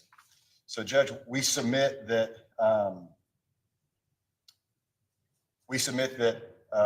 any consent for the purpose to extend beyond that would have required a search warrant to go into them as to the phone records and the computer. And Judge, this is a copy of the email supplementation that I provided on behalf of the defendant, and I'd offer to add that into the record as far as it went to the hearing we had on the 25th, Judge. Do y'all want this made an exhibit to this, the next numbered exhibit to this trial testimony? What's better for you?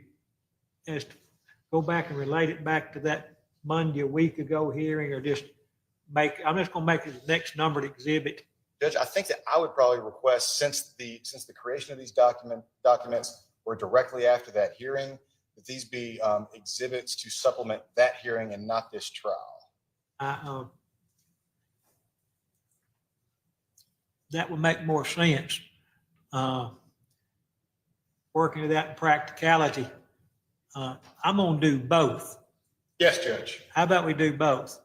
Abundance of caution is always abundance. Too much caution is better than. Let me.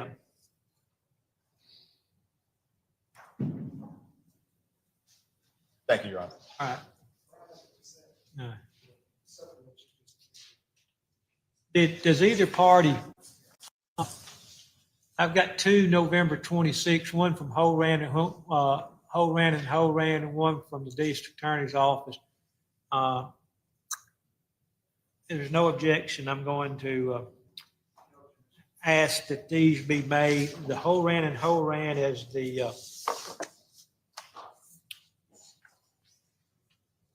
I think my list of exhibits is on my desk back there. The Horan will be made as the next numbered exhibit for ID only in this trial, and then the state's supplement will be made as the following exhibit. And I'm going to ask you were there last Monday.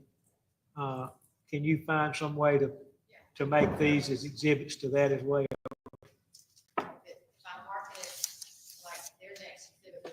Can you put two stickers on them?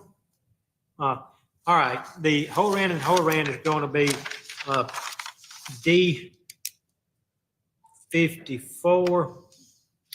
I'm going to call it memo for Miranda of November 26. ID only. S55 is going to be memo from state 1126 Miranda.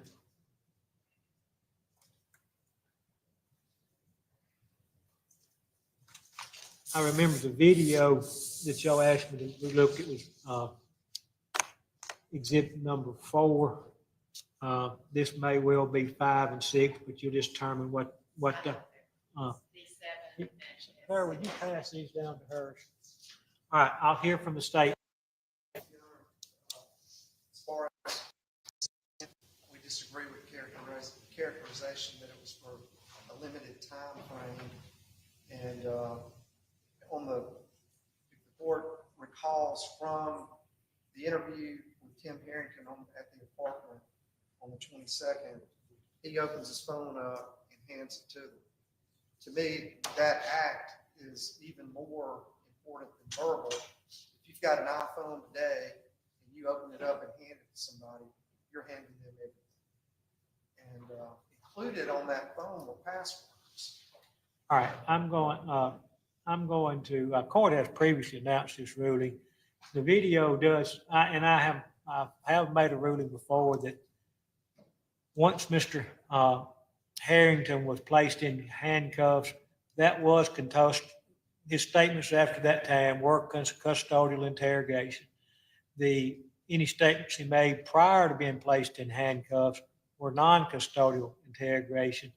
The arguments about the number of officers, show of force, and things like that, the video will show that the officers went to great effort, including on the video, making other officers leave and get out of sight before they went into Mr. Herrington's apartment. The blinds were closed. There was no indication or any way, court doesn't feel any way that Mr. Herrington knew that there was any officer involved in his questioning other than the two officers there. And it was pretty much one officer doing all the talking. It was very low-key, congenial, consensual that the court feels.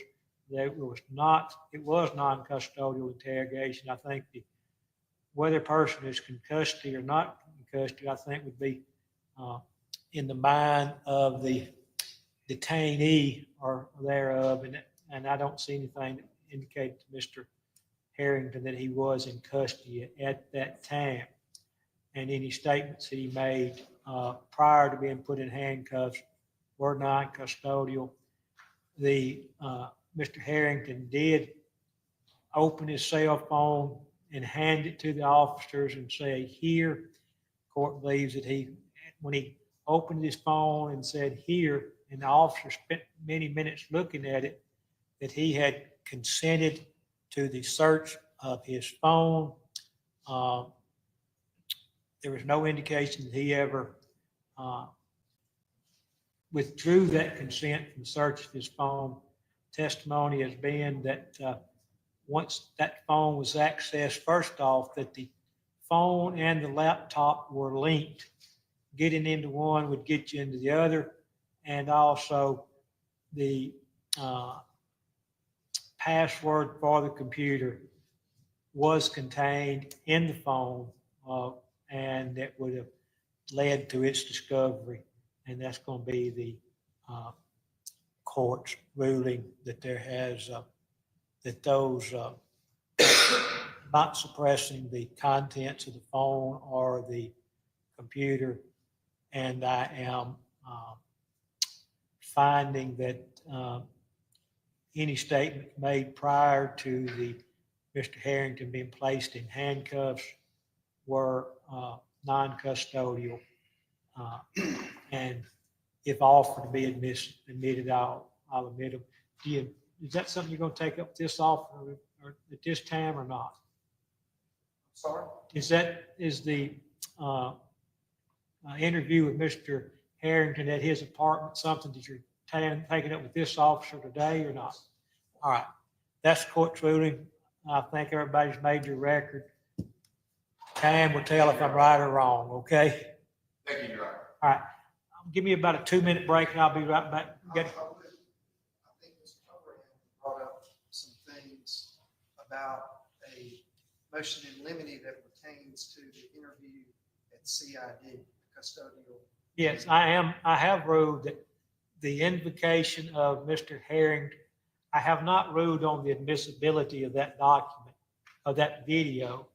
I would say that in the event that I do admit that, if there's proper Miranda warnings given and that kind of thing, and if there's invocation of the attorney-client right to an attorney, that portion, his request for an attorney will be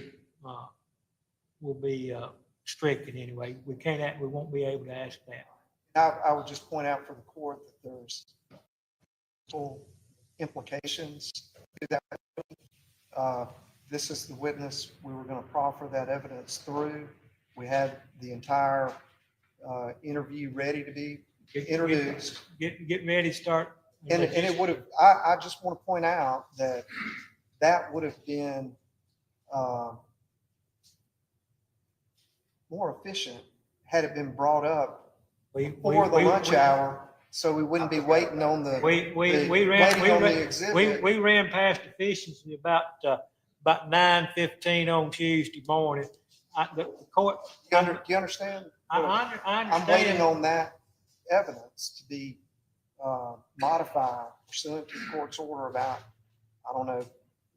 10 minutes ago. I do apologize. I really just thought about it. I had a written motion drafted that I was hoping to bring up before.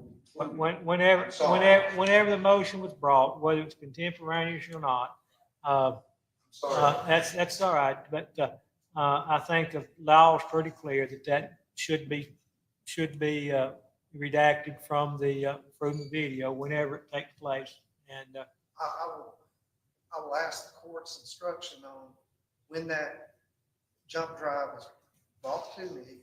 I'm assuming while I'm in the middle of my examination, continued examination with Mr. Fortman, that they'll need.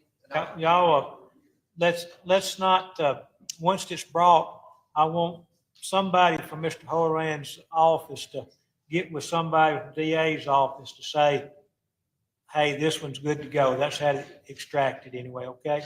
I have a transcription of the statement, and I don't mind offering the transcription at the appropriate time if he wants to, ID or something to allow him. At this point, get somebody, if you wish to introduce that video.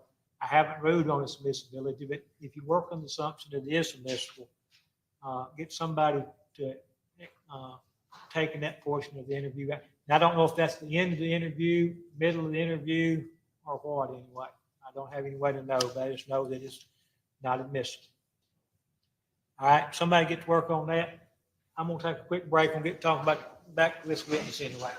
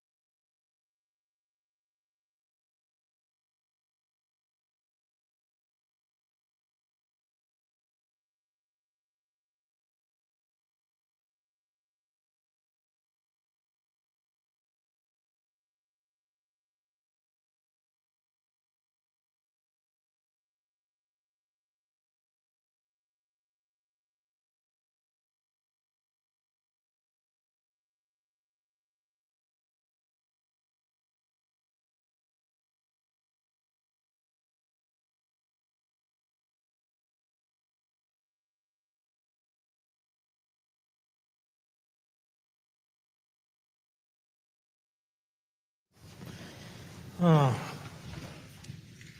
If everybody is ready, show the jury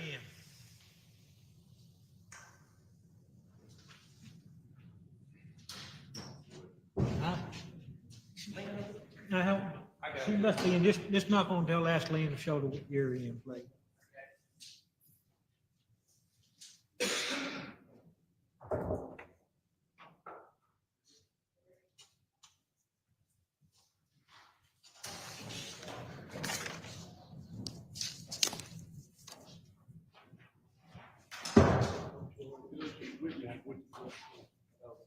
Oh, okay, he'll be back. We won't start without him.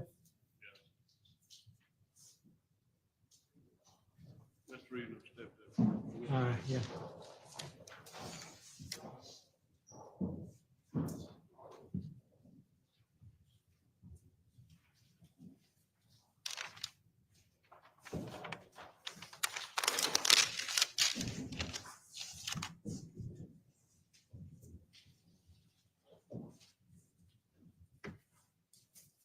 All right, our witness is gonna be right here, okay? About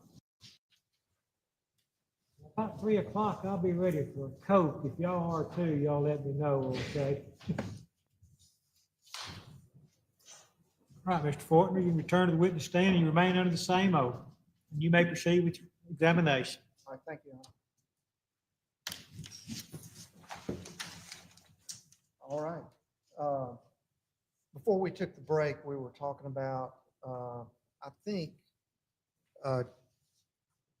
the developments from July 21st, 2022 and July 22nd, 2022 that resulted in a decision to go talk to Tim Herrington. Yes, sir, that is correct. And if you don't mind, just briefly tell the jury what those were. So the decision resulted in the Snapchat messages that we were able to see from Red Eye 24. We couldn't guess, again, going back, we couldn't see what Jay Lee sent. Red Eye 24 was identified as Tim Herrington. We have a Jay Lee's car going into Molly Bar Trails. See a male run out of Molly Bar Trails. He runs down to Rockets gas station on Molly Bar Road, and then he's. We just gear him back up after the lunch break. Go ahead. Sort of like when you're watching TV, you know, watching those ad thing on TV when they always give you just a little bit of what you had before you start back. So let's make it real brief anyway. Real brief. You're about done, I think. I was almost there, yes.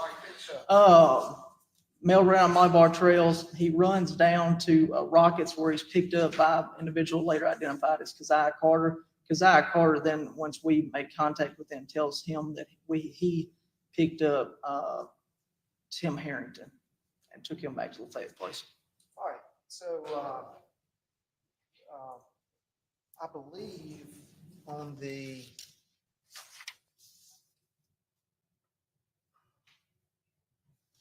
morning of July 22nd, you get that information.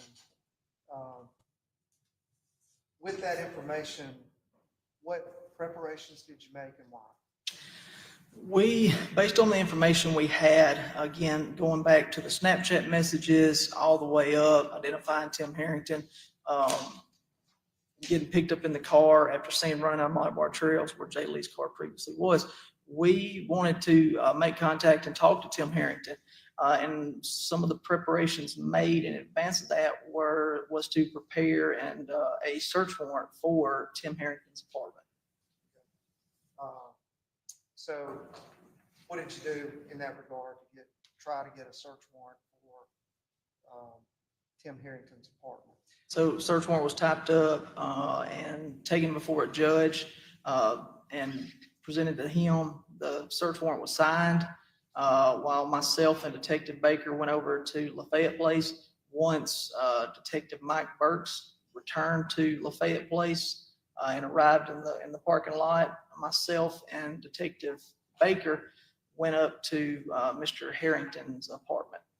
Prior to knocking on Tim Herrington's door, were you aware that the search warrant had been signed by the judge? Yes, sir. All right. At that point, just because you knew that you had a search warrant for that apartment, did that mean that you were going to execute that search warrant? No, sir, it did not. All right. Can you explain that to the jury? Absolutely. Just because we had a search warrant for Mr. Herrington's apartment, our main goal was to go there and talk to him. Had we talked to Mr. Herrington and he provided information of the whereabouts of Jay Lee, or even if Mr. Jay Lee he let us in, I let him talk to him, Mr. Lee was sitting on the couch. Anything's possible as far as the explanation he could have given. So we did not intend to go there. We intended to go.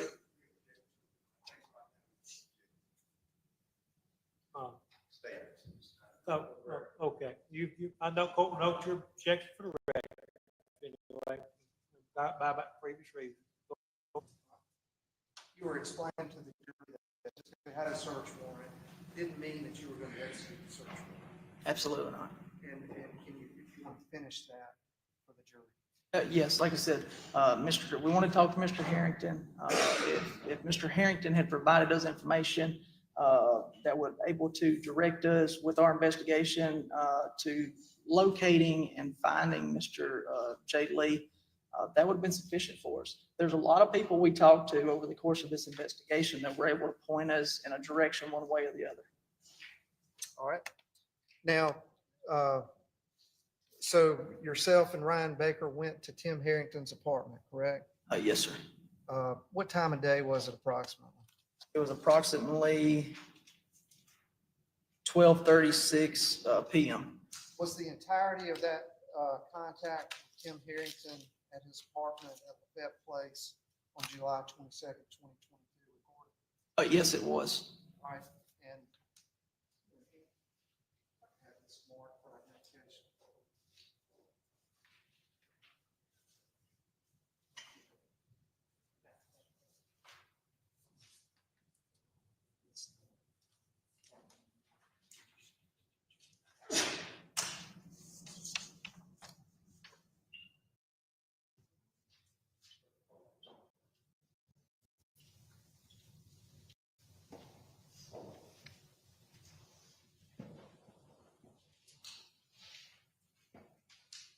All right, this jump drive that I removed from this envelope, have you seen that before? Yes. No approach right quick anyway.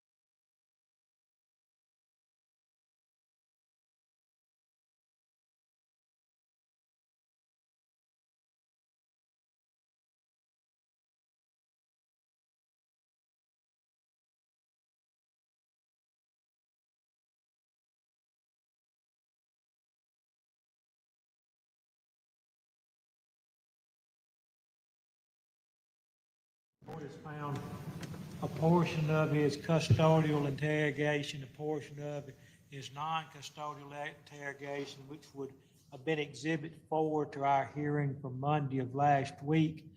Before we started playing, I wanted to make sure whether the parties were agreement for it all to be played pre-custodial and post-custodial interrogation. Yes, Your Honor.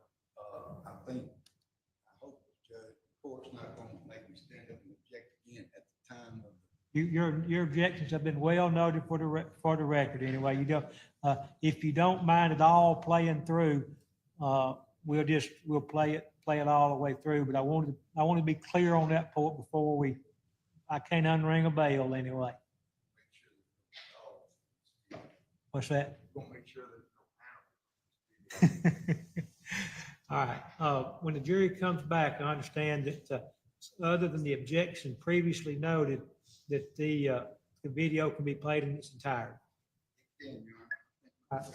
Show the jury. No, Your Honor. Hold on one second. Okay. Oh.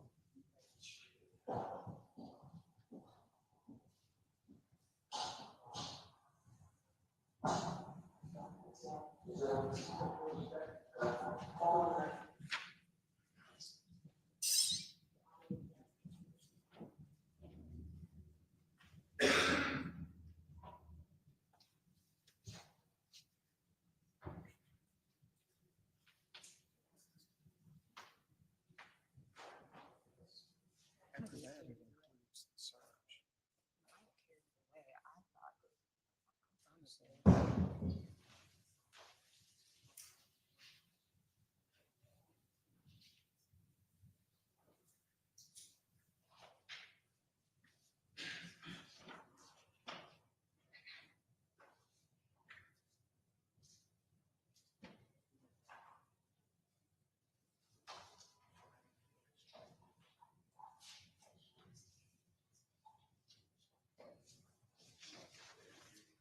Well,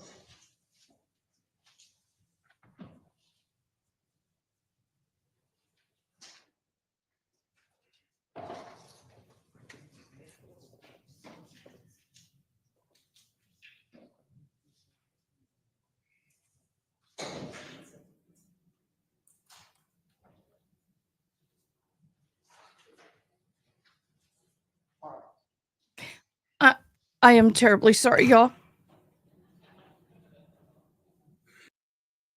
That was her husband. We had to have a little talk. I'm sorry.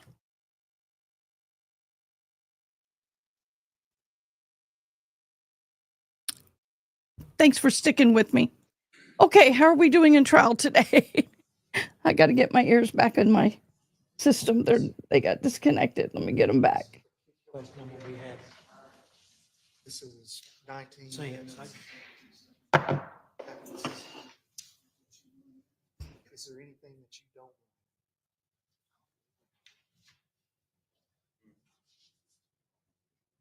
Why am I not getting here? Video in. Is there sound? Video in. Hi, Desert Rose. Welcome, welcome. No. When the playing of the video. Sorry, I cried, y'all.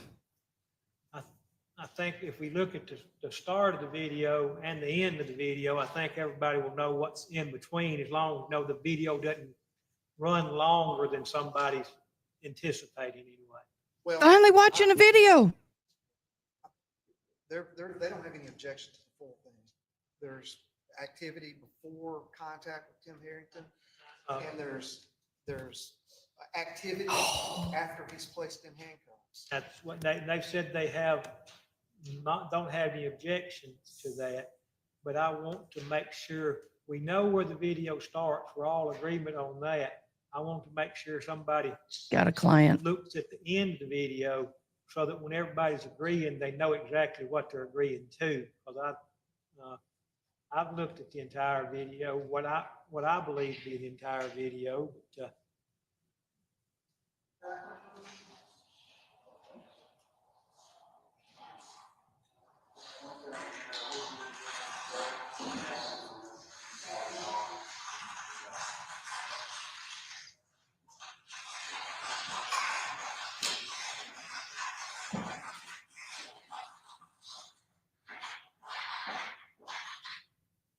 it appears the video shown the beginning of the video and the end of the video, and that's the beginning and the end that I saw. And I just want to make sure that everybody's on the same page about the beginning and the end of the video. All right, this one. All right, I didn't want any surprises anyway, what I was trying to say. All right, if everybody's ready, let's show the jury.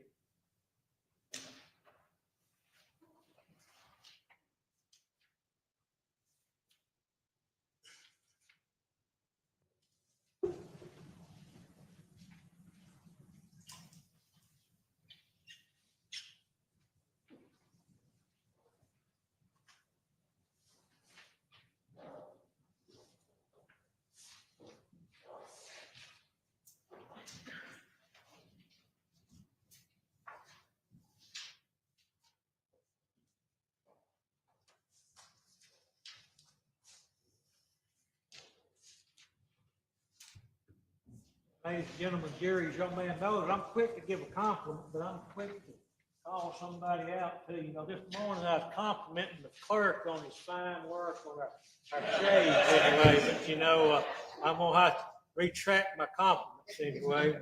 My sunshade's coming down anyway. But, you may continue your examination. Thank you, Lieutenant Fortner, we were looking at Exhibit 56. The question to you was, have you reviewed the contents of that jump drive? Yes, sir, I have. Does it accurately depict the contact that you and Ryan Baker had with Tim Herrington on July 22nd, 2022? Yes, sir, it does. Your Honor, at this time, the state would ask that Exhibit 56 be received. The objections have been noted for the record. Court's rulings such that I am going to admit Exhibit 56 into the record. All right, permission to publish. You have it.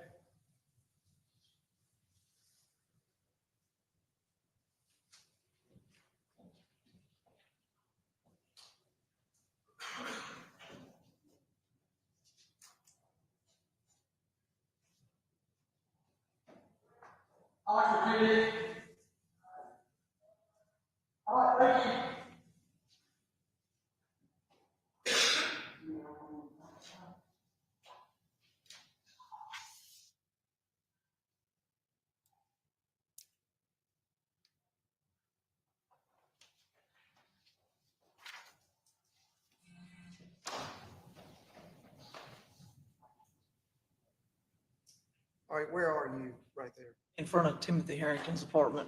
All right, you knocked on the door. I announced your presence. Yes. All right. Now, you've already detailed sort of your background understanding of what your investigation showed. Yes, sir. At this point, does Tim Herrington know what you know about the case?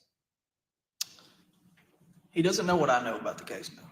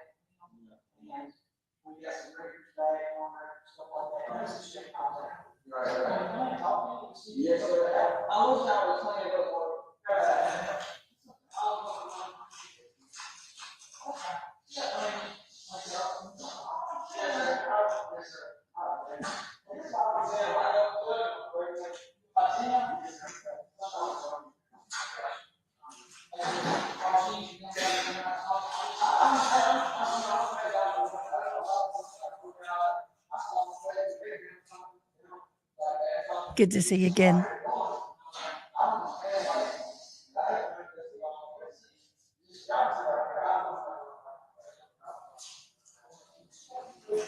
All right, I'm going to stop it right there. Can you identify the person in the dark colored muscle shirt? Yes, that's Tim Herrington. All right, and then the other person in that image is who? Myself. All right, now it appears that this is being recorded by a body cam. Yes, sir. And who's wearing that body cam? Detective Ryan Baker.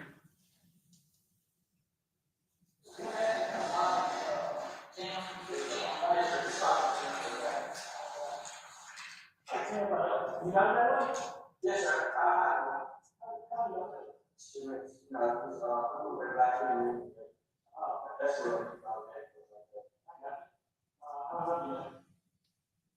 All right. I just want to inquire from the court, is that audio, Not the best. are you able to hear that? I can, but more important question, can the jury hear it anyway? Y'all hear it? We good? Yeah, that'd be the important It's a question. little muffled, I guess, would be a good way to. I do believe the audio system here is better. So if it becomes a problem. So catch me up. Who is this? You listen, I'm sorry, let you guys. make your own decisions about where you play it anyway, okay? I apologize. I had to have a conversation, so I'm a little behind. Someone catch me up. Who is this? Thank you.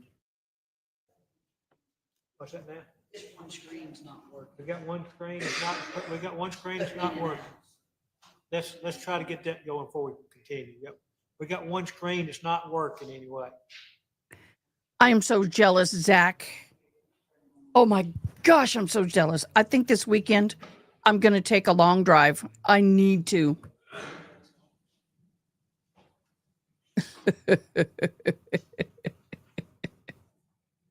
I think I'm going to pack me up a nice picnic lunch. I'm going to just take a nice drive somewhere.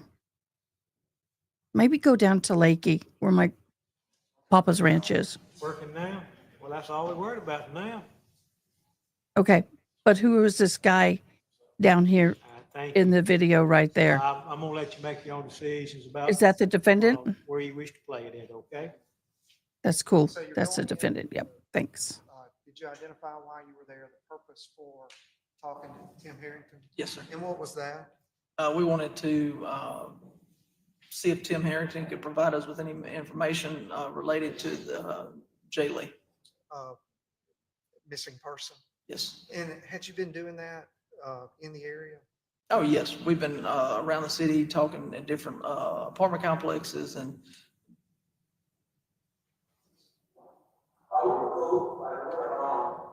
Like, I would say we were like best friends, and we were like, no,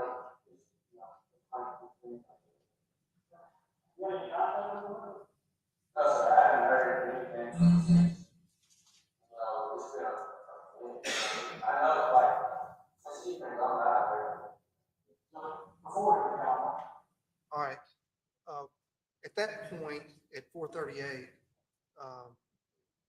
was that statement from Tim Herrington important to you? it was. What did he say? He said he ain't seen him since he's been gone. All right. Since he's been gone. Okay. And before he said, since he's been gone, what did he say? So you ask your question again? What did he say right before that? I do not recall, sir. All right, let's back it up. Just a few seconds.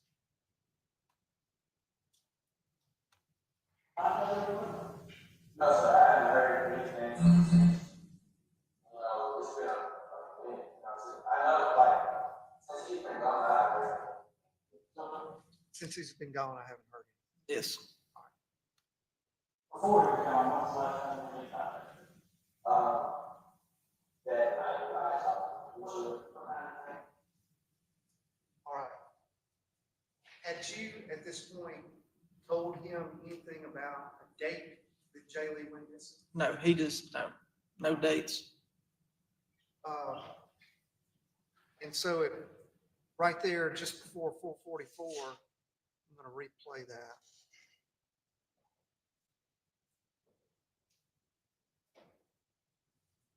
His statement there about since he's been gone, and at this point, Does that indicate to you that he knows when he went missing?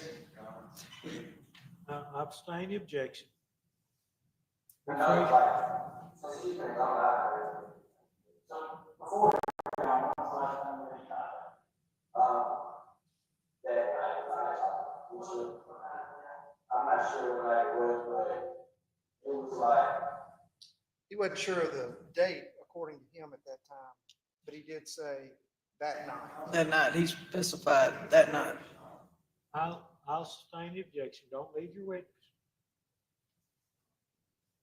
Was he sure about the exact date here on the interview according to him? He said that night. I was there, so I'm not sure exactly.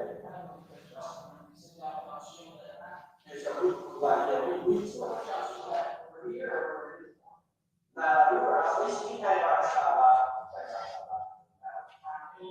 right now, we were talking, still we want something, or old friends,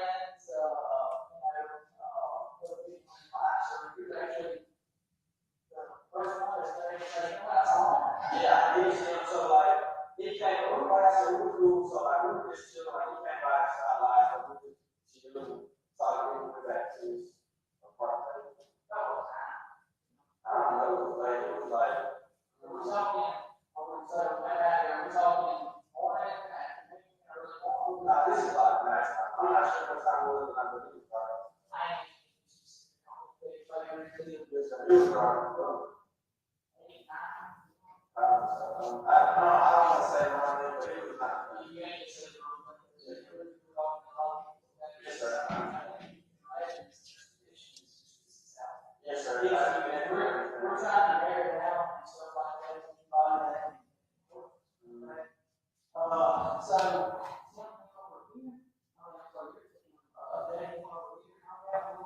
Yeah, he should have been dark. Like, he stopped by. You know, we talked about. No, it's fine. I came outside. It wouldn't take long. You know, talking. Shoot, I'm sorry, Haley Mouse.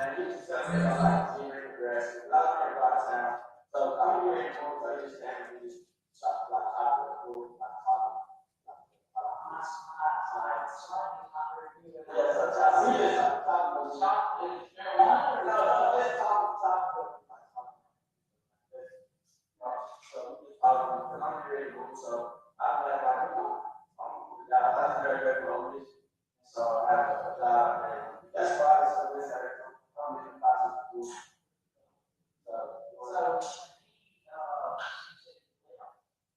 Yes, sir, you know.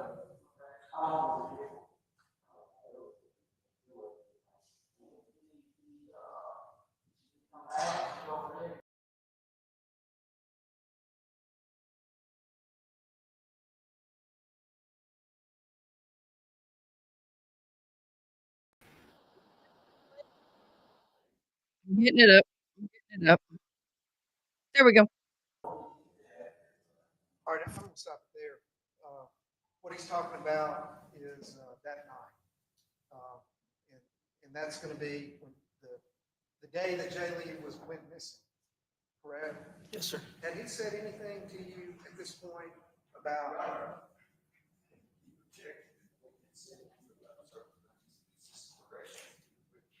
I'm gonna let him ask his question. Go ahead. at this point, had Tim Herrington said anything about an early morning encounter with Jay Lee? No, sir. All he kept saying was that night. Had Tim Herrington said anything about having Snapchat messages with Jay Lee in the early morning hours? No, sir, he did not.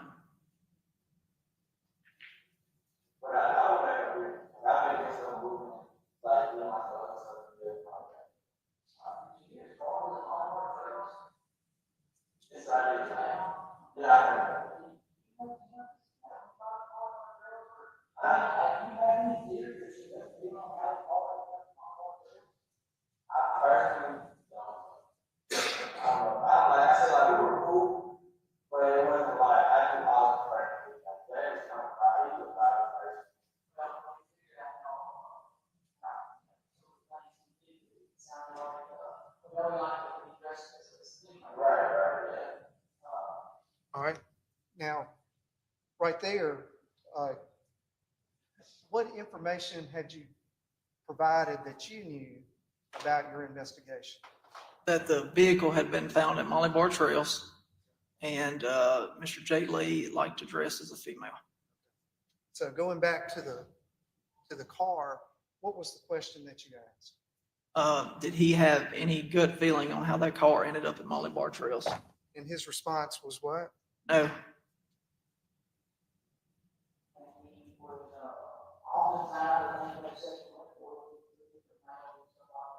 All right. And even though he said no, he doesn't have any idea, what did you know about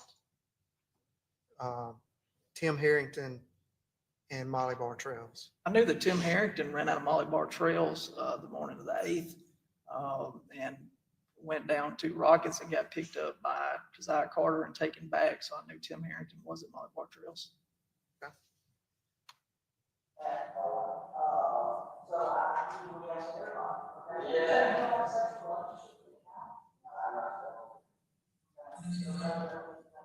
Yeah, we were just cool, like me, like my position is like, I share about it, things like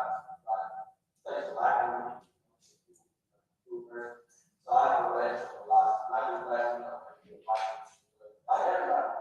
Yeah, it's not first time I got to I relate to a lot of people that over talking about life.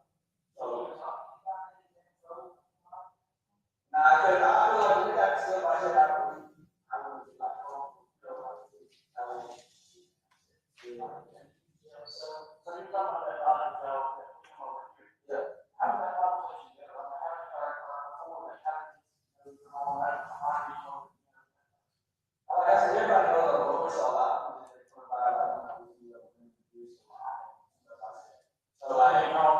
All right. Prior to getting into how did you know he was going to come over, did you inquire as to whether he had, I mean, he agreed that he knew that he liked to dress fashionably. Yes. Did you, what was his response to whether they had a more than just an acquaintance, friendship relationship?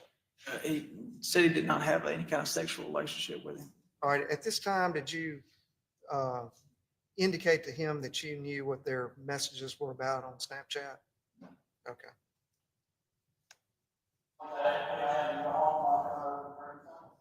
Yeah, I think I had something earlier, and so I started like,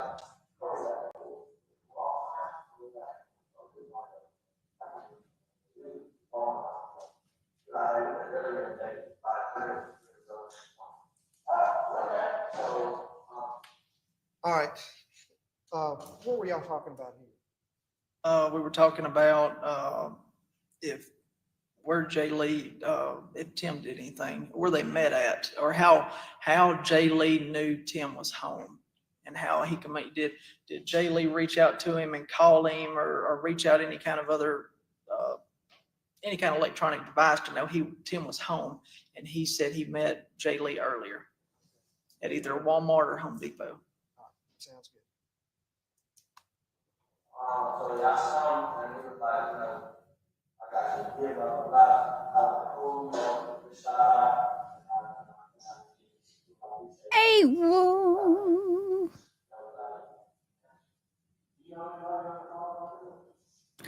Why does he not uncover the camera, dude? It's hard for me to look at.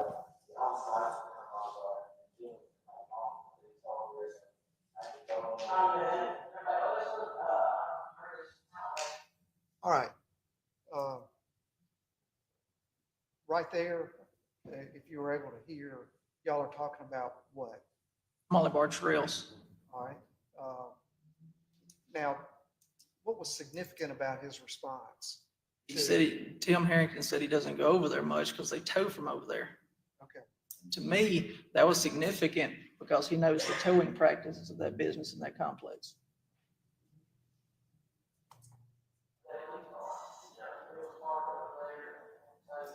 I personally don't go over there, but I Right. The last time I went to my bar was around. All right. Was that additional Be right back. information that he Customer. provided significant to you about Molly Bar Trails? Oh, absolutely. Oh, never Tim mind. Harrington said My he's been son. over there a few months, but we hell were is he able to find running? video of him running out of the complex that morning, July 8th.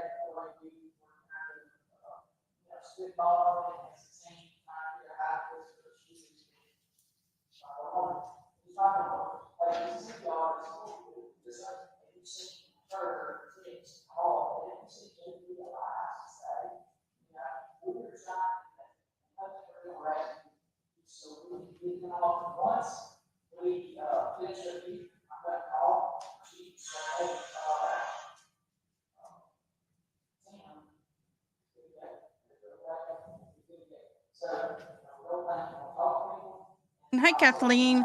Look, a friend loves me.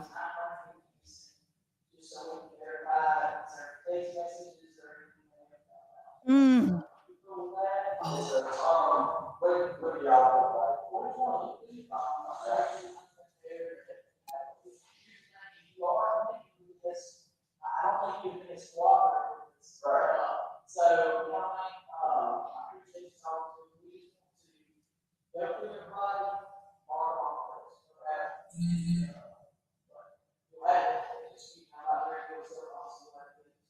Okay, so you know, like Instagram.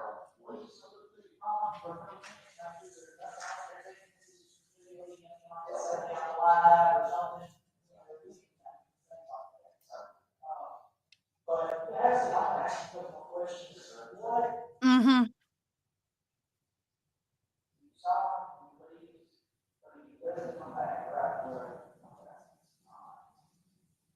All right. Why was that important information to you right there? You saw him, he leaves, but he doesn't come back. Yes. Asking Tim if he saw Jay leave, which he said he did. He leaves, which Tim said he did. He doesn't come back, according to Tim. It was very important because Khalid Feeders already I knew can't see. that I can't hear. he came back over there. He was going to meet somebody that had previously blocked him on some social device, and he was going back to meet somebody that he had met earlier in the night. All right. And in canvassing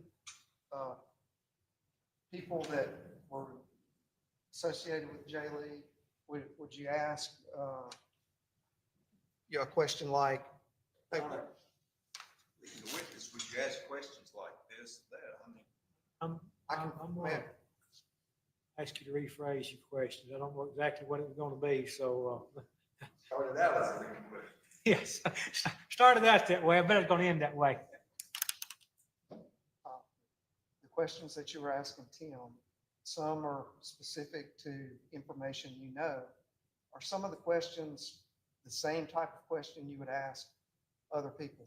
Absolutely. Do you know Tim? Have you seen, I'm sorry. Do you know Jay Lee? Have you seen him anytime since July 8th? Those are standard questions that we would ask anybody trying to ascertain any information we can about where Jay Lee is. Was one of those questions that you would ask, what do you think happened to him? Hey, Zach. Absolutely. I think that. Zach, I hope you're listening. They just brought me fish and chips from Wahoo's. Oh, Wahoo's. It's a very important question because everybody has Everybody has a different opinion on, or thought or may know something. And we want to know what that is by asking, what do you think happened to someone? Well, thank you for joining us. I hope you will return. I hope you're part of the family. I have thoroughly enjoyed getting to know you. So look forward to seeing you again. Have a great day.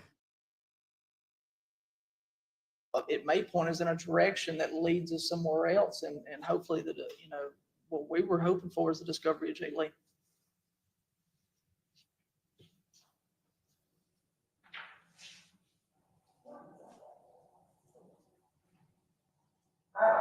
You said that we have to say you like, I don't know,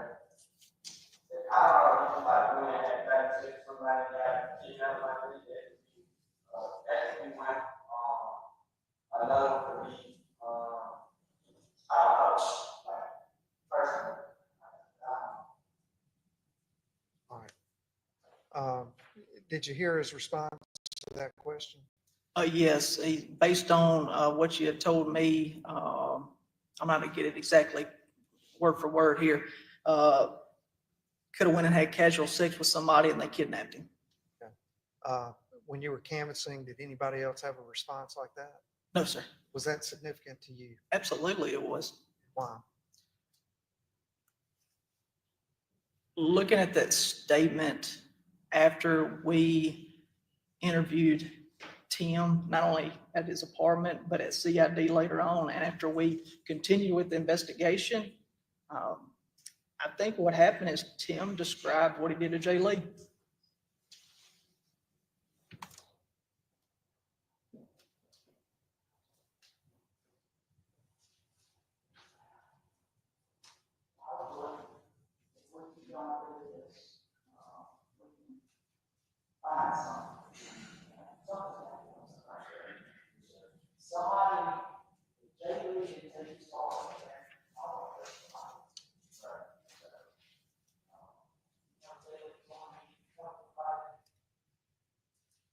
All right.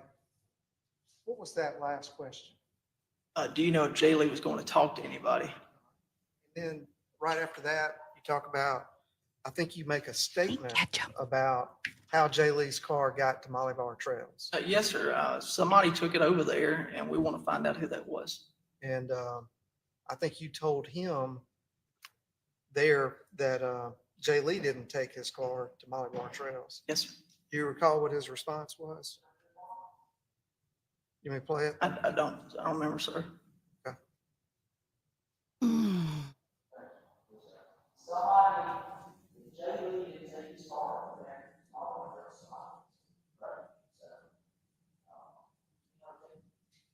Did he agree with that statement? He did agree with that statement.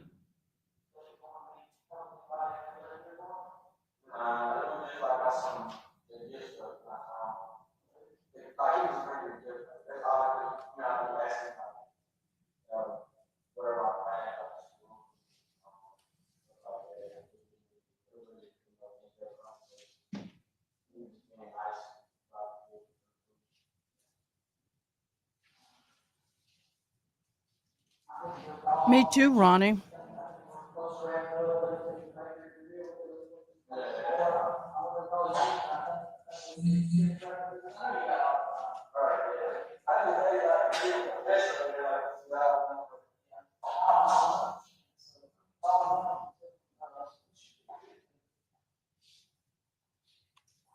All right. For all intents and purposes, the interaction interview with you, Ryan Baker, and Tim Herrington at his apartment, is that basically it? Yes, sir. In its entirety? Yes, sir. And at that point, you said you're going to have to go call somebody. Yes, sir. Talk to the chief, I think is what you said. I did. And he was not aware that you had the search warrant. You told the jury that, is that what you were going to talk about, whether, where to go in the investigation from this point?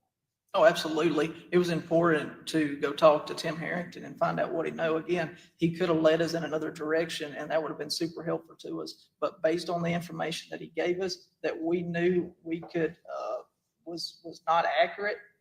Going back to, you saw him, he leaves, but he doesn't come back. And he hasn't been to Molly Bar Trails in a few months, but yet we got him running out on July 8th. We decided to move on and execute the search warrant. All right, and did he ever enlighten you about any of, or give you any assurance that would explain the bits and pieces of evidence that you had already developed in your investigation? No, sir.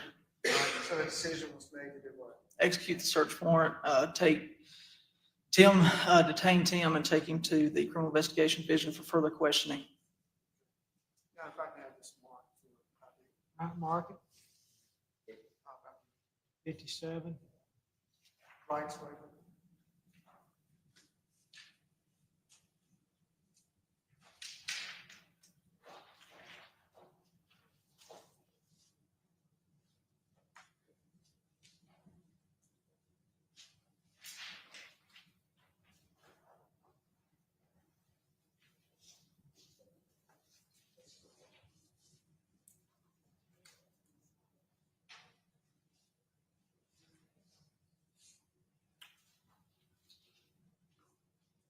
Get as far as you can, Mr. Creekmore, then we'll, No, if we have to take a break on the other matter, we can.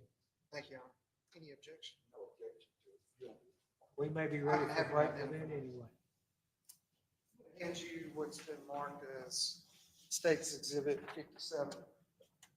You recognize that form? Yes, sir, I do. What kind of form is that? It's the Miranda rights form that we use at the Oxford Police Department. All right, so if you can, just explain what the Miranda warning is, as well as the waiver of rights for the jury. Yes. So the Miranda warning, we want to inform an individual, such as Tim Herrington, of his right to remain silent. Anything he can or he says can be used against him in a court of law. We want him to understand all of that. He's got the right to an attorney if he can't afford one.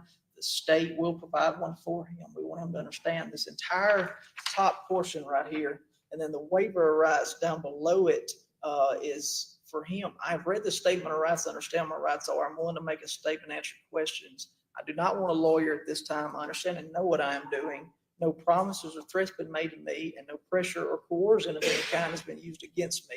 I understand that any time I can exercise any of the above rights. Is that standard for investigators to use when they're talking to a suspect? Yes, sir. Okay. Now, did you make a decision after the interview at the apartment around 12:30 on July 22nd, 2022, to take Mr. Herrington in custody down to CID? Yes, sir. And then he was presented with this form. Now, that entire contact between yourself and who else was with you? Brian Baker? Detective Baker was, yes. In the interview room, is that recorded? Yes, sir, it is. Was the portion where you went over the Miranda rights and the waiver included in that? Yes, sir. And you can clearly see Mr. Herrington signed the paper. All right. And do you recognize that exhibit as does that accurately depict that rights waiver signed by Tim Herrington? Yes, sir. That is Tim Harrington's signature right there, and that is his printed name. And then below it, the first witness is myself, Shane Fortner. The second one is Ryan Baker, Detective Oxford Police Department. State would ask to be received. All right, any objection? All right, rights waiver will be received is 57. All right. Your Honor, can we approach just for a second?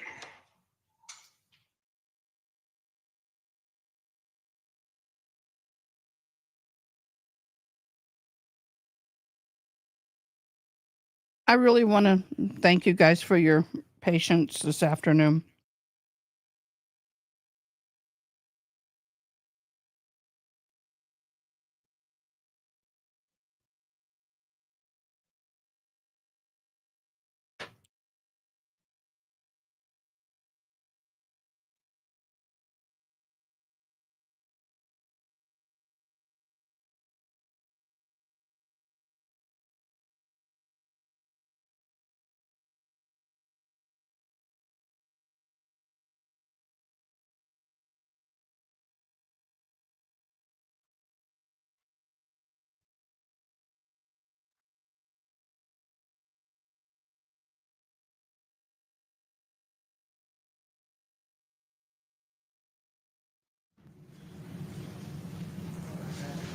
Wow, that was tough.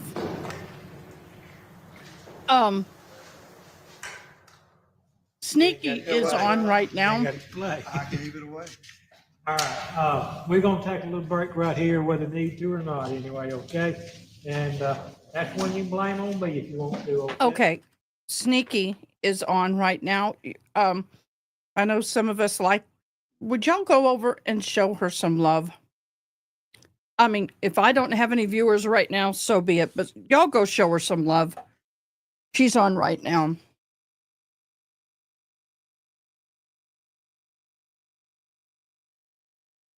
Go over there, hop on. She's sharing some news on the CEO situation. And I think she could, I would appreciate y'all supporting her. So go over there real quick. Hit that thumbs up while we're on the break.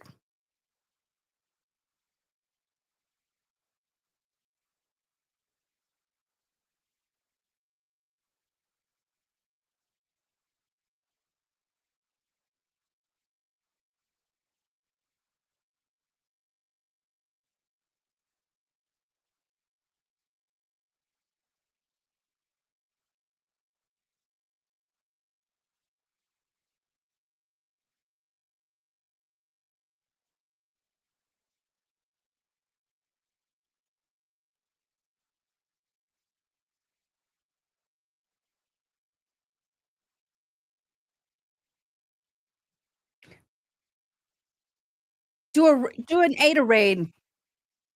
Y'all go do an Ada raid.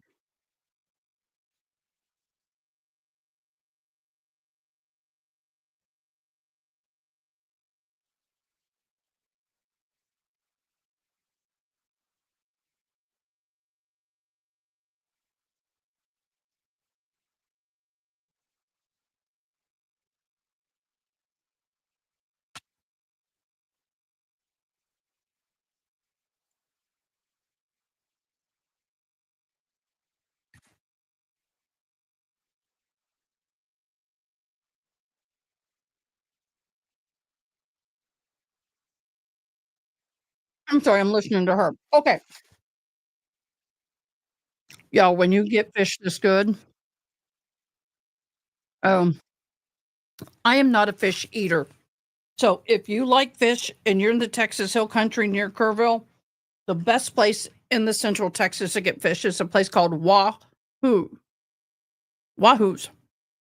He gets it straight from the Gulf, never frozen, drives it straight in and cooks it.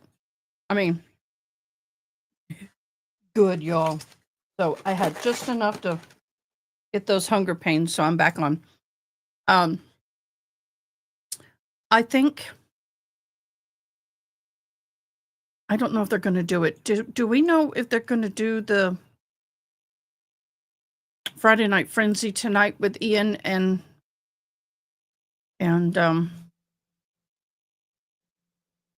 Lawn Lumber and Uncle of the Bailey? If they don't, I'm decorating tonight. We'll find something fun to watch. I'll open up the camera. We'll do some decorating. I would have done it yesterday, but my back was just killing me. Thank God it's not anymore. Oh, that was good fish. I guess when I was younger, I guess it happened.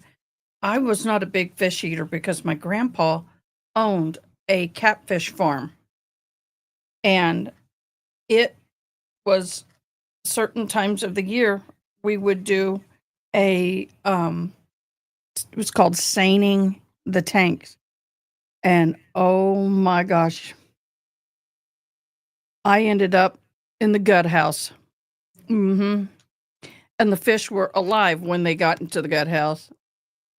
And we got them, filleted them, separated it. And it was always one of them was around the 3rd of July, because he would provide a lot of the catfish for the 4th of July fish fry as a fundraiser for the Cherokee Children's Home and for the fire department. So after you experience that as a young teenager, year after year, I still can't eat catfish. But I don't like fishy tasting. I'm not into that kind of salty stuff. But I've yet to have any kind of fish, and I've had a good variety at Wahoo's that I did not like. They have a grits and shrimp. It's like almost like a crab cake, but it's shrimp and grits. Oh, and I hate grits. And it's deep fried, which I shouldn't be eating. Yeah. Trying to find this. It's not working well. This is so soft, y'all. But anyway, it's a little on the pricey side, but then again, I got to say, it's more than worth the pricey side. It really is. You guys, if you're over at her chat, leave some DNA. Come on, guys. Y'all leave some DNA over at her chat.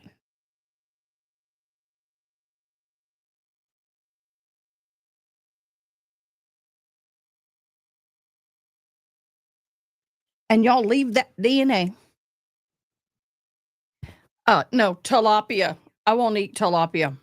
Mm-mm. A lot of tilapia are raised underneath houses that are built on top of pylons in a river, and it's caged around the bottom underneath, and people, I just won't go there. It's nasty. Absolutely nasty. Won't do it. Won't do it. I don't like tilapia, and I won't eat catfish no more. Won't do it.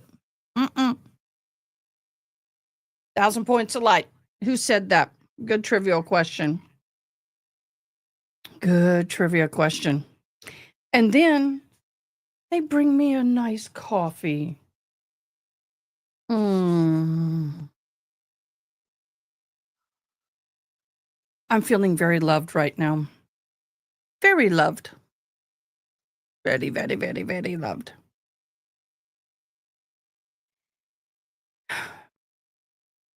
It just will not eat squig. Well, I take that. I don't know. I've never had any of that crazy stuff. Never had any of that crazy stuff. You guys, if you've gone over her channel, please like. You only got one like, and it was me. Come on, like it. Like her channel. Don't make me. Meet me over there. Y'all subscribe. One thing I love about Sneaky Side, and she's from Canada, and she probably, I hope she'll get mad at me for saying this. She's a very lovely young lady, but her thought process is that of a more mature person. And I thoroughly enjoy her perspective on things. And she does a great job. She just started her channel, so y'all go subscribe. I do like salmon. I do like cod. I like salmon. I can't remember the other fish that I like. They have several fish over there that I've never had before, and I was like, but it's not the fish by itself. It's the seasoning. They call themselves more of like a Cajun-ish fish restaurant. But one of the things I don't ever get is anything blackened. To me, it just tastes like burnt pepper. That's the way it is. And I'm not big on pepper, much less burnt. But their blackened is so good. It's got a touch of heat. Now, I don't do any heat. It just tears me up. But it's not heat as in like jalapeno pepper hot. It's a well-balanced seasoning with a warmth. and I really appreciate it. I really, really do. Yeah. Do y'all remember when fish sticks came out that you could microwave or put in the oven? Love my mother that raised me. Mary, love you. But Wednesday was hot dogs because of church, and certain days were certain foods. And I get it. It makes it easy. But fish sticks back then, I loved them. Now, unless it's homemade. Now, I've had some homemade on a special at Wahoo's, and I didn't know it was going to come like in the little, what I call the finger sizes. I like grown-up fish sticks. How about that? Okay, I got to get off of this. Got to get off of the fish. I'm trying to eat healthier. I'm trying to be better. So let me see what.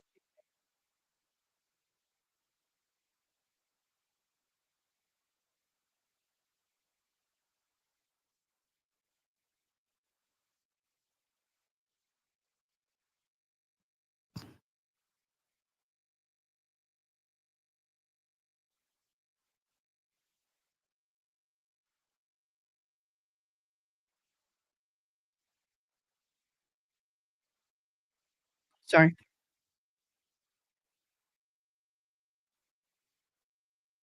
So anyway, so one of the things we were going to do this weekend was we talked about Carmen coming on and moving my Sunday Night Live to Saturday. Well, she's got to work both nights, so we'll be doing my Sunday Night Live. Anybody who's either a mod or somebody maybe like 80s Music Man or anybody who has a camera and wants to come on and share this Sunday night, we will be doing that at 7:00. I'm going to invite people to either call in or hop on. I prefer you hop on through the camera, but if you can't, I understand. The fan is hitting my eyes. It's just in the wrong place. Let me tilt it. There we go. So look forward to having people hop on and let's kind of chit chat. We are getting ready to start court. As you could tell, they had some movement. Oh, they were the bomb. And now, not so much. There is something bunny. There is a mac and cheese, not Kraft, that is better than the Kraft mac and cheese. Well, you can do the call in because I have a burner phone. So I'll post that and people can call in. But if you want to come on and chat, you need to have a camera. But you can call in.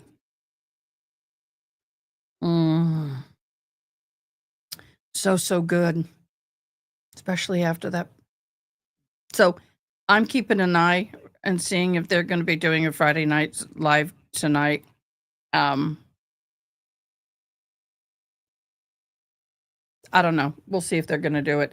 Because if they do, I'm going to interpret it. And that's okay. Do you know what else I realized? I saw a photo. Do you know the Big Macs at McDonald's used to be like high and big and, and now they're like this? I was kind of just putzing around and looking at some of the stuff that we used to get. You can tell a huge difference. It's weird.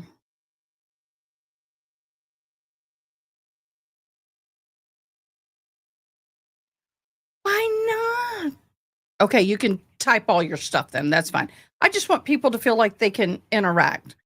I've watched a lot of YouTube before I started doing this, and sometimes, I don't know, it just sometimes you have a really good point of view that nobody else is thinking about.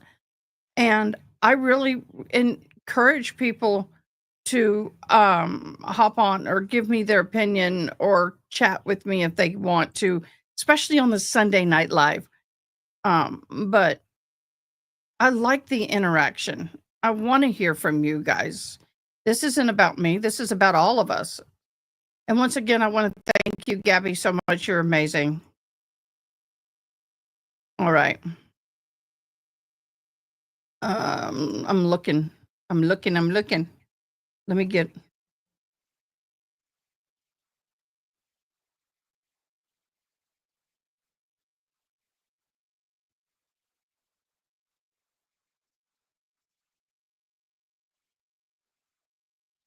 Let's see.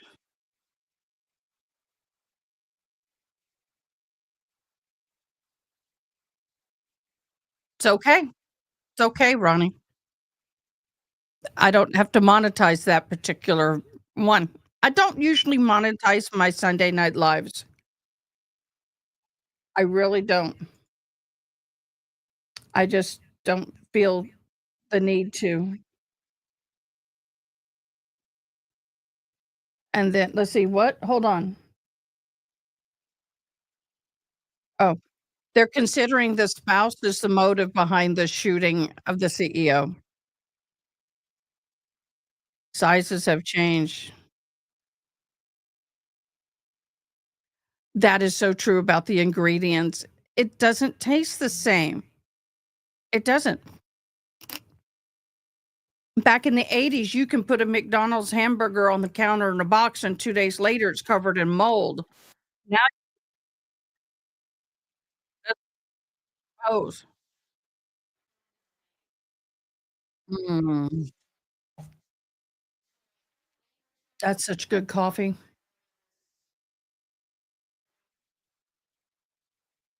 So let me get this back up.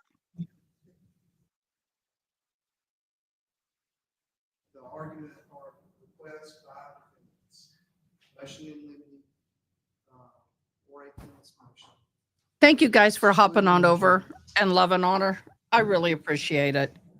I want to support her channel and see it grow. To exclude the conclusion of the custodial. As I understand it, the defense moved to exclude the invocation of his right to an attorney from the interview. I've granted that. I think it's reversible error not to. What? I could have a case to cite to Your Honor, but if What? you already made your decision. I'm going to exclude the when the defense when the defendant invoked his right. I think we got some U.S. constitutional law that says it's a reversible error, not to, in the court's opinion I anyway. can withdraw from state 11, let take a chance on it. But I think I'm obligated to. If the step will let me take a chance, what the hell do you think this is? A game?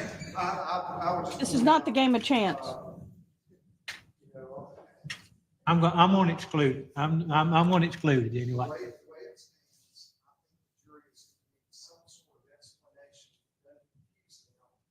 why it stops the way it does without violating the ruling of the court to play the portion of him invoking his right to counsel.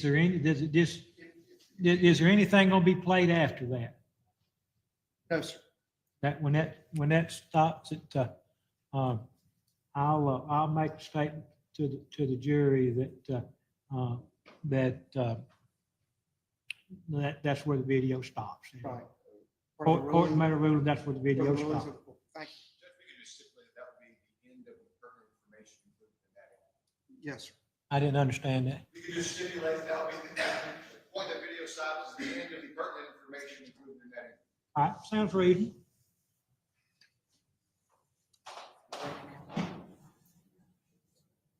Are we ready now? Y'all ready? Yes, sir. All right, go ahead.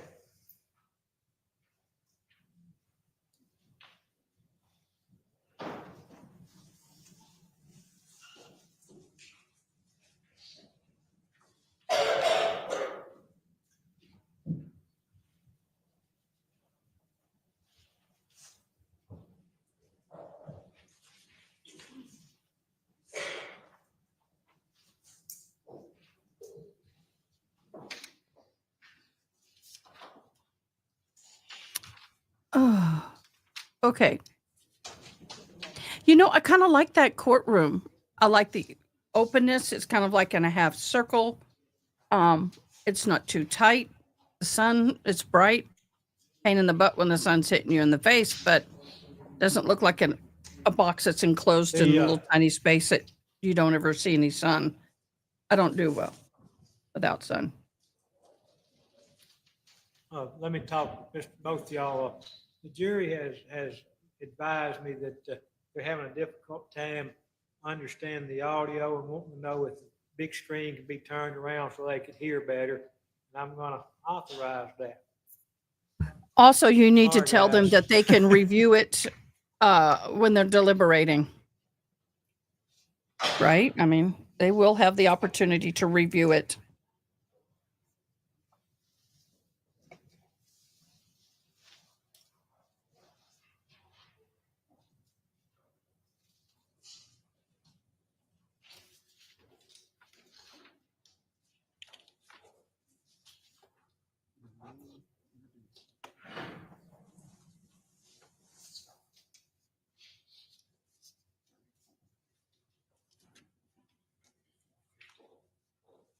And that's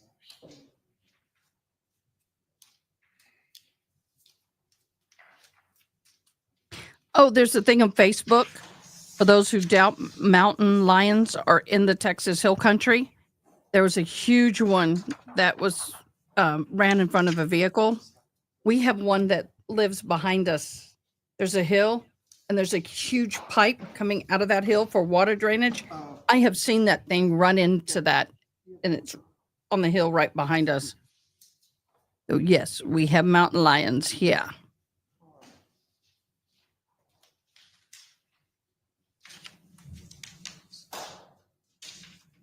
Your Honor, if I could have this mark for ID. May do so.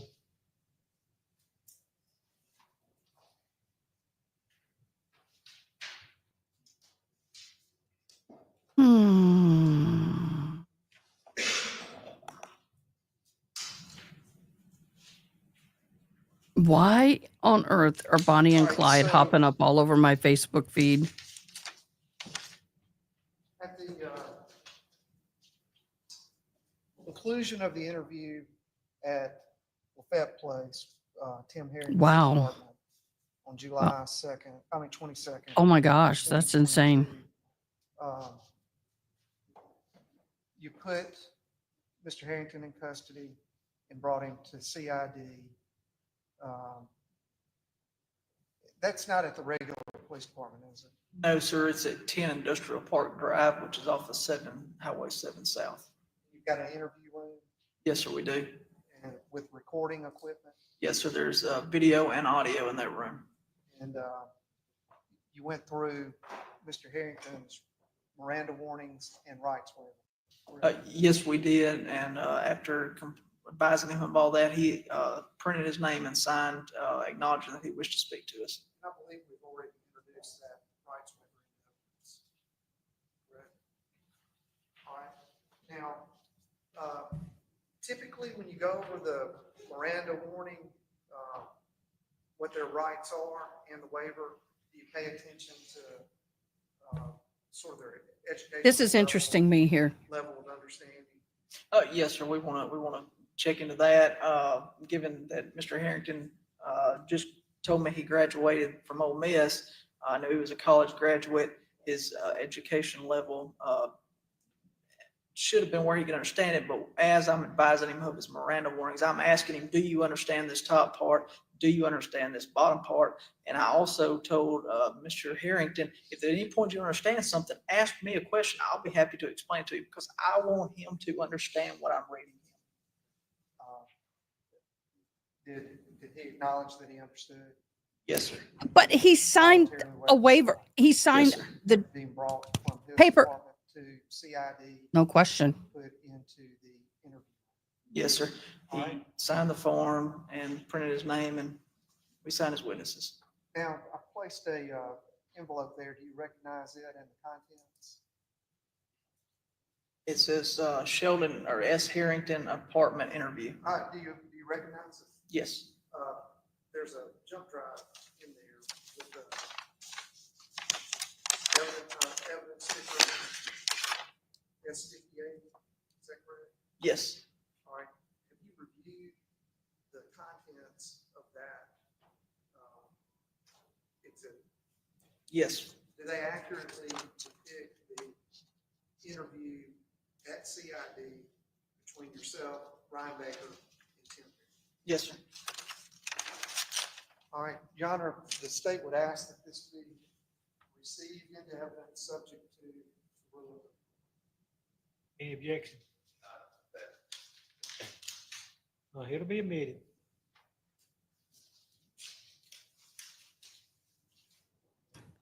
Do do do do do do do do do do do do. Da da da da da dum dum dum dum dum dum dum dum dum dum dum dum.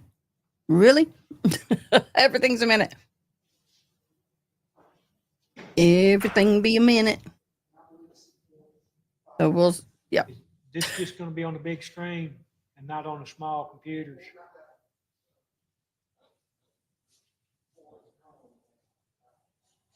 I will have to say it's gone better It's just today gonna be on than the it big has screen or any all other of them? day.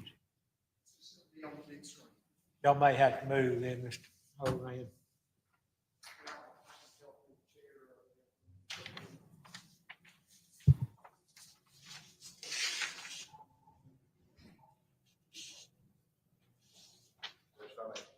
Yeah, make yourself at home there. We might even drag you up the shed.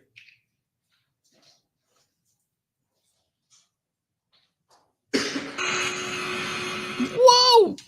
Sorry. Dang. No, I'm trying to check and see if I have anything I can share with y'all during these down times. I guess that won't be it.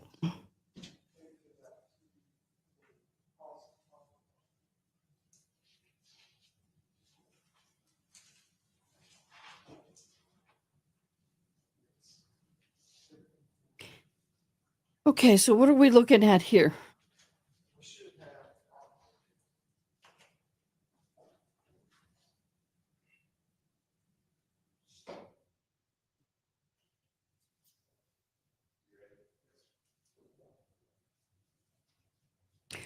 I am really missing Judge. I can't remember Sarah Boone's judge. Really missing him. He had them running like this. This all would have been set up. Doesn't that look like the 1980s? Oh, come on. It makes me nauseated. That reminds me of the 1980s classroom I used to be in, all wood paneling, and we actually had blue carpet in our room. Okay, now get away from it and settle the camera. Settle.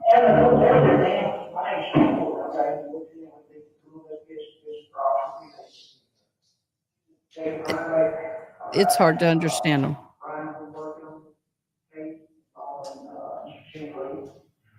Also, goes by Jimmie, it's just kind of started. Okay, and I think you told us this. I really believe you. It's important to work with us. Did you agree? So we came over to your house. We asked you some questions. So we follow contact with things. Okay. So those questions let us bring you down here. Yeah, everybody come up here. So we have all the people out here. We've got guys who've been here with us. Proof, nothing, okay, nothing wrong. But the one thing, I want you to try to remember the entire time, we treat everybody fair. If you say that we treat you fair, don't think we did anything wrong, you did good. Okay? Really expect the same.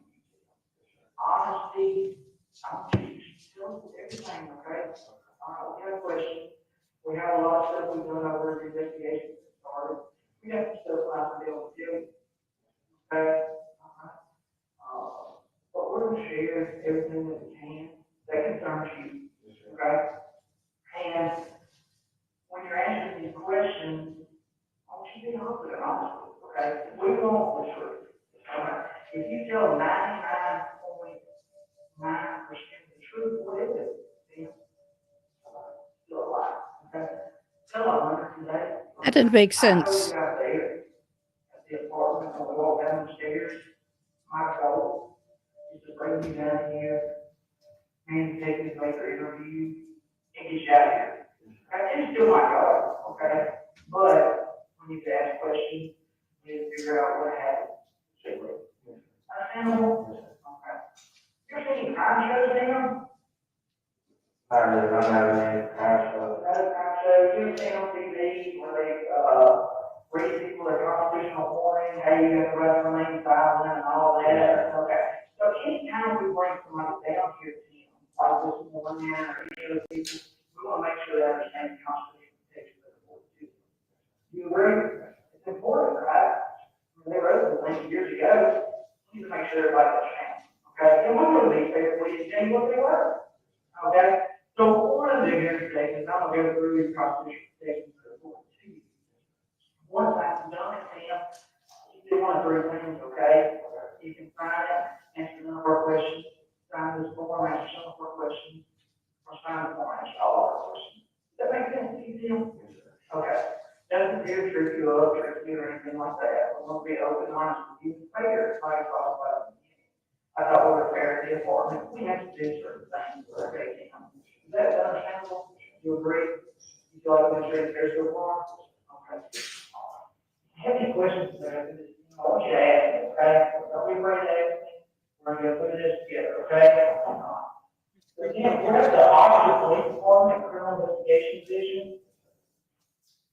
I'm gonna come down. If you have no objection, I think I've never seen this. I think it's important for the court knows what's staying, and it's plenty loud, but that don't mean I can understand. And I'm gonna get closer because in case there's any objections. Judge is coming off the bench. I won't be able to not have to replay it through every man. Wow. It is loud, but still not clear. And I don't know. In the today and age, even back then, they should have had better recordings than this. I think I can hear a little better here. But then looking, he's got a curtain behind him and plywood on all walls and old blue carpet. So it almost looks like he's in a trailer home. Nothing against him. I'm just saying.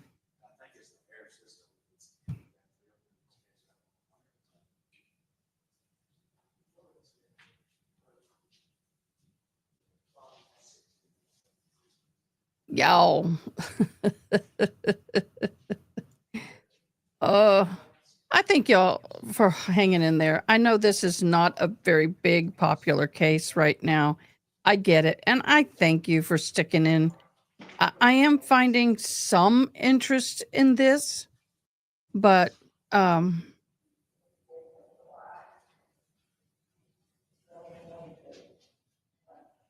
Just real quick, Dale. Your first name is what? Sheldon.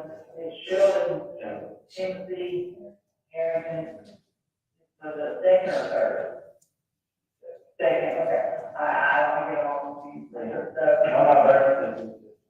So, Jr, okay. What is your date of birth, Mr. Sheldon? I'm going to make okay. All right. What's your date of birth? March 5th. I'm going to write that on the back, okay? And what is your phone number? I'm gonna ask that any feeds just include the statements as the dates of birth and phone numbers, okay? Just go to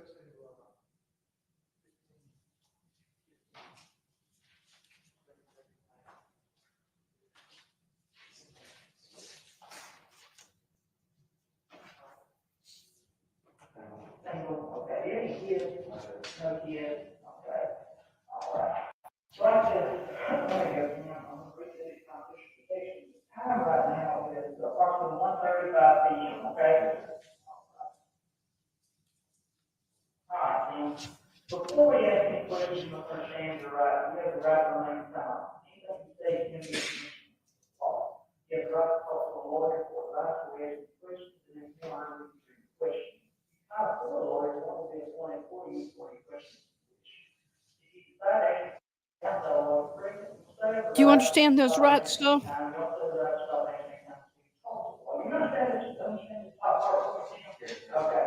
Waiver right here at the bottom, Tim.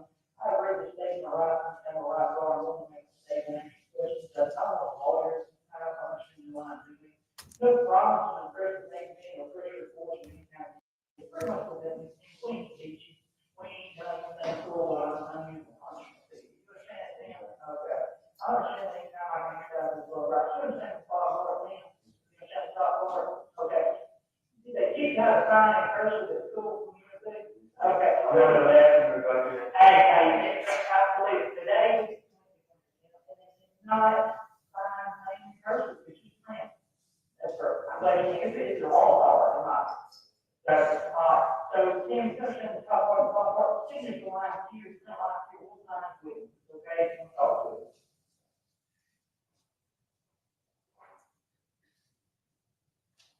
So he agreed. He signed it. What's the argument over it?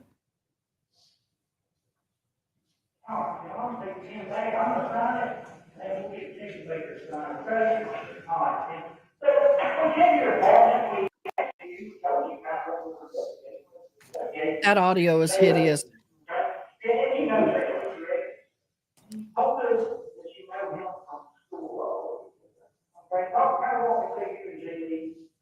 Knowing your friendship and all that.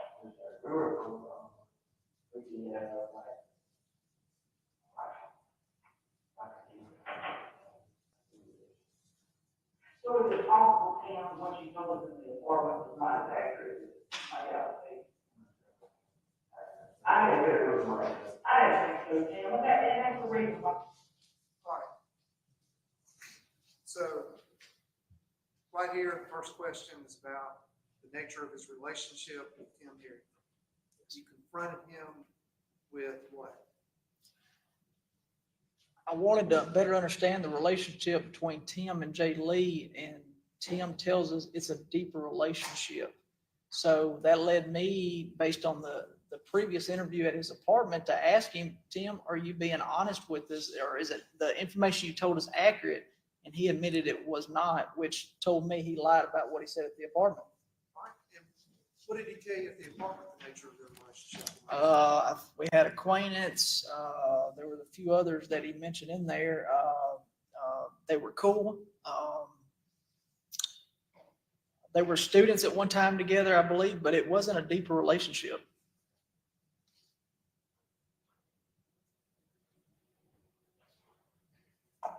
You understand that, Tim? I think it's important that we get that on the table. Because it means you don't have a good understanding of what happened here, the whole picture. All right? And I can't tell you story. Okay? When you walk out of here, Tim, out of this room, you can tell anybody anything you want. But in this room, you tell the truth. I think that's fair to you. Okay? So tell me about this deeper relationship you and Jimmy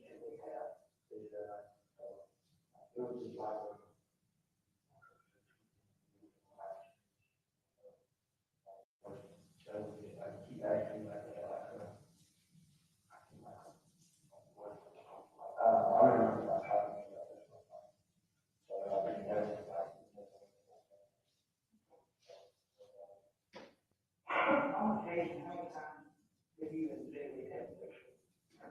I'm not sure. I guess. Is that significant to you? Absolutely. I think it shows a pattern of sexual activity between Tim Herrington and Jay Lee. Again, goes away from what he said in the apartment about just being acquaintances. And that was consistent with what you knew from the Snapchat. It was consistent, further in the investigation, but it was, yes.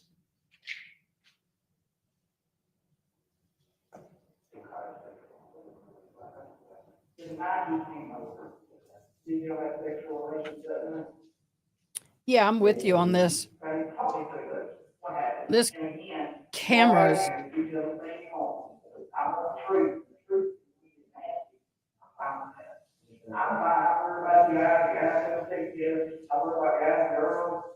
We have people sitting here, guys and the animals, okay? I do not care. So what happened? hello, we at AdaKay.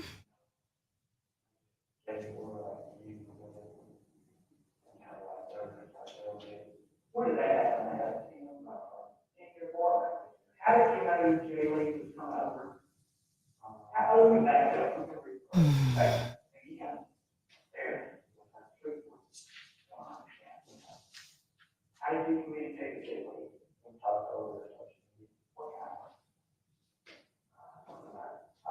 I remember like we talked like him. We talked. I don't know what okay. That night you came over. What did y'all get to talk? I'm trying to remember. I don't remember. We don't talk about that. Okay, that's probably important. Okay. Can you tell me what are some of the Snapchat handles you have? You have like 2 or 3. Can you come to me? I know you got a great name, right? Yes, sir. Okay, what are some of the ones you have? My name is like my name, my name is like my name is like my name. What's your name? Red. Sure. All right. You're talking about his handles. What is that? Not well versed in Snapchat, but it's a name that the Snapchat user has, I believe. If somebody has a nickname, instead of putting their real name, they often use a nickname for social media handle. Absolutely, you don't like he says right there. He's got some real name, and then he uses his nickname as well, and his nickname was Red. And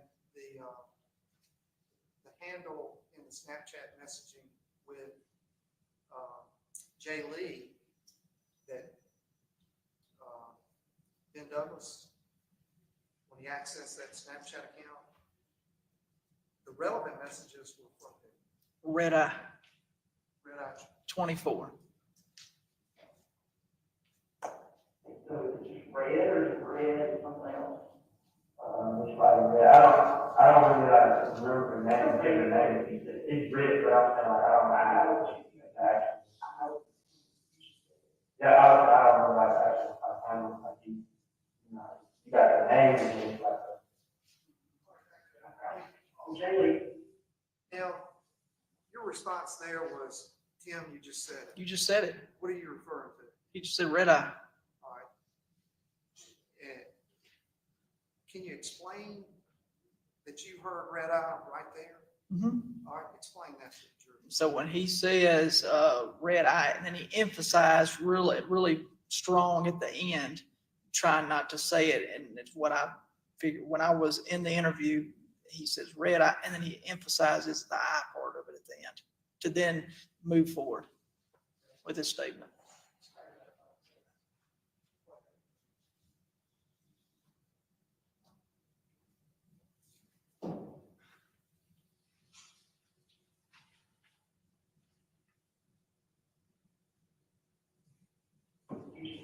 Yeah, I don't know like actually like him.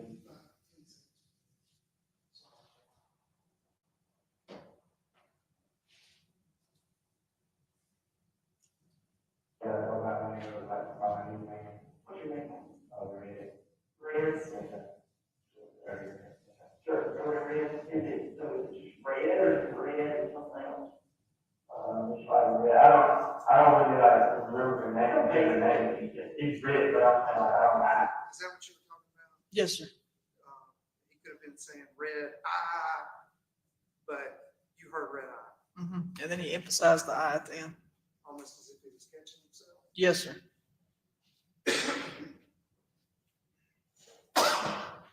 I know you should say it. Yeah, I don't know like actually I don't know like you know name and things like that. Really there. You won't say you get some more. Oh, yeah. Okay. Okay. He talks a little bit more in detail about their interaction. Carmen, are you there? And then You won the tumbler for November. going back to the handles that he used for social media, he was using that handle on what day? Oh, we had it 9th, all over the house 2022. until we moved Yes. to the last house we were Yes, in sir. when I was a kid. And then Peter, on July 22nd, he indicates that. Did you hear me, Carmen? Yes, sir. That's what he says.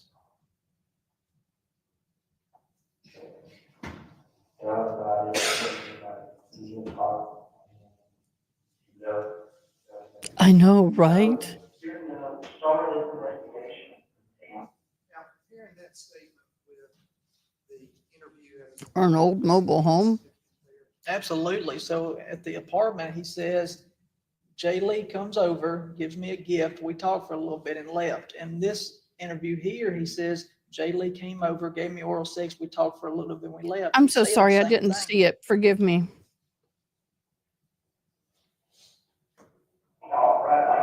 Sorry, Gabby. My apologies.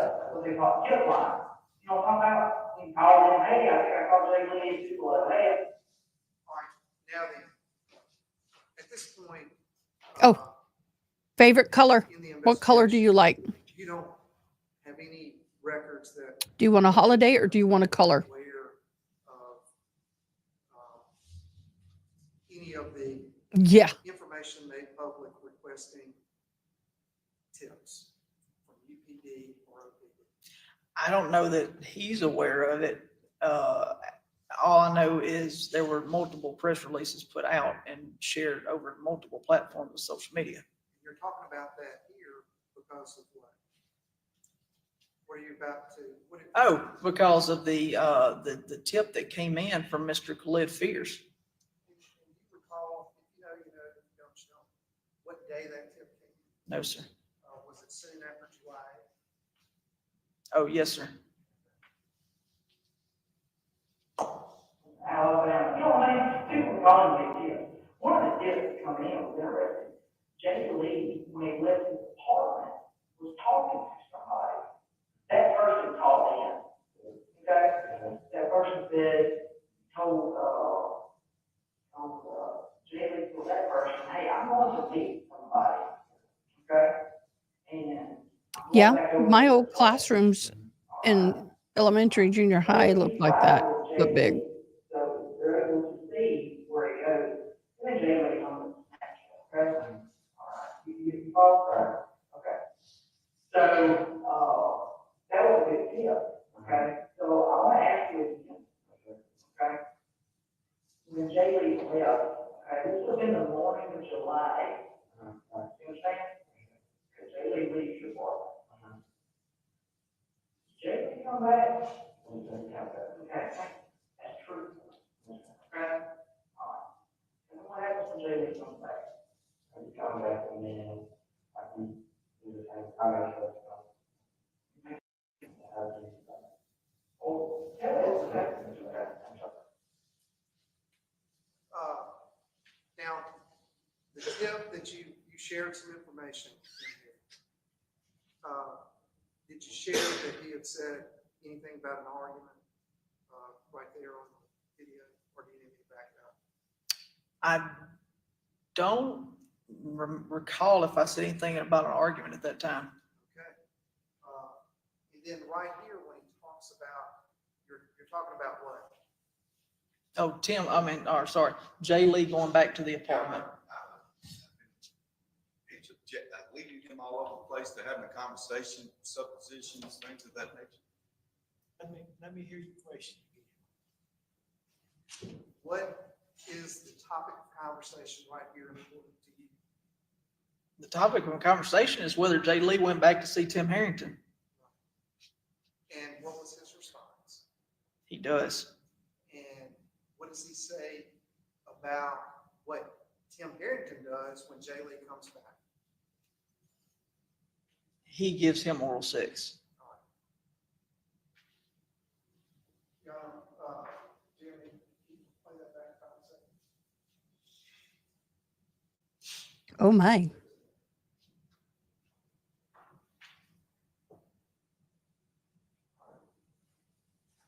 Jay Lee leaves your apartment. Jay Lee come back? Okay, that's true. Okay? All right. And what happens when Jay Lee comes back? He comes back and then I can do the same. I make sure it's done. What was the exact words he used? I made it up to him. All right. Did you talk to him about an argument? Not at this time.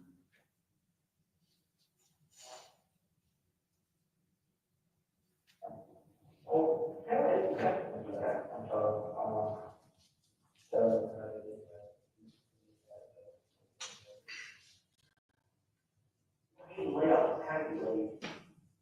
He was cool, like he was just like, he thought I was in my food, you don't even, I don't, so it's kind of, you were kind of reciprocating the performance he gave earlier.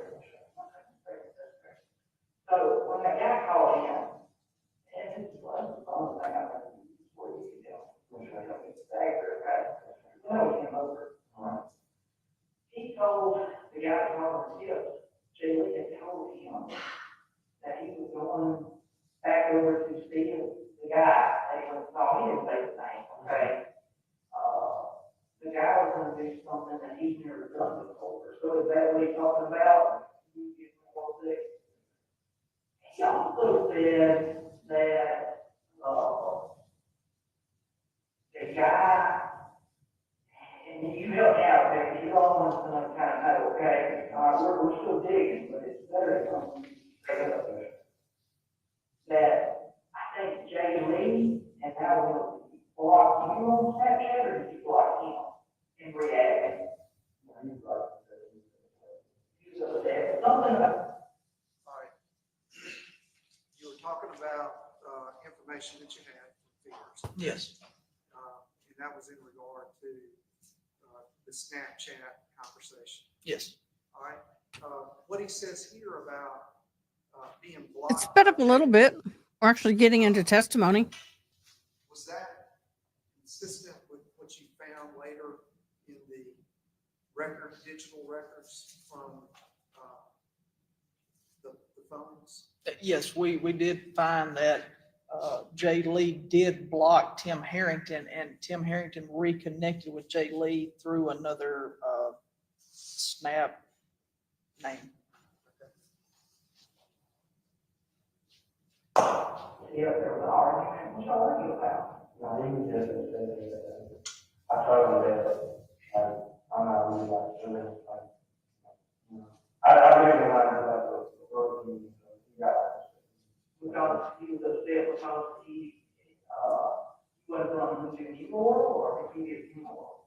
I told him that, and I know him, he really, he don't do any other stuff, and he belongs on Snapchat. So how did you read the thing? That's why I had like the other stuff. You had to create another, or you already had one? I had a okay. And you reached out to him on which one that time? I know I was on a different platform, like a different, I don't remember which one. And he come over. Okay. And when he come over, you want to say something, where was that at? In your apartment. Which room? There's 3 rooms. There's the living area and there's 2 bedrooms. Which room is that? Which one? Oh, the door you shut, the one straight past that wall, right? At the under. It's like, I will see what I can do.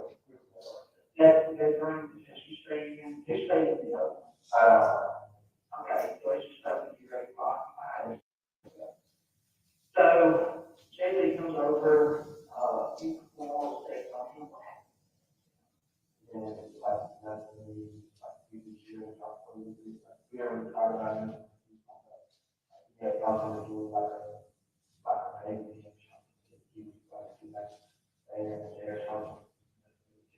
This is early 1 hour. So where did he, what happened? Nothing he like just hang out. He had to go do something like or something. All right. So the topic here is what happened after Jay Lee came back to Tim Harrington's apartment, correct? Yes, and then with Tim Harrington giving Jay Lee oral sex. All right. Had you given any information to Tim Harrington about what type of job Jay Lee was at the time, in July of 2022, involved? No, we did not. All right. What did he say about Jay Lee? He said Jay Lee had some kind of, I believe, baby thing he had to go do. And then he may have had something, he left and may have had to go do something with his job or an internship. Now, later on, you found out that Jay Lee was actually doing an internship program with CPS, or what we, I think you and I have always referred to as DHS. Yes. Child Protection Service. So how did he leave the team? I was cool, like we just,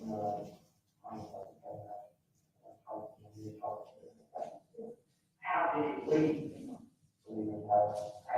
Like it was, so he left the apartment walking.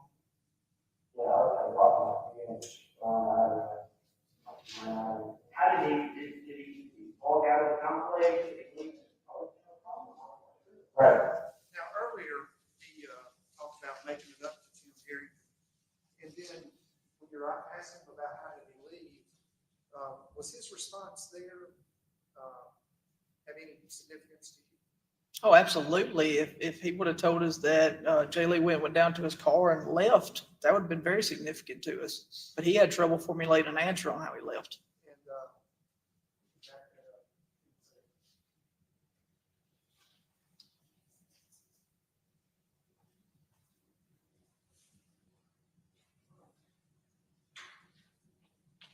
And how did he leave?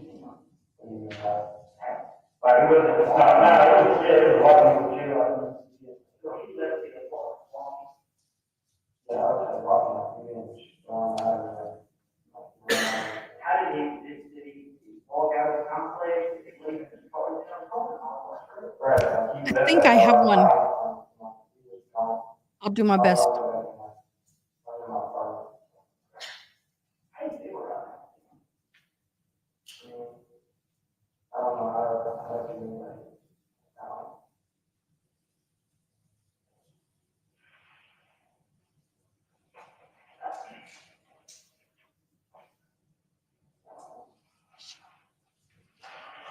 So he leaves after you give him all this. And do you have any contact with him? This camera guy is driving me crazy. Y'all are supposed to be professionals here. You're not behaving as such with this camera person. Are they new? Is it a new camera person?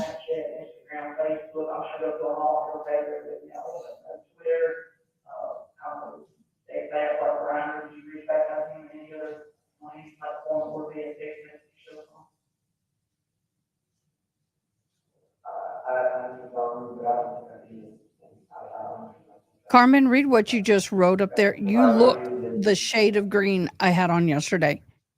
Are you saying I'm the wicked character? I saw the shade of green. Yeah. We'll see what I can do. Girl, you call me green? I'm not green. I'm sick. I represent to you that there's already been proof that Jay Lee. I do get motion sickness very easy, especially with that kind of stuff. It's like, can't look, can't look. Go south.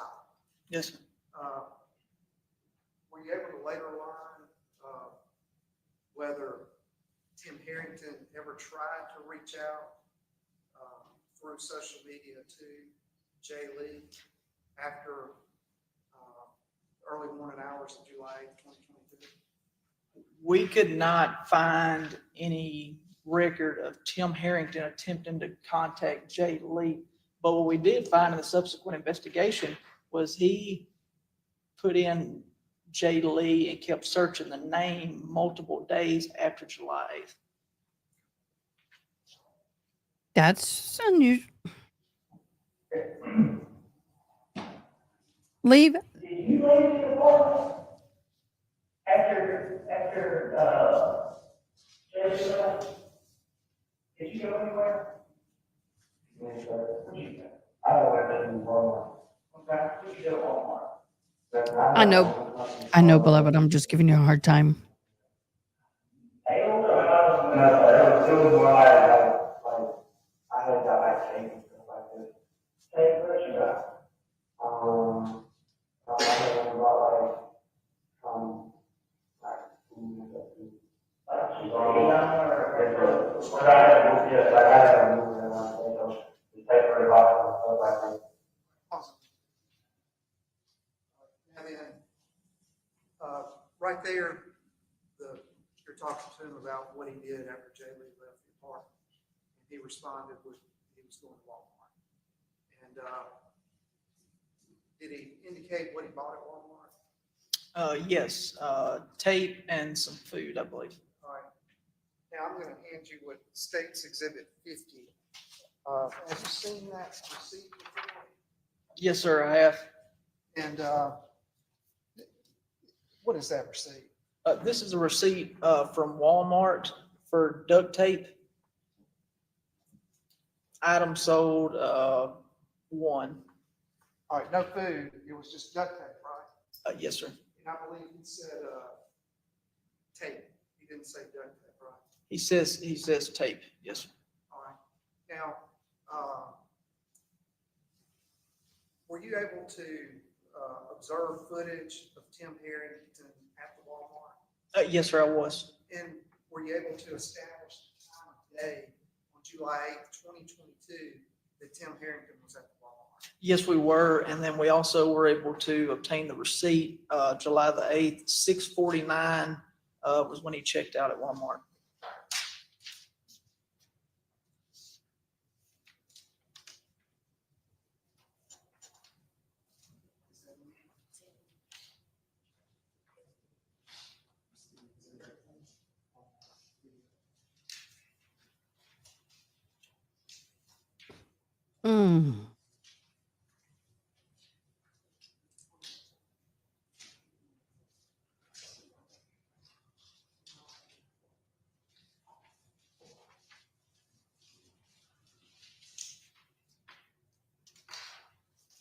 Okay. Yeah, the cameraman is giving me a hard time. Oh, thank you. I'll go look.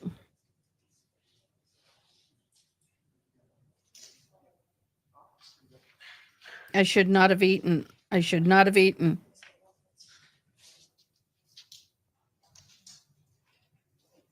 What number is it?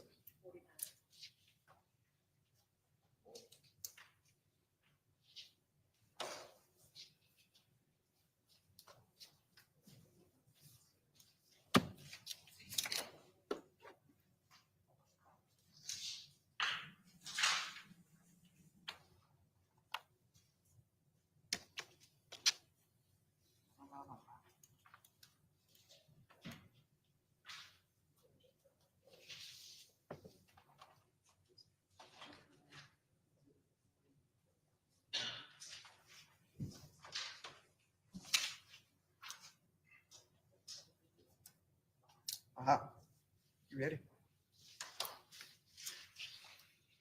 All right, we're going to display on your screen, on the podium system, Exhibit 49. Have a video. Yes, sir. It's already been received. Right. I don't.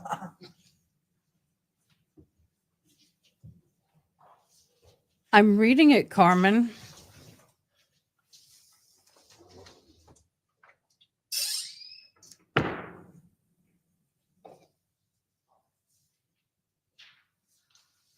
Now Wow, look at all the names. Dang. as sometimes happens, the video system at Walmart, as far as recording the timestamp. But they didn't say what the disability was. No, it wasn't. Right, but you do have the receipt.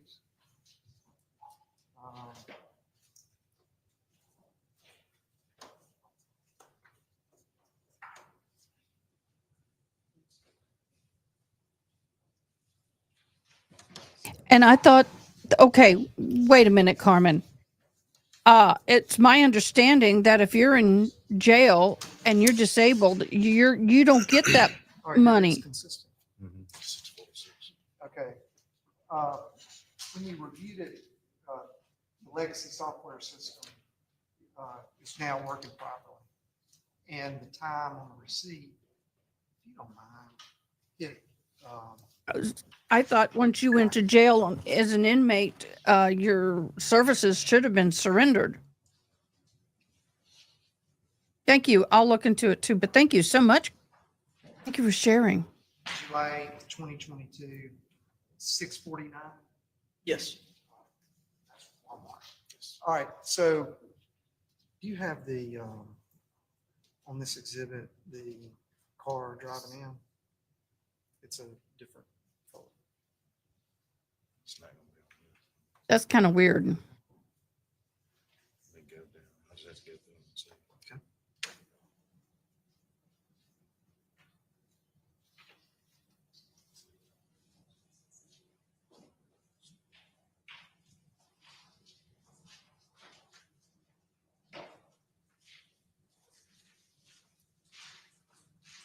Thank y'all for going over and supporting Miss Sneaky Side. She's amazing and we love her. Let's see. Rooftop, it might be this one here.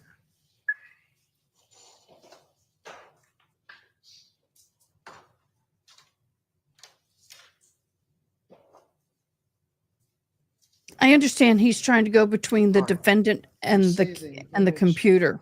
Displayed on your screen. See a barcode. That? There we go. What about now?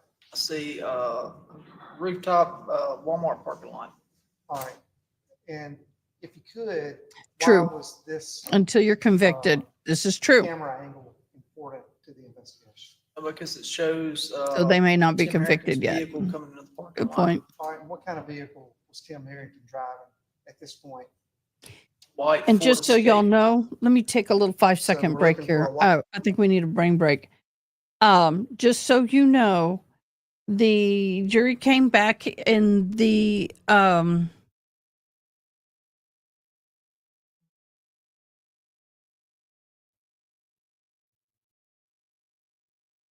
let me get to it. What's that trial that we were watching earlier? Oh, the remains of the 64-year-old woman, Pollard, who fell in the sinkhole, were recovered Friday, 4 days after she went missing. In the Danielle Penny trial, the jury came back deadlocked on the manslaughter charge.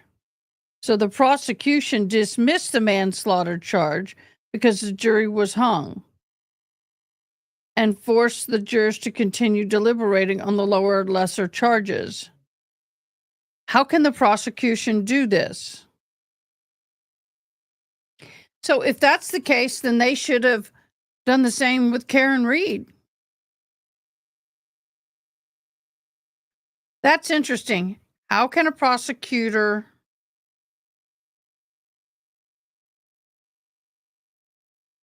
just drop the charges because you're hung on that one?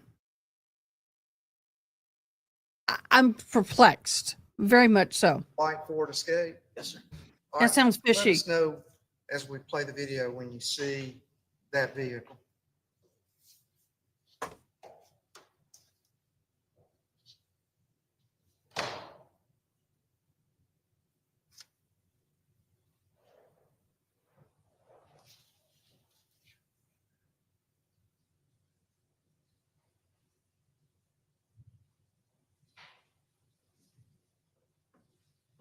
At this time, that's the vehicle coming in to the, going down the road to the parking spot right here. Beside a white car, appears to be near a buggy, where you put the buggies back. All right. And who is that? Were you able to identify who that is getting out of the vehicle? Timothy Herrington. Now, prior to Tim Harrington checking out, where we have the receipt with the timestamp and date stamp on it, was there, just describe for the jury what Tim Harrington did while he was in Walmart. So Tim Harrington goes in Walmart, I don't recall if he went and picked up the duct tape first or second, but while he's at Walmart, he goes and looks at, I don't know what the gallon size is, but large garbage cans. And he starts looking, these garbage cans would be ones that are in front of a residential home and would be picked up by a garbage truck. Large garbage cans. He's looking at it, examining the garbage can, even brings an associate over to talk about the garbage can, it appears in the video. And then he moved after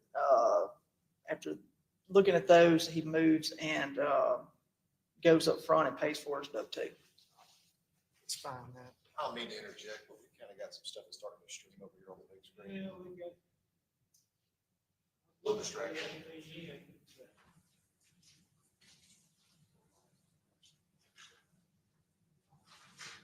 After so long, automatically reverts. Yeah, full screen, yeah.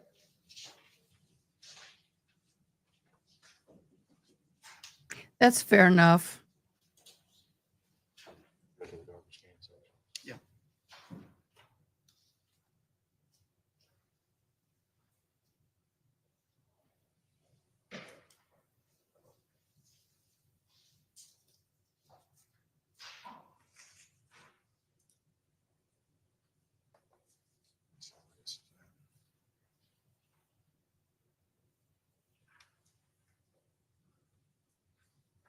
This is it.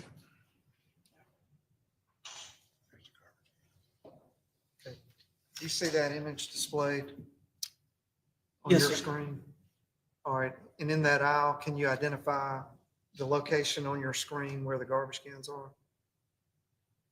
The bottom of the video says AA Electric to TLE corner, and you can see the garbage cans in the video right beside where it looks like there's a set of double doors.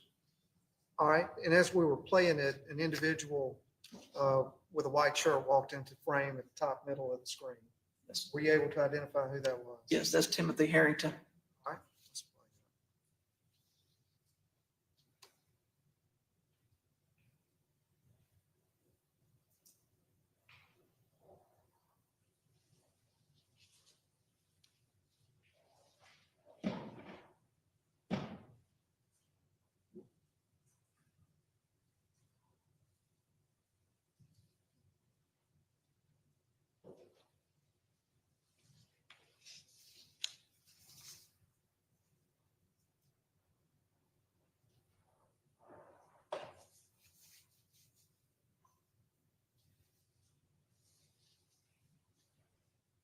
Sorry about that. Had to grab the phone.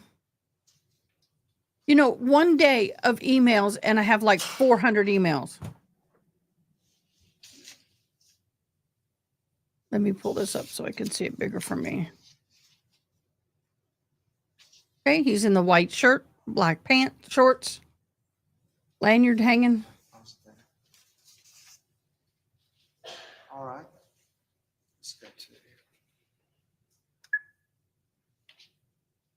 And then after that, contained on that video exhibit,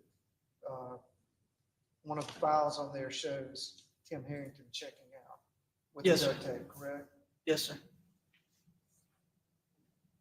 I'm sorry. Right there, it's marked for ID.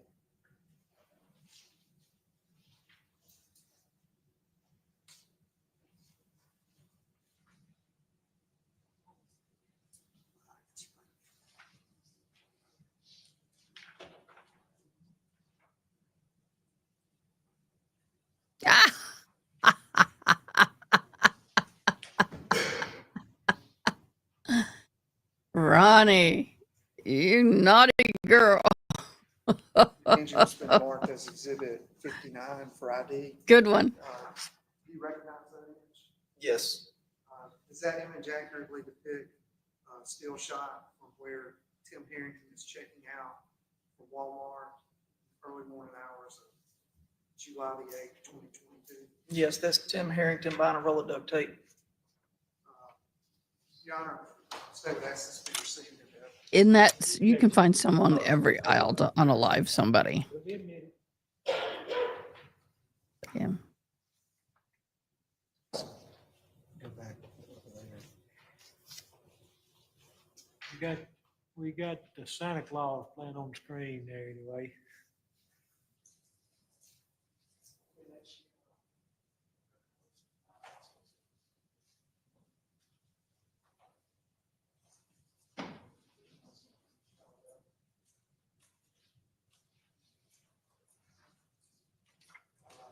If y'all bear with me, I'm gonna come back that way because I can hear.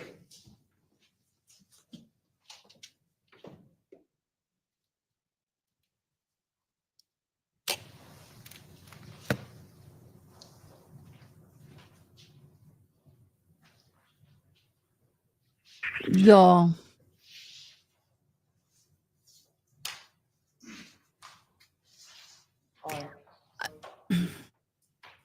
I think he did it, but I don't see enough evidence to convict. Do you? At this point, I haven't seen any evidence to I convict. believe at this spot in the interview. Get it under control, dude.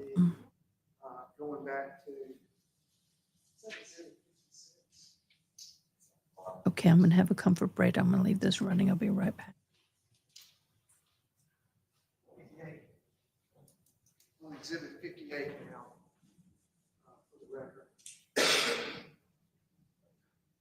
Does he talk a little bit about the business that he has with Tyson King? He doesn't reference Tyson King specifically, but he does talk about a moving business. All right, and does he say anything about whether he has anything to do that day involving the moving company?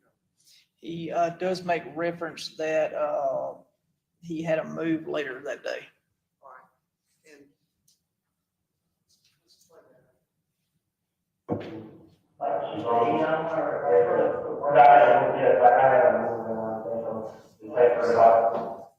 Now, were you able to later, as part of your investigation, find out anything about the accuracy of that statement? Yes, we were able to talk to Tyson King, and Tyson King kept a calendar notes of their the jobs that they did, and July 8th was not listed as having a job that day. All right. Did he ever indicate in the interview what kind of tape he normally uses in the moving company business? He references the tape. I'm trying to recall. I think he refers to it as clear tape, but it could have been something I said to him as well. Okay.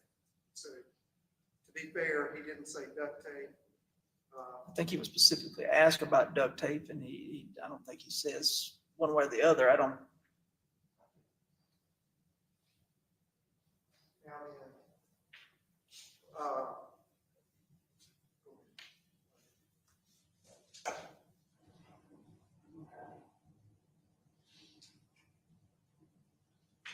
How did you purchase your house at Walmart? Cash, legal? I knew you might be able to. Yes, sir. Okay. Legal, so tape or tape that you don't have to pay? Yeah, we use like the big clear tape you wrap around it? Yeah, we have, I think it's like stuff that you wrap around like. You know what happened? Did he describe the tape in more specificity there? Just the tape that you wrap around boxes. It was that one, like wrap around, it was that one. Yeah, did you drive your car over Walmart? Yeah, You're still talking about Walmart. You saw the video portion where he's examining the garbage can. Now, do you know anything about the Vet Place apartments and whether there's any necessity to have that style? I think you were referencing that earlier. Yeah, the style that Tim was looking at Walmart was for residential use. Tim lives in an apartment complex at the time, Lafayette Place, and outside of his building was a large trash compactor. that he could put his trash into. There was no reason to have a garbage can.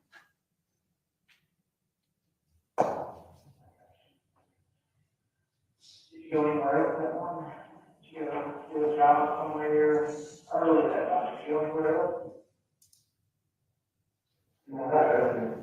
Not early. So after Jay Lee left, the only place you went to was Walmart? Yeah, Mark.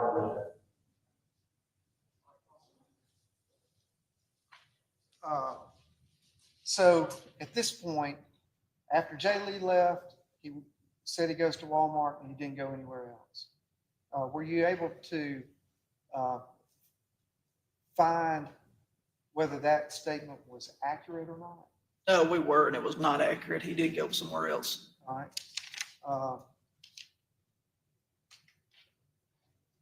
Your Honor.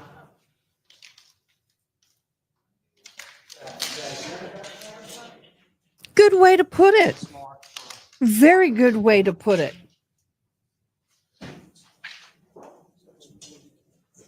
I like the way you put that. That's good, Ronnie. I got to get used to this.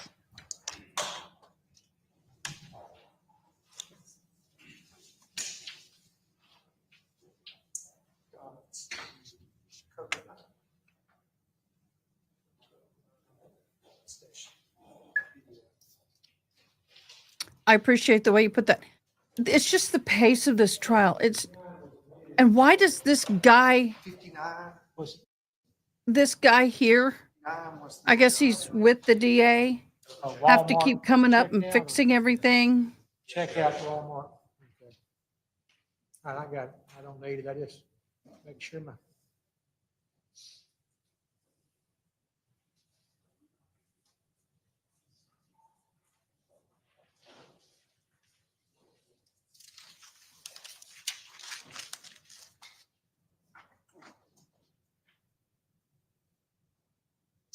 All right. I'm going to hand you Exhibit 60. I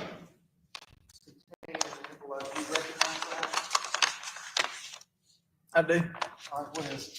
The video from the Chevron, oftentimes referred to as Kokomo Chevron at Jackson Avenue in West Oxford Loop. Review the contents of that video. Yes, sir, I have. Do they accurately depict video surveillance from the morning of July the 8th, 2022? Yes, sir.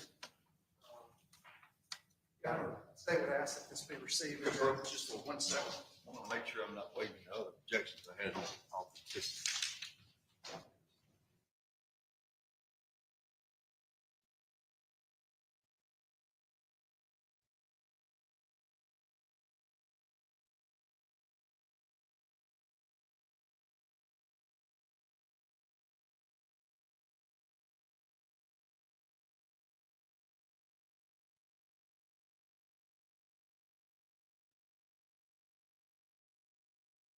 Oh, another sidebar.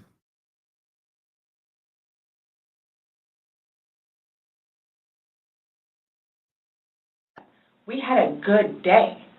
It was a good day.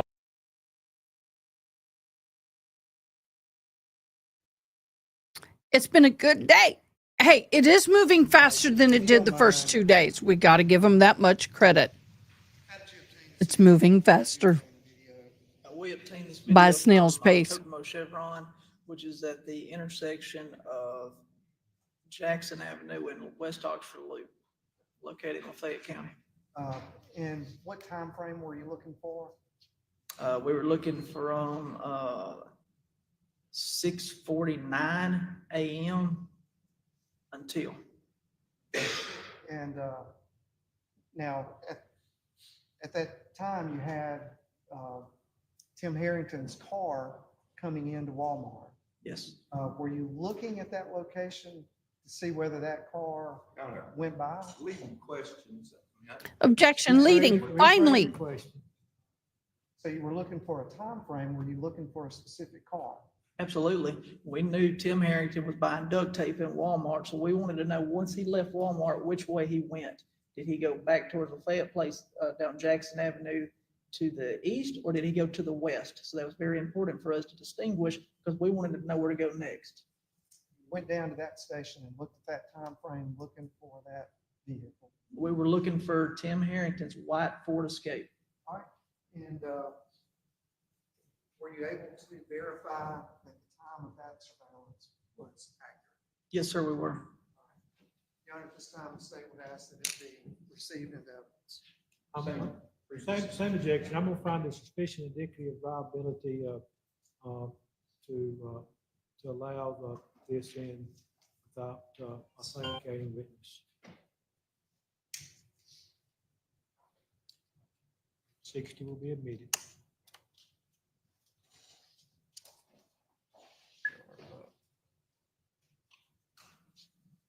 Permission to publish.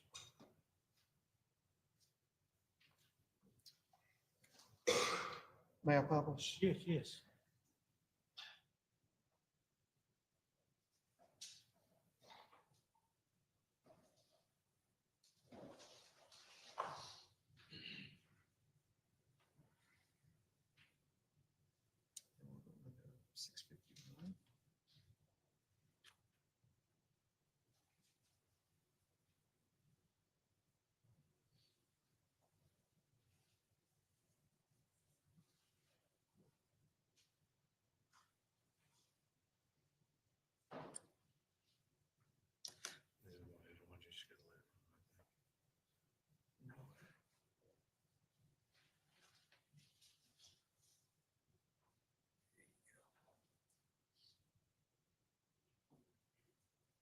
All right, we're going to try to cue it up to the 6:51 a.m. spot.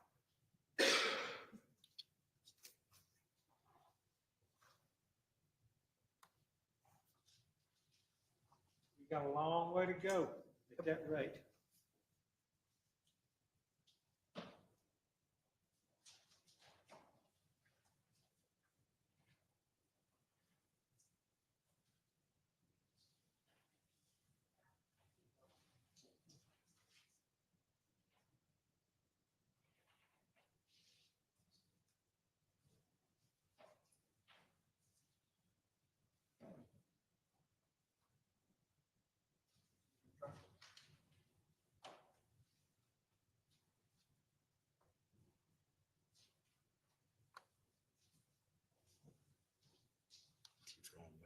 Yes.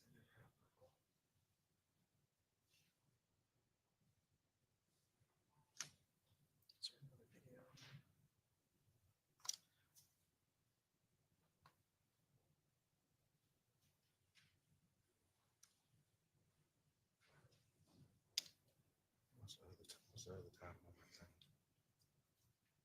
6:57. See, it's already passed at that time. So are we watching? You're good. Are we, what was the purpose of that? I'm confused. And if you see me talking, my daughter's on the phone.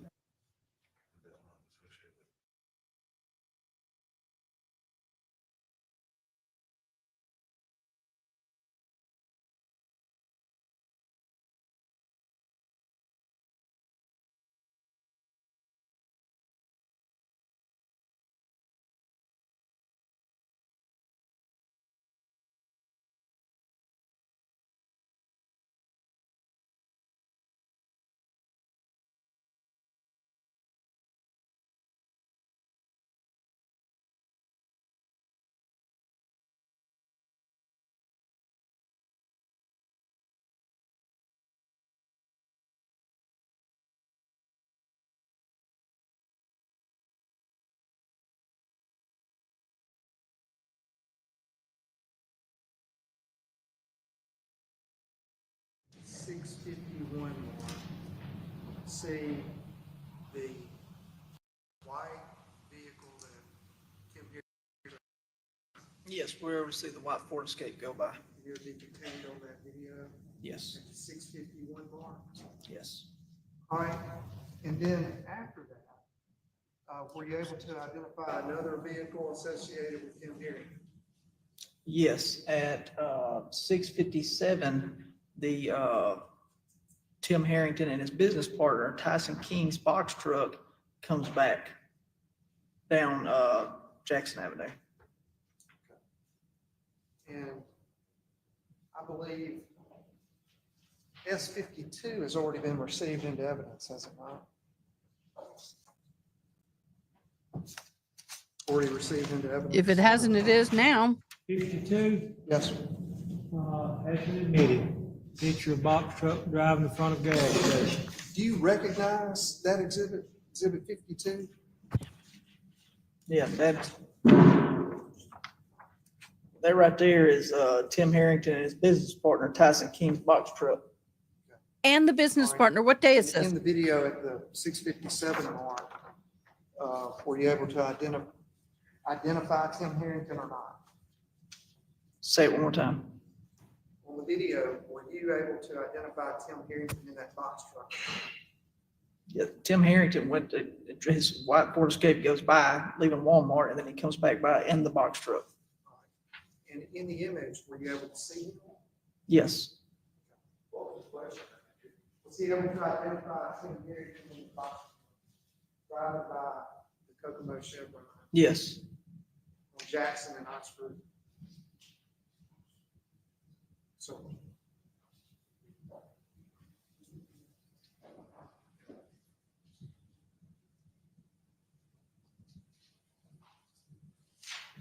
All right, we're at the 6:49 mark on the video being projected on the screen.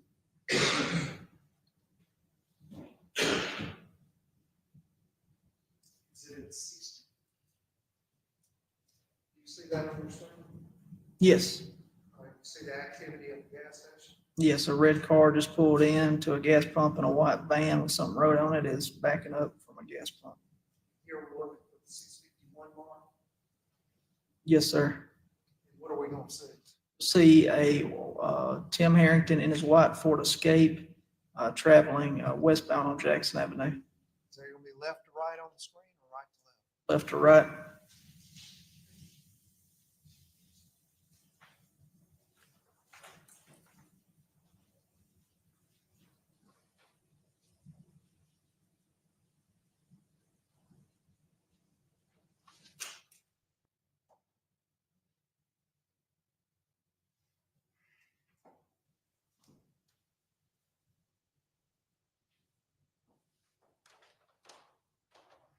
We're at 6:51. If you will, just alert us when you see that here.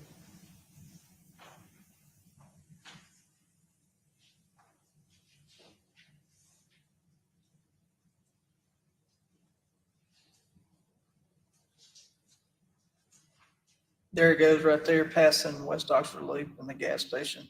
All right, same car that pulled into Walmart. Yes, where? What did you say about the vehicle that passed by? Speak up if you don't. Oh, the vehicle's passing by the gas station right now. It's in between, if you're looking at the image, the way it's paused on the video right now, it's in between pump 2 and pump 4. Is that the same vehicle that minutes earlier pulled into the Walmart parking lot? Yes, and left Walmart parking lot driven by Timothy Harrington. All right. Now, as this plays forward, you go to 67 mark.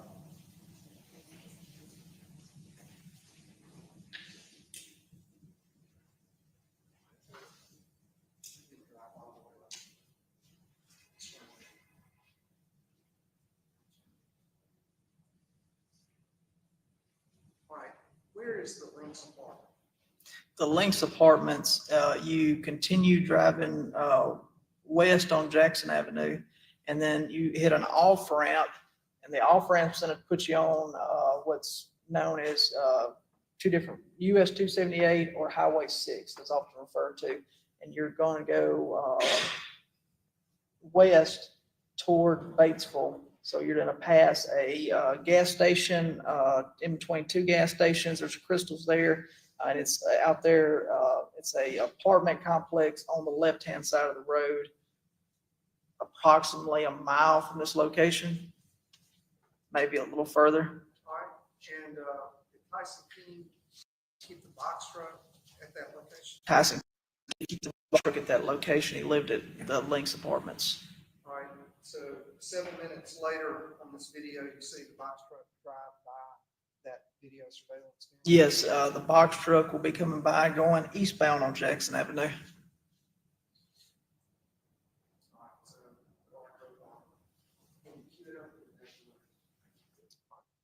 I'm having to watch over here, guys, because it's big. That's If little.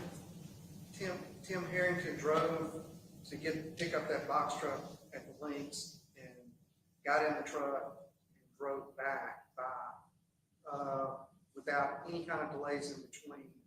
With the time frame when we see this car there, Do you see? I'm that lost. direction be consistent with him driving back in the box truck? Absolutely. If he went straight to the Links and got the box truck turn and came back, yes, sir, it would. In that direction, is that heading back? That direction is heading back down Jackson Avenue, and you can get to Lafayette Place that way.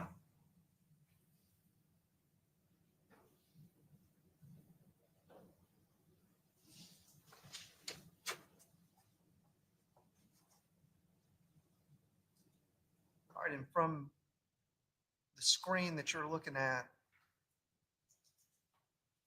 is the box truck going to be coming from right to left? Right to left, yes.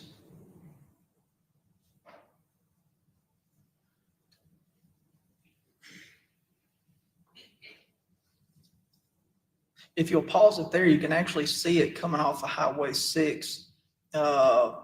It's in between the pole and it's in between the poles right above the sign for gas pump 7. If you look directly up from that, you'll see the box truck in the image there.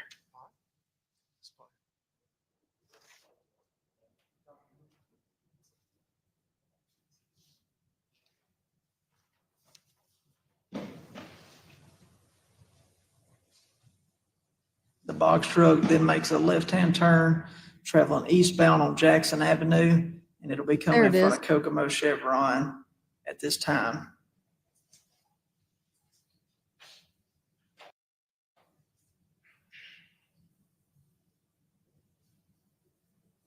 Now, when you say you could identify Tim, you're talking about seeing his car leave and his box truck drive by. Yes. Tell him what he's talking about. Just ask a question. I sustain the objection. Rephrase the question. Part of your investigation, who are the only two people that had keys to that box truck? Timothy Herrington and Tyson King. They have as part of the investigation, whether they had any kind of job to do that day? No, they did not have a job to do that day, according to Tyson King.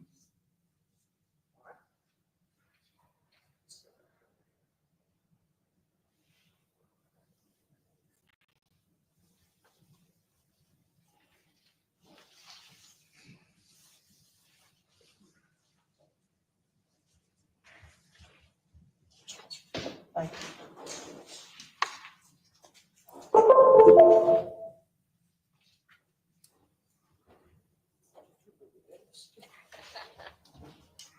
This is boring information, but it is interesting. I'm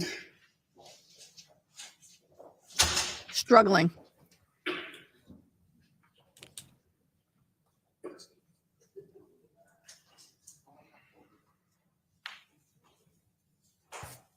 And I can understand why a lot of people are kind of struggling with this, but it's important. Somebody's life was ended over this, so we need to wake up.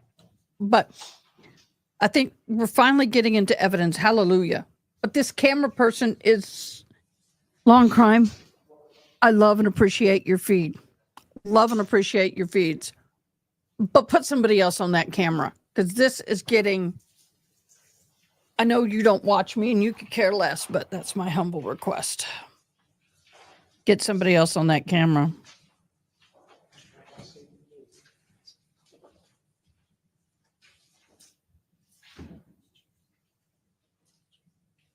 That bad.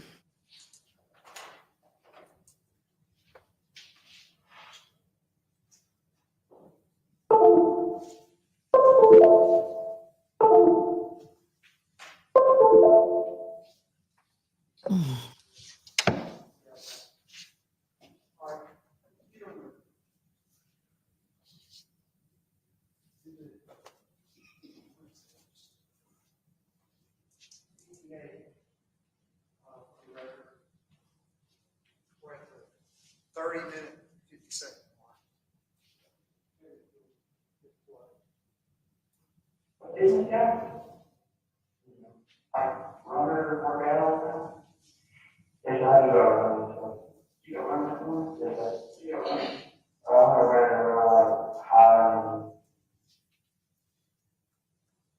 I get in high. Yeah, like the island, the airport. I get I'll get it.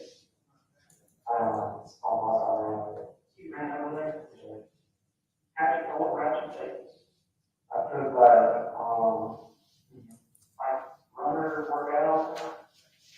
And I do go run. So you want more? Yeah, I go. Did you go anywhere else that morning? Did you go do a job somewhere early that night? Did you go anywhere else? No, not earlier. Not earlier. So after Jay Lee left, the only place you went to was Walmart? Yeah, Walmart. Didn't you? Runner workout? And I do go. You go run that one? Yeah, you go run. I'm gonna run around high. I get in like high. Yeah, like the island, the airport.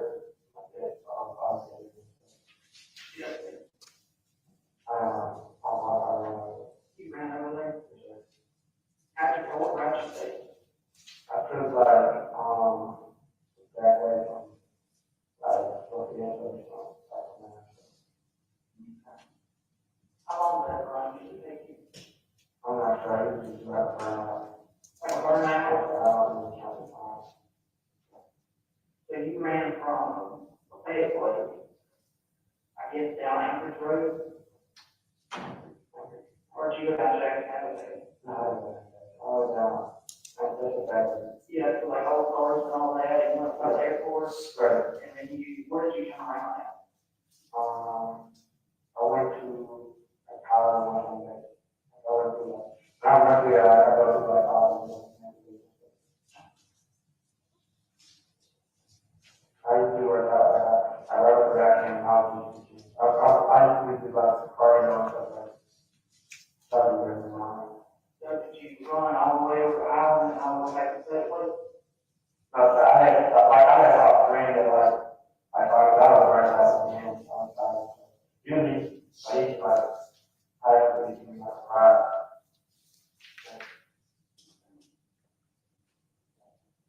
What's that friend? I honestly don't know, this don't sound funny, I don't even know if it was me or friend, but I drove myself. Now, you talked to him about whether he went anywhere, and he indicated that he had not. Sure. What did he say about working out that day? He said he did go for a run. I asked him if he's a runner and asked him if he ran that day. He said he did go for a run that morning. Okay. Now we know that you've got a time frame from the Kokomo gas station. Yes, sir. This car at 6:51, box truck 6:57, correct? Yes. Now, the run would have been after that. Yes. Yes. According to his statement in the interview. Yes, yes, true. And he's at Molly Bar Trails running out at 7:34. All right, so you've got video of him pulling out of Molly Bar Trail, running out of Molly Bar. Running Trails. At what time? 7:34 a.m. 7:34.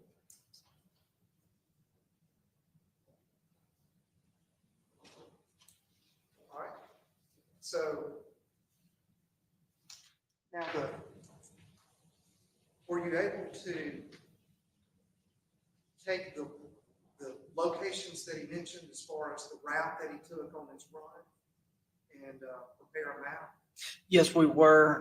We were able to go. The route he said he took was the back way, he called it. So for him to get from Lafayette Place over there, he said he went the back way which I described as being Anchorage Road, coming out of Old Sardis, going up by the airport, which would have took him down to Old Sardis to McElroy, and then around McElroy to Molly Bar Road, which now we're at the intersection of Molly Bar Road is Rockets gas station.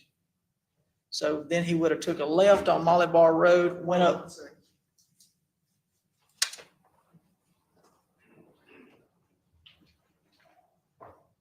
Go ahead.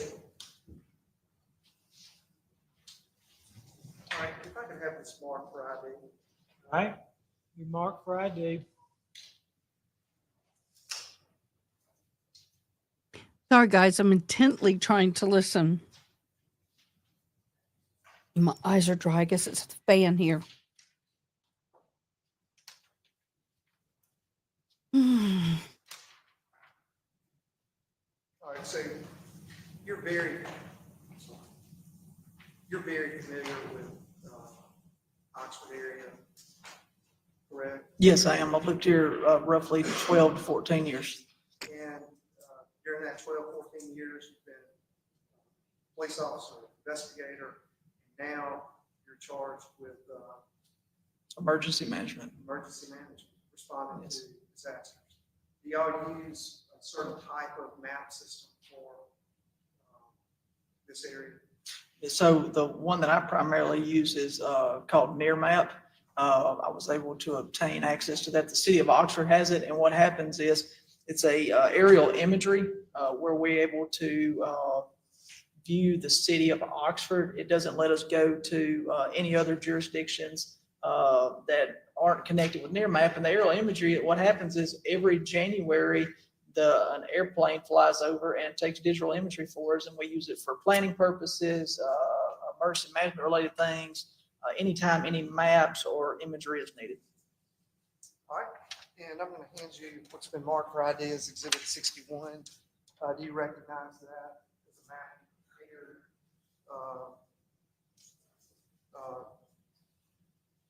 In light of the route that he described he took that morning. Yes, this depicts the route that Timothy Herrington told me he took that morning. All right, Your Honor, the state would ask if he received it. All right, be admitted.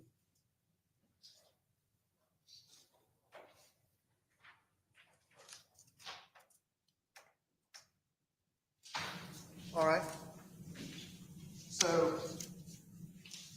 were you able to calculate how far it is from Lafayette Place Apartments, Tim Harrington's apartment, over to Highland Square, which he talked about on his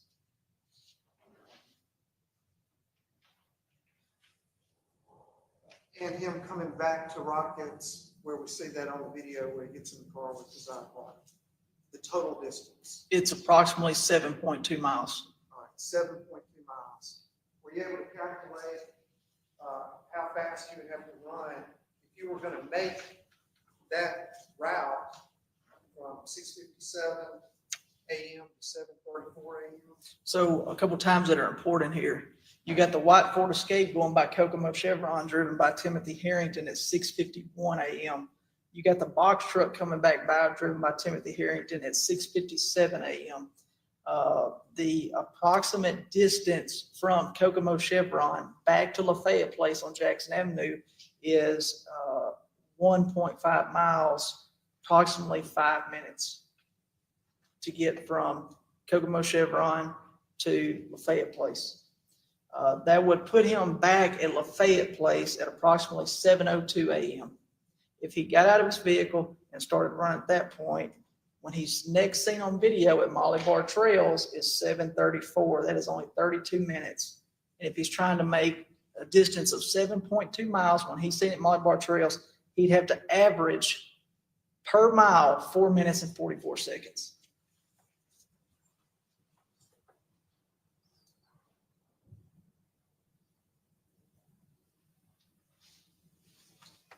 That sounded like police work there. He's got to do sub 5 per mile. So 4 minutes, approximately 4 minutes and 44 seconds per mile to make it from Lafayette Place to when he's seen on video at Molly Bar Trails exiting at 7:34 a.m. All right. Now then,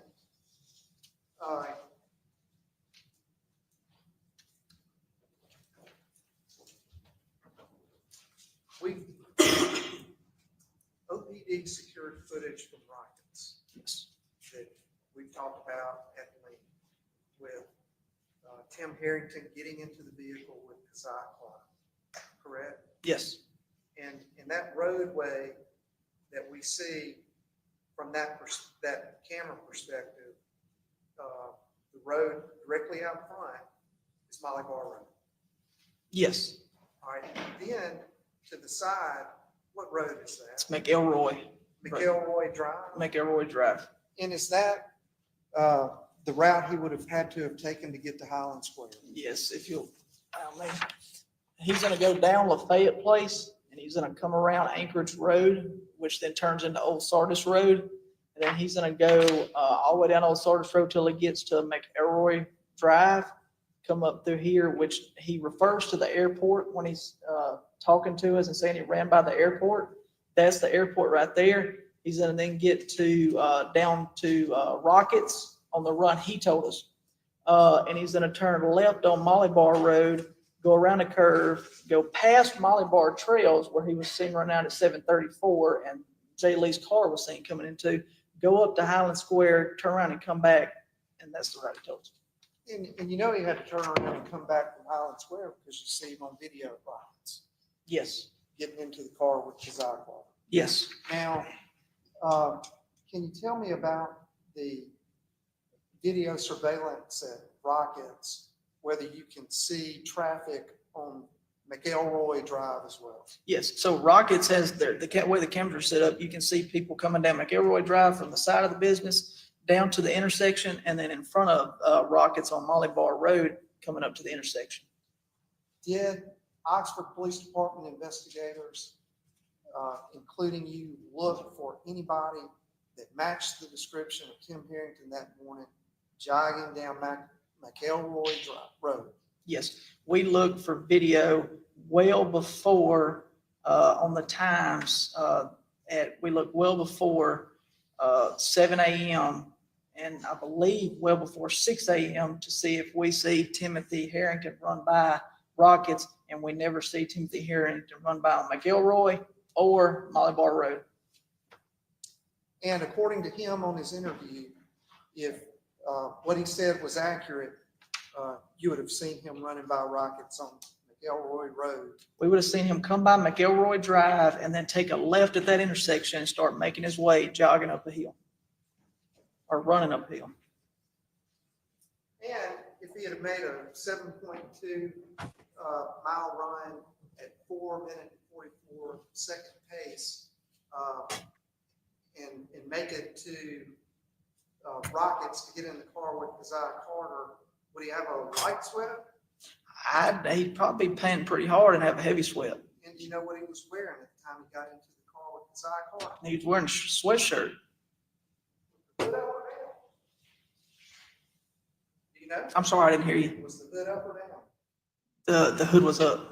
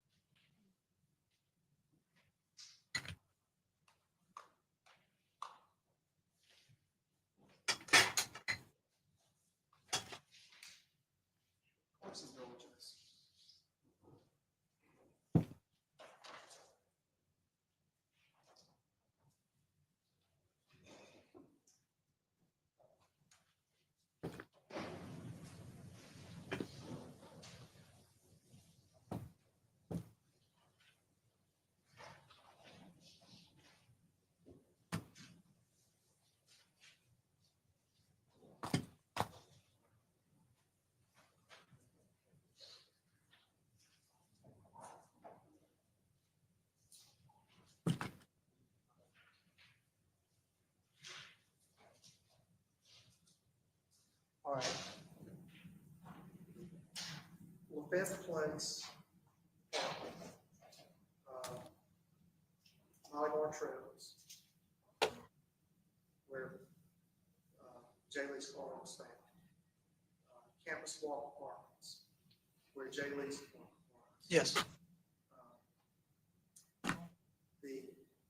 Sorry, I was looking for my eye drops. Well, on July 8th, 2022, where Jay Lee's phone goes silent. Was all that in Lafayette County? Yes. State of Mississippi? Yes, sir.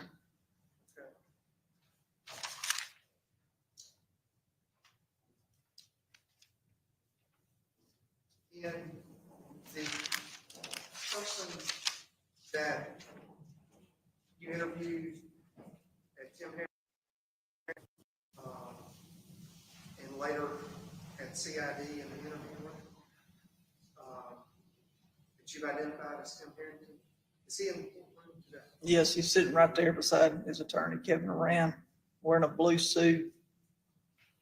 Let the record reflect that the witnesses identified as Tim. Record so reflect.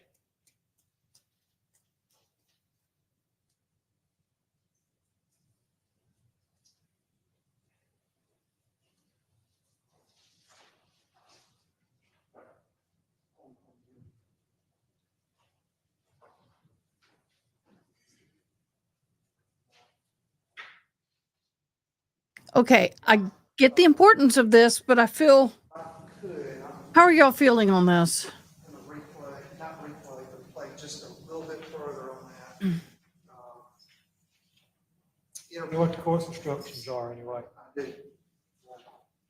I know they have to go over it, but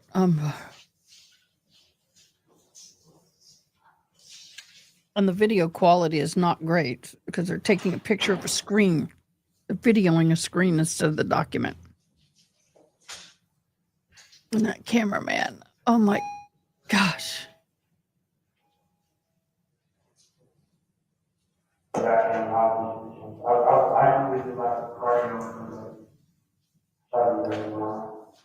She's going all the way over the aisle and all the way back to the place, please. I had a friend that I was right out and Jimmie, but he's I actually he's right.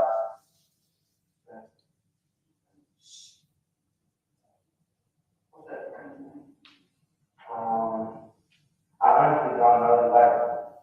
He's not trying to put it, I don't even know if it was mutual friends, but I can tell you, he's basically, I don't know, I know him, but I don't know his name. I went to a friend that's wrong there, when I was raised, that time I was range.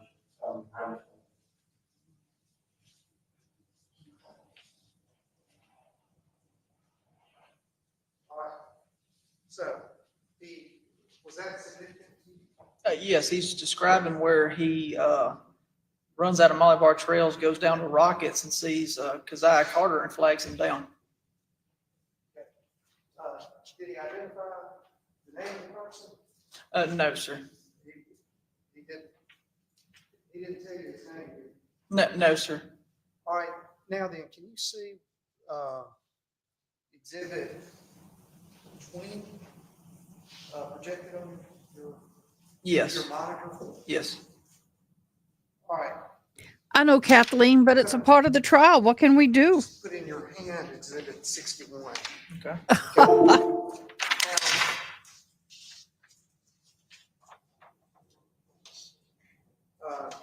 It gets picked up by Keziah Carter 2 weeks earlier, July the 8th, from the time that he's giving you the sentence.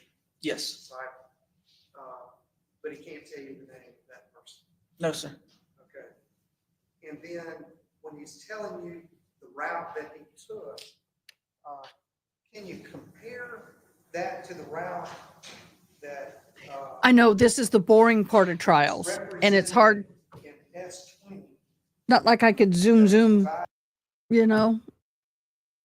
Then they do that, they in the middle of a question, yeah.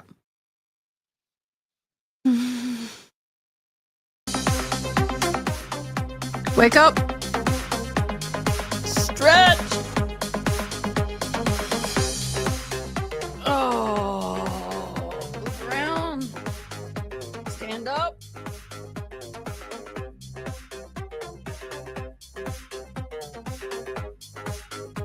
wiggle your butt, don't fall.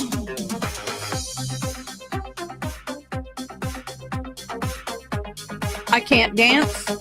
Never could. I can choreograph, but I can't. I can do choreograph stuff, but I can't dance. Wake up, everybody.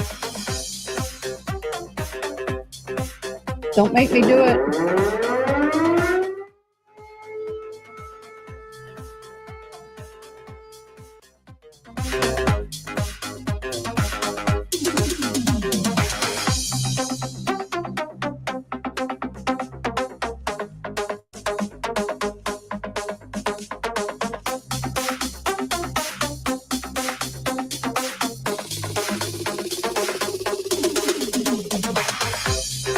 Roll the head. Shake it out. I hate it when they used to say that. Shake it out.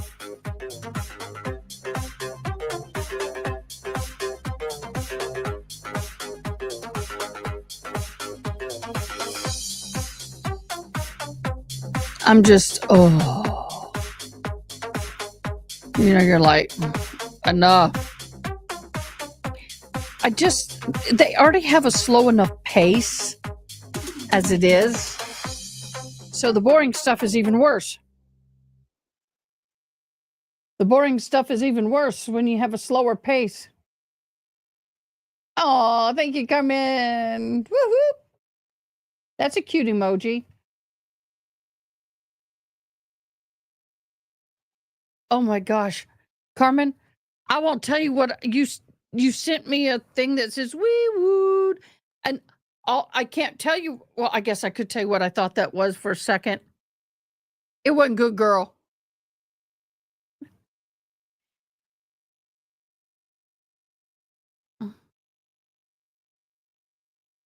Get out of the way. Carmen sent me something. I wanted to see what she's got. Oh, compact. Oh, I like those kind of things, Carmen. Sneaky, you appreciate it. I mean, I appreciate you so much, love. Carmen, I love that. That was good. Gosh, wake up, people. Can you imagine being on the jury for this trial? I'd be like, oh, get me out of here. I think I got COVID. As much as I would like to be in a jury, I do want that experience at some point in life, but not on this. Oh my gosh, y'all. It is so freaking insane.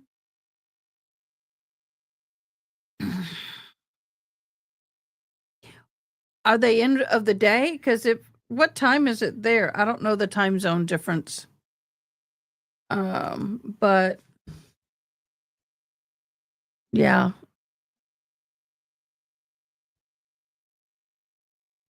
Oh.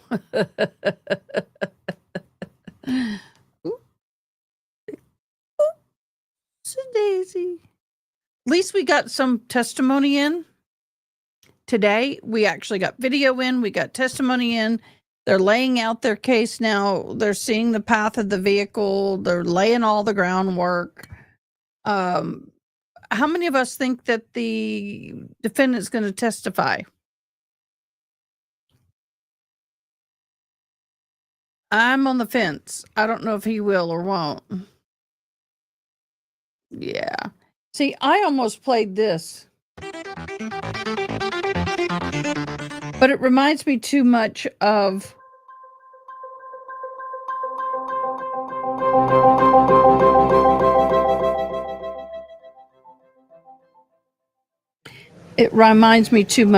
a Let them go for the day. addict, and I don't want to copy, We've got some stuff copy him. to take care of that I believe will ultimately shorten the proceedings anyway. We will be back in the morning. I also going to talk to Jerry about their wishes as far as Sunday work. I'm not saying they're controlling, but they got more What? than y'all do. I'll put it that way, okay? They're going to be in court over the weekend? We'll Desert be back Rose, at hey, 9 how in are the you? morning, but I'm going to talk to Jerry now about whether somebody had mentioned about travel viewing sites. Yes, sir. Y'all talk about that and see if that's something I need to bring up. Taking the jury to a different. I used to do that a lot. Are you kidding me? We'll Are you talk about that. kidding Let me? Get the jury out here and gone, and then Saturday we'll and spend some of that Sunday? time arguing. All right, I advise them to let me know quick the jury got settled back in. What do y'all think? They're sitting here gonna freaking go in court over the weekend? What? Are you serious?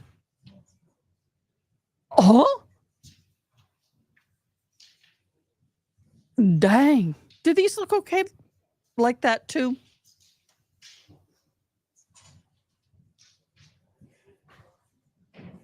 No. I'd like to end this before I take one foot in the grave. Do my bangs look okay like that? I don't know.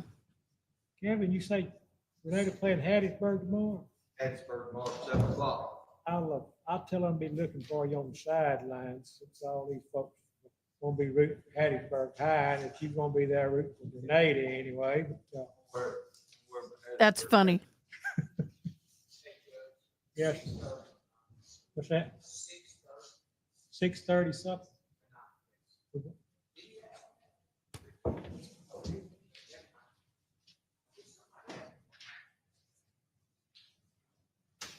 God almighty. Good.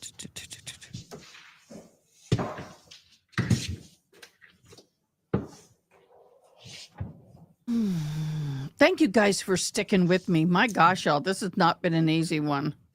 Did Lafayette win a game It this has year? not been easy in the least. Football game this year? I didn't think had a perfect season. Yes.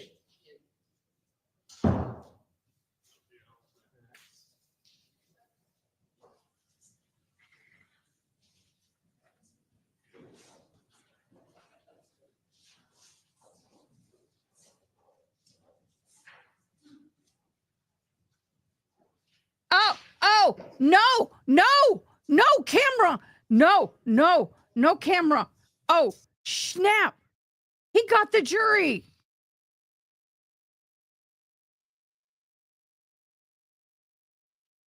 Oh, snap. The camera got the whole jury. Oh, I'm going to watch it again, but I don't want. Are you kidding me? They got the entire jury. A woman. 5 women, 6 women, 7 women, 8 women, 1 man, 2 man, 3 man, 4 men, 5 men, 6 men, 7 men. The whole jury just got shown on the camera.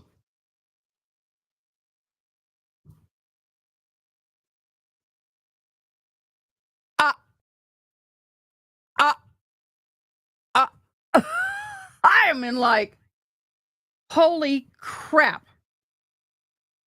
Something just happened.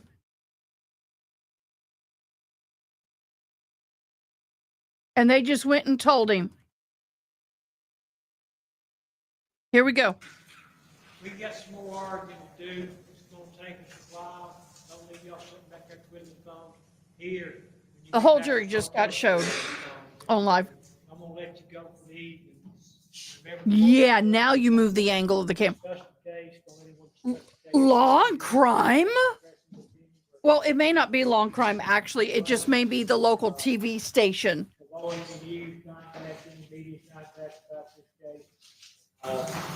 be posting things on social media. Oh, I'm going to wow. talk to you about this.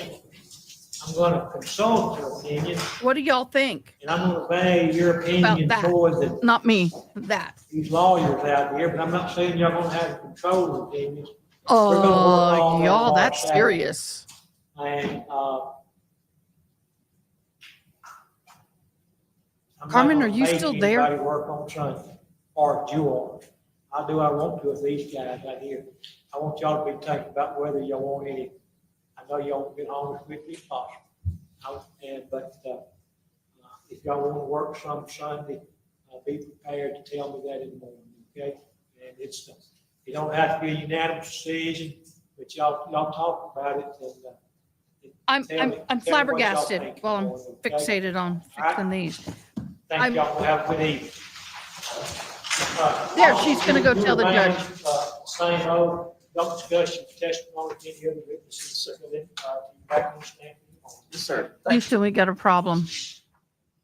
Can they cause a mistrial for that?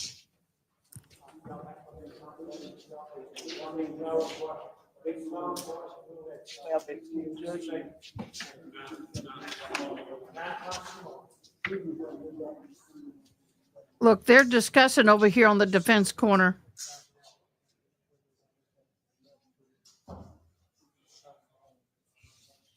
They're looking at it. I don't know for sure. Let's come on back to order. Somebody had, the state had mentioned about wishing to go on a road trip, carry the jury on a road trip. You want it on the record, or you want to? Let's go to chambers, okay? I want to rest a minute. Oh, Lord have mercy. So I don't know anything about, I'm not a lawyer. Maybe will be one day. But if the entire jury was just shown on national YouTube, what does that mean? Did anybody else catch that? Is anybody else following this? Is anybody else having a heart attack other than me?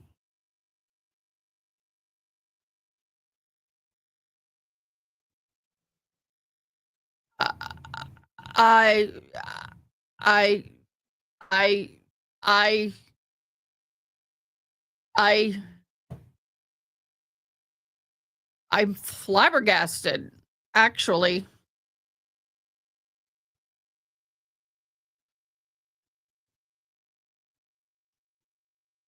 It was Channel 13.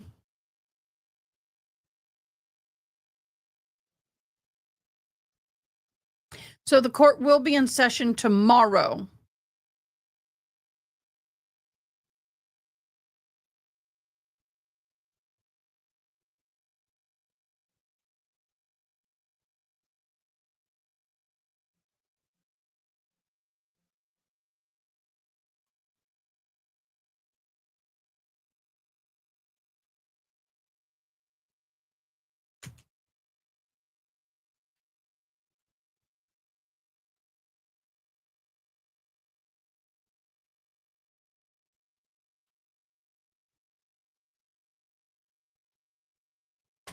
I just put in their Channel 13. I'm on their channel. I got their feed up. And I just said, is anybody worried? Is anybody worried that the entire jury just got shown on live TV? Just curious. Y'all, that's not a good thing. Now, I know they're pretty relaxed there. I get it. But at the same time, I'm a little flabbergasted that whoever is running that camera is really they need to get them off that camera. They have driven us crazy all afternoon, and this is huge, y'all. Absolutely huge. And I would hate, some people are already behind in the trial. I would absolutely hate. Wait, did they end their live? They ended it. Are they still going? Okay, they ended their live. Are we behind? So we'll go back over here and see if it's still. Just kind of watch theirs for the last few seconds. But that, to me, is huge.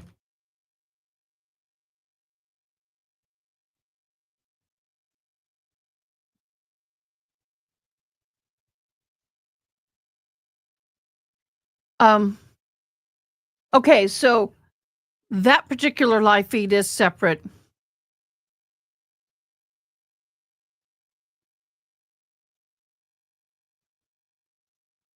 Okay, 80s, but I thought, okay, I would be very upset if I was on the jury and they showed me on live. What's the state's law on jury being shown cause to other states, even if they show the jury?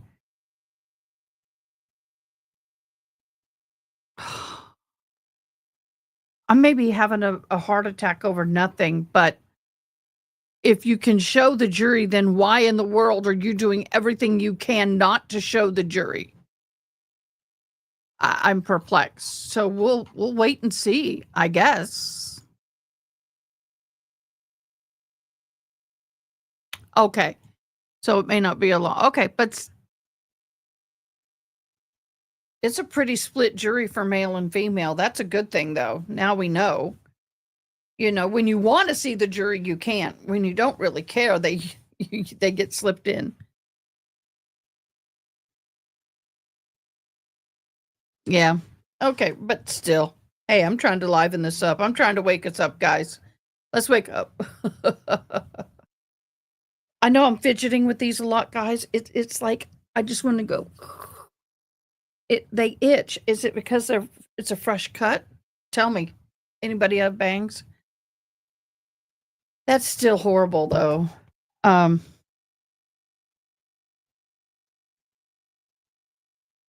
know in some court cases there would be hell to pay. In some court cases, I can only imagine. Was it Kurtnick? Why can't I remember his name? I know, but there's a difference between physically being there and then being broadcasted. I mean, look at this Karen Reed trial. Can you imagine? It's, I can go there and see the jury, but having it on national, it doesn't really bother me. I've had them before, but it's been had them over a year ago, but, I always, when I don't have them for a long time and I get them cut, they always irritate me for the first week and then I'm good.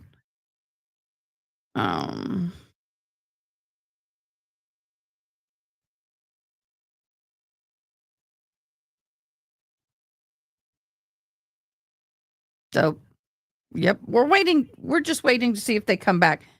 But I guess 9:00 tomorrow, which I don't come into work until 10. So we'll see. Oh no, tomorrow I got a problem. I won't be here. I'll start it when I get back. I have a glow tomorrow morning, so I will be a glowing tomorrow. And they have court tomorrow. So when I get back, we'll play court. So that way we can zoom and speed it up. How about that? So it looks like there's not anything that's going to be on the record. I'm sure they're just dealing stuff in judges' chambers. Tomorrow is Saturday and they're having court, and they may have court on Sunday. I would be like, if I'm on the jury, I'd be like, let's have it all day, all night, get this over with and get the hell out of Dodge. Wow. No, thank you. No, thank you. Nope, nope, nope, nope, nope, nope, nope. All right. Ew. I know. You too, Gabby. I think I am going to call it a night. I think I'm going to spend some time with my son and just relax a little bit. And then I have to get my paper done.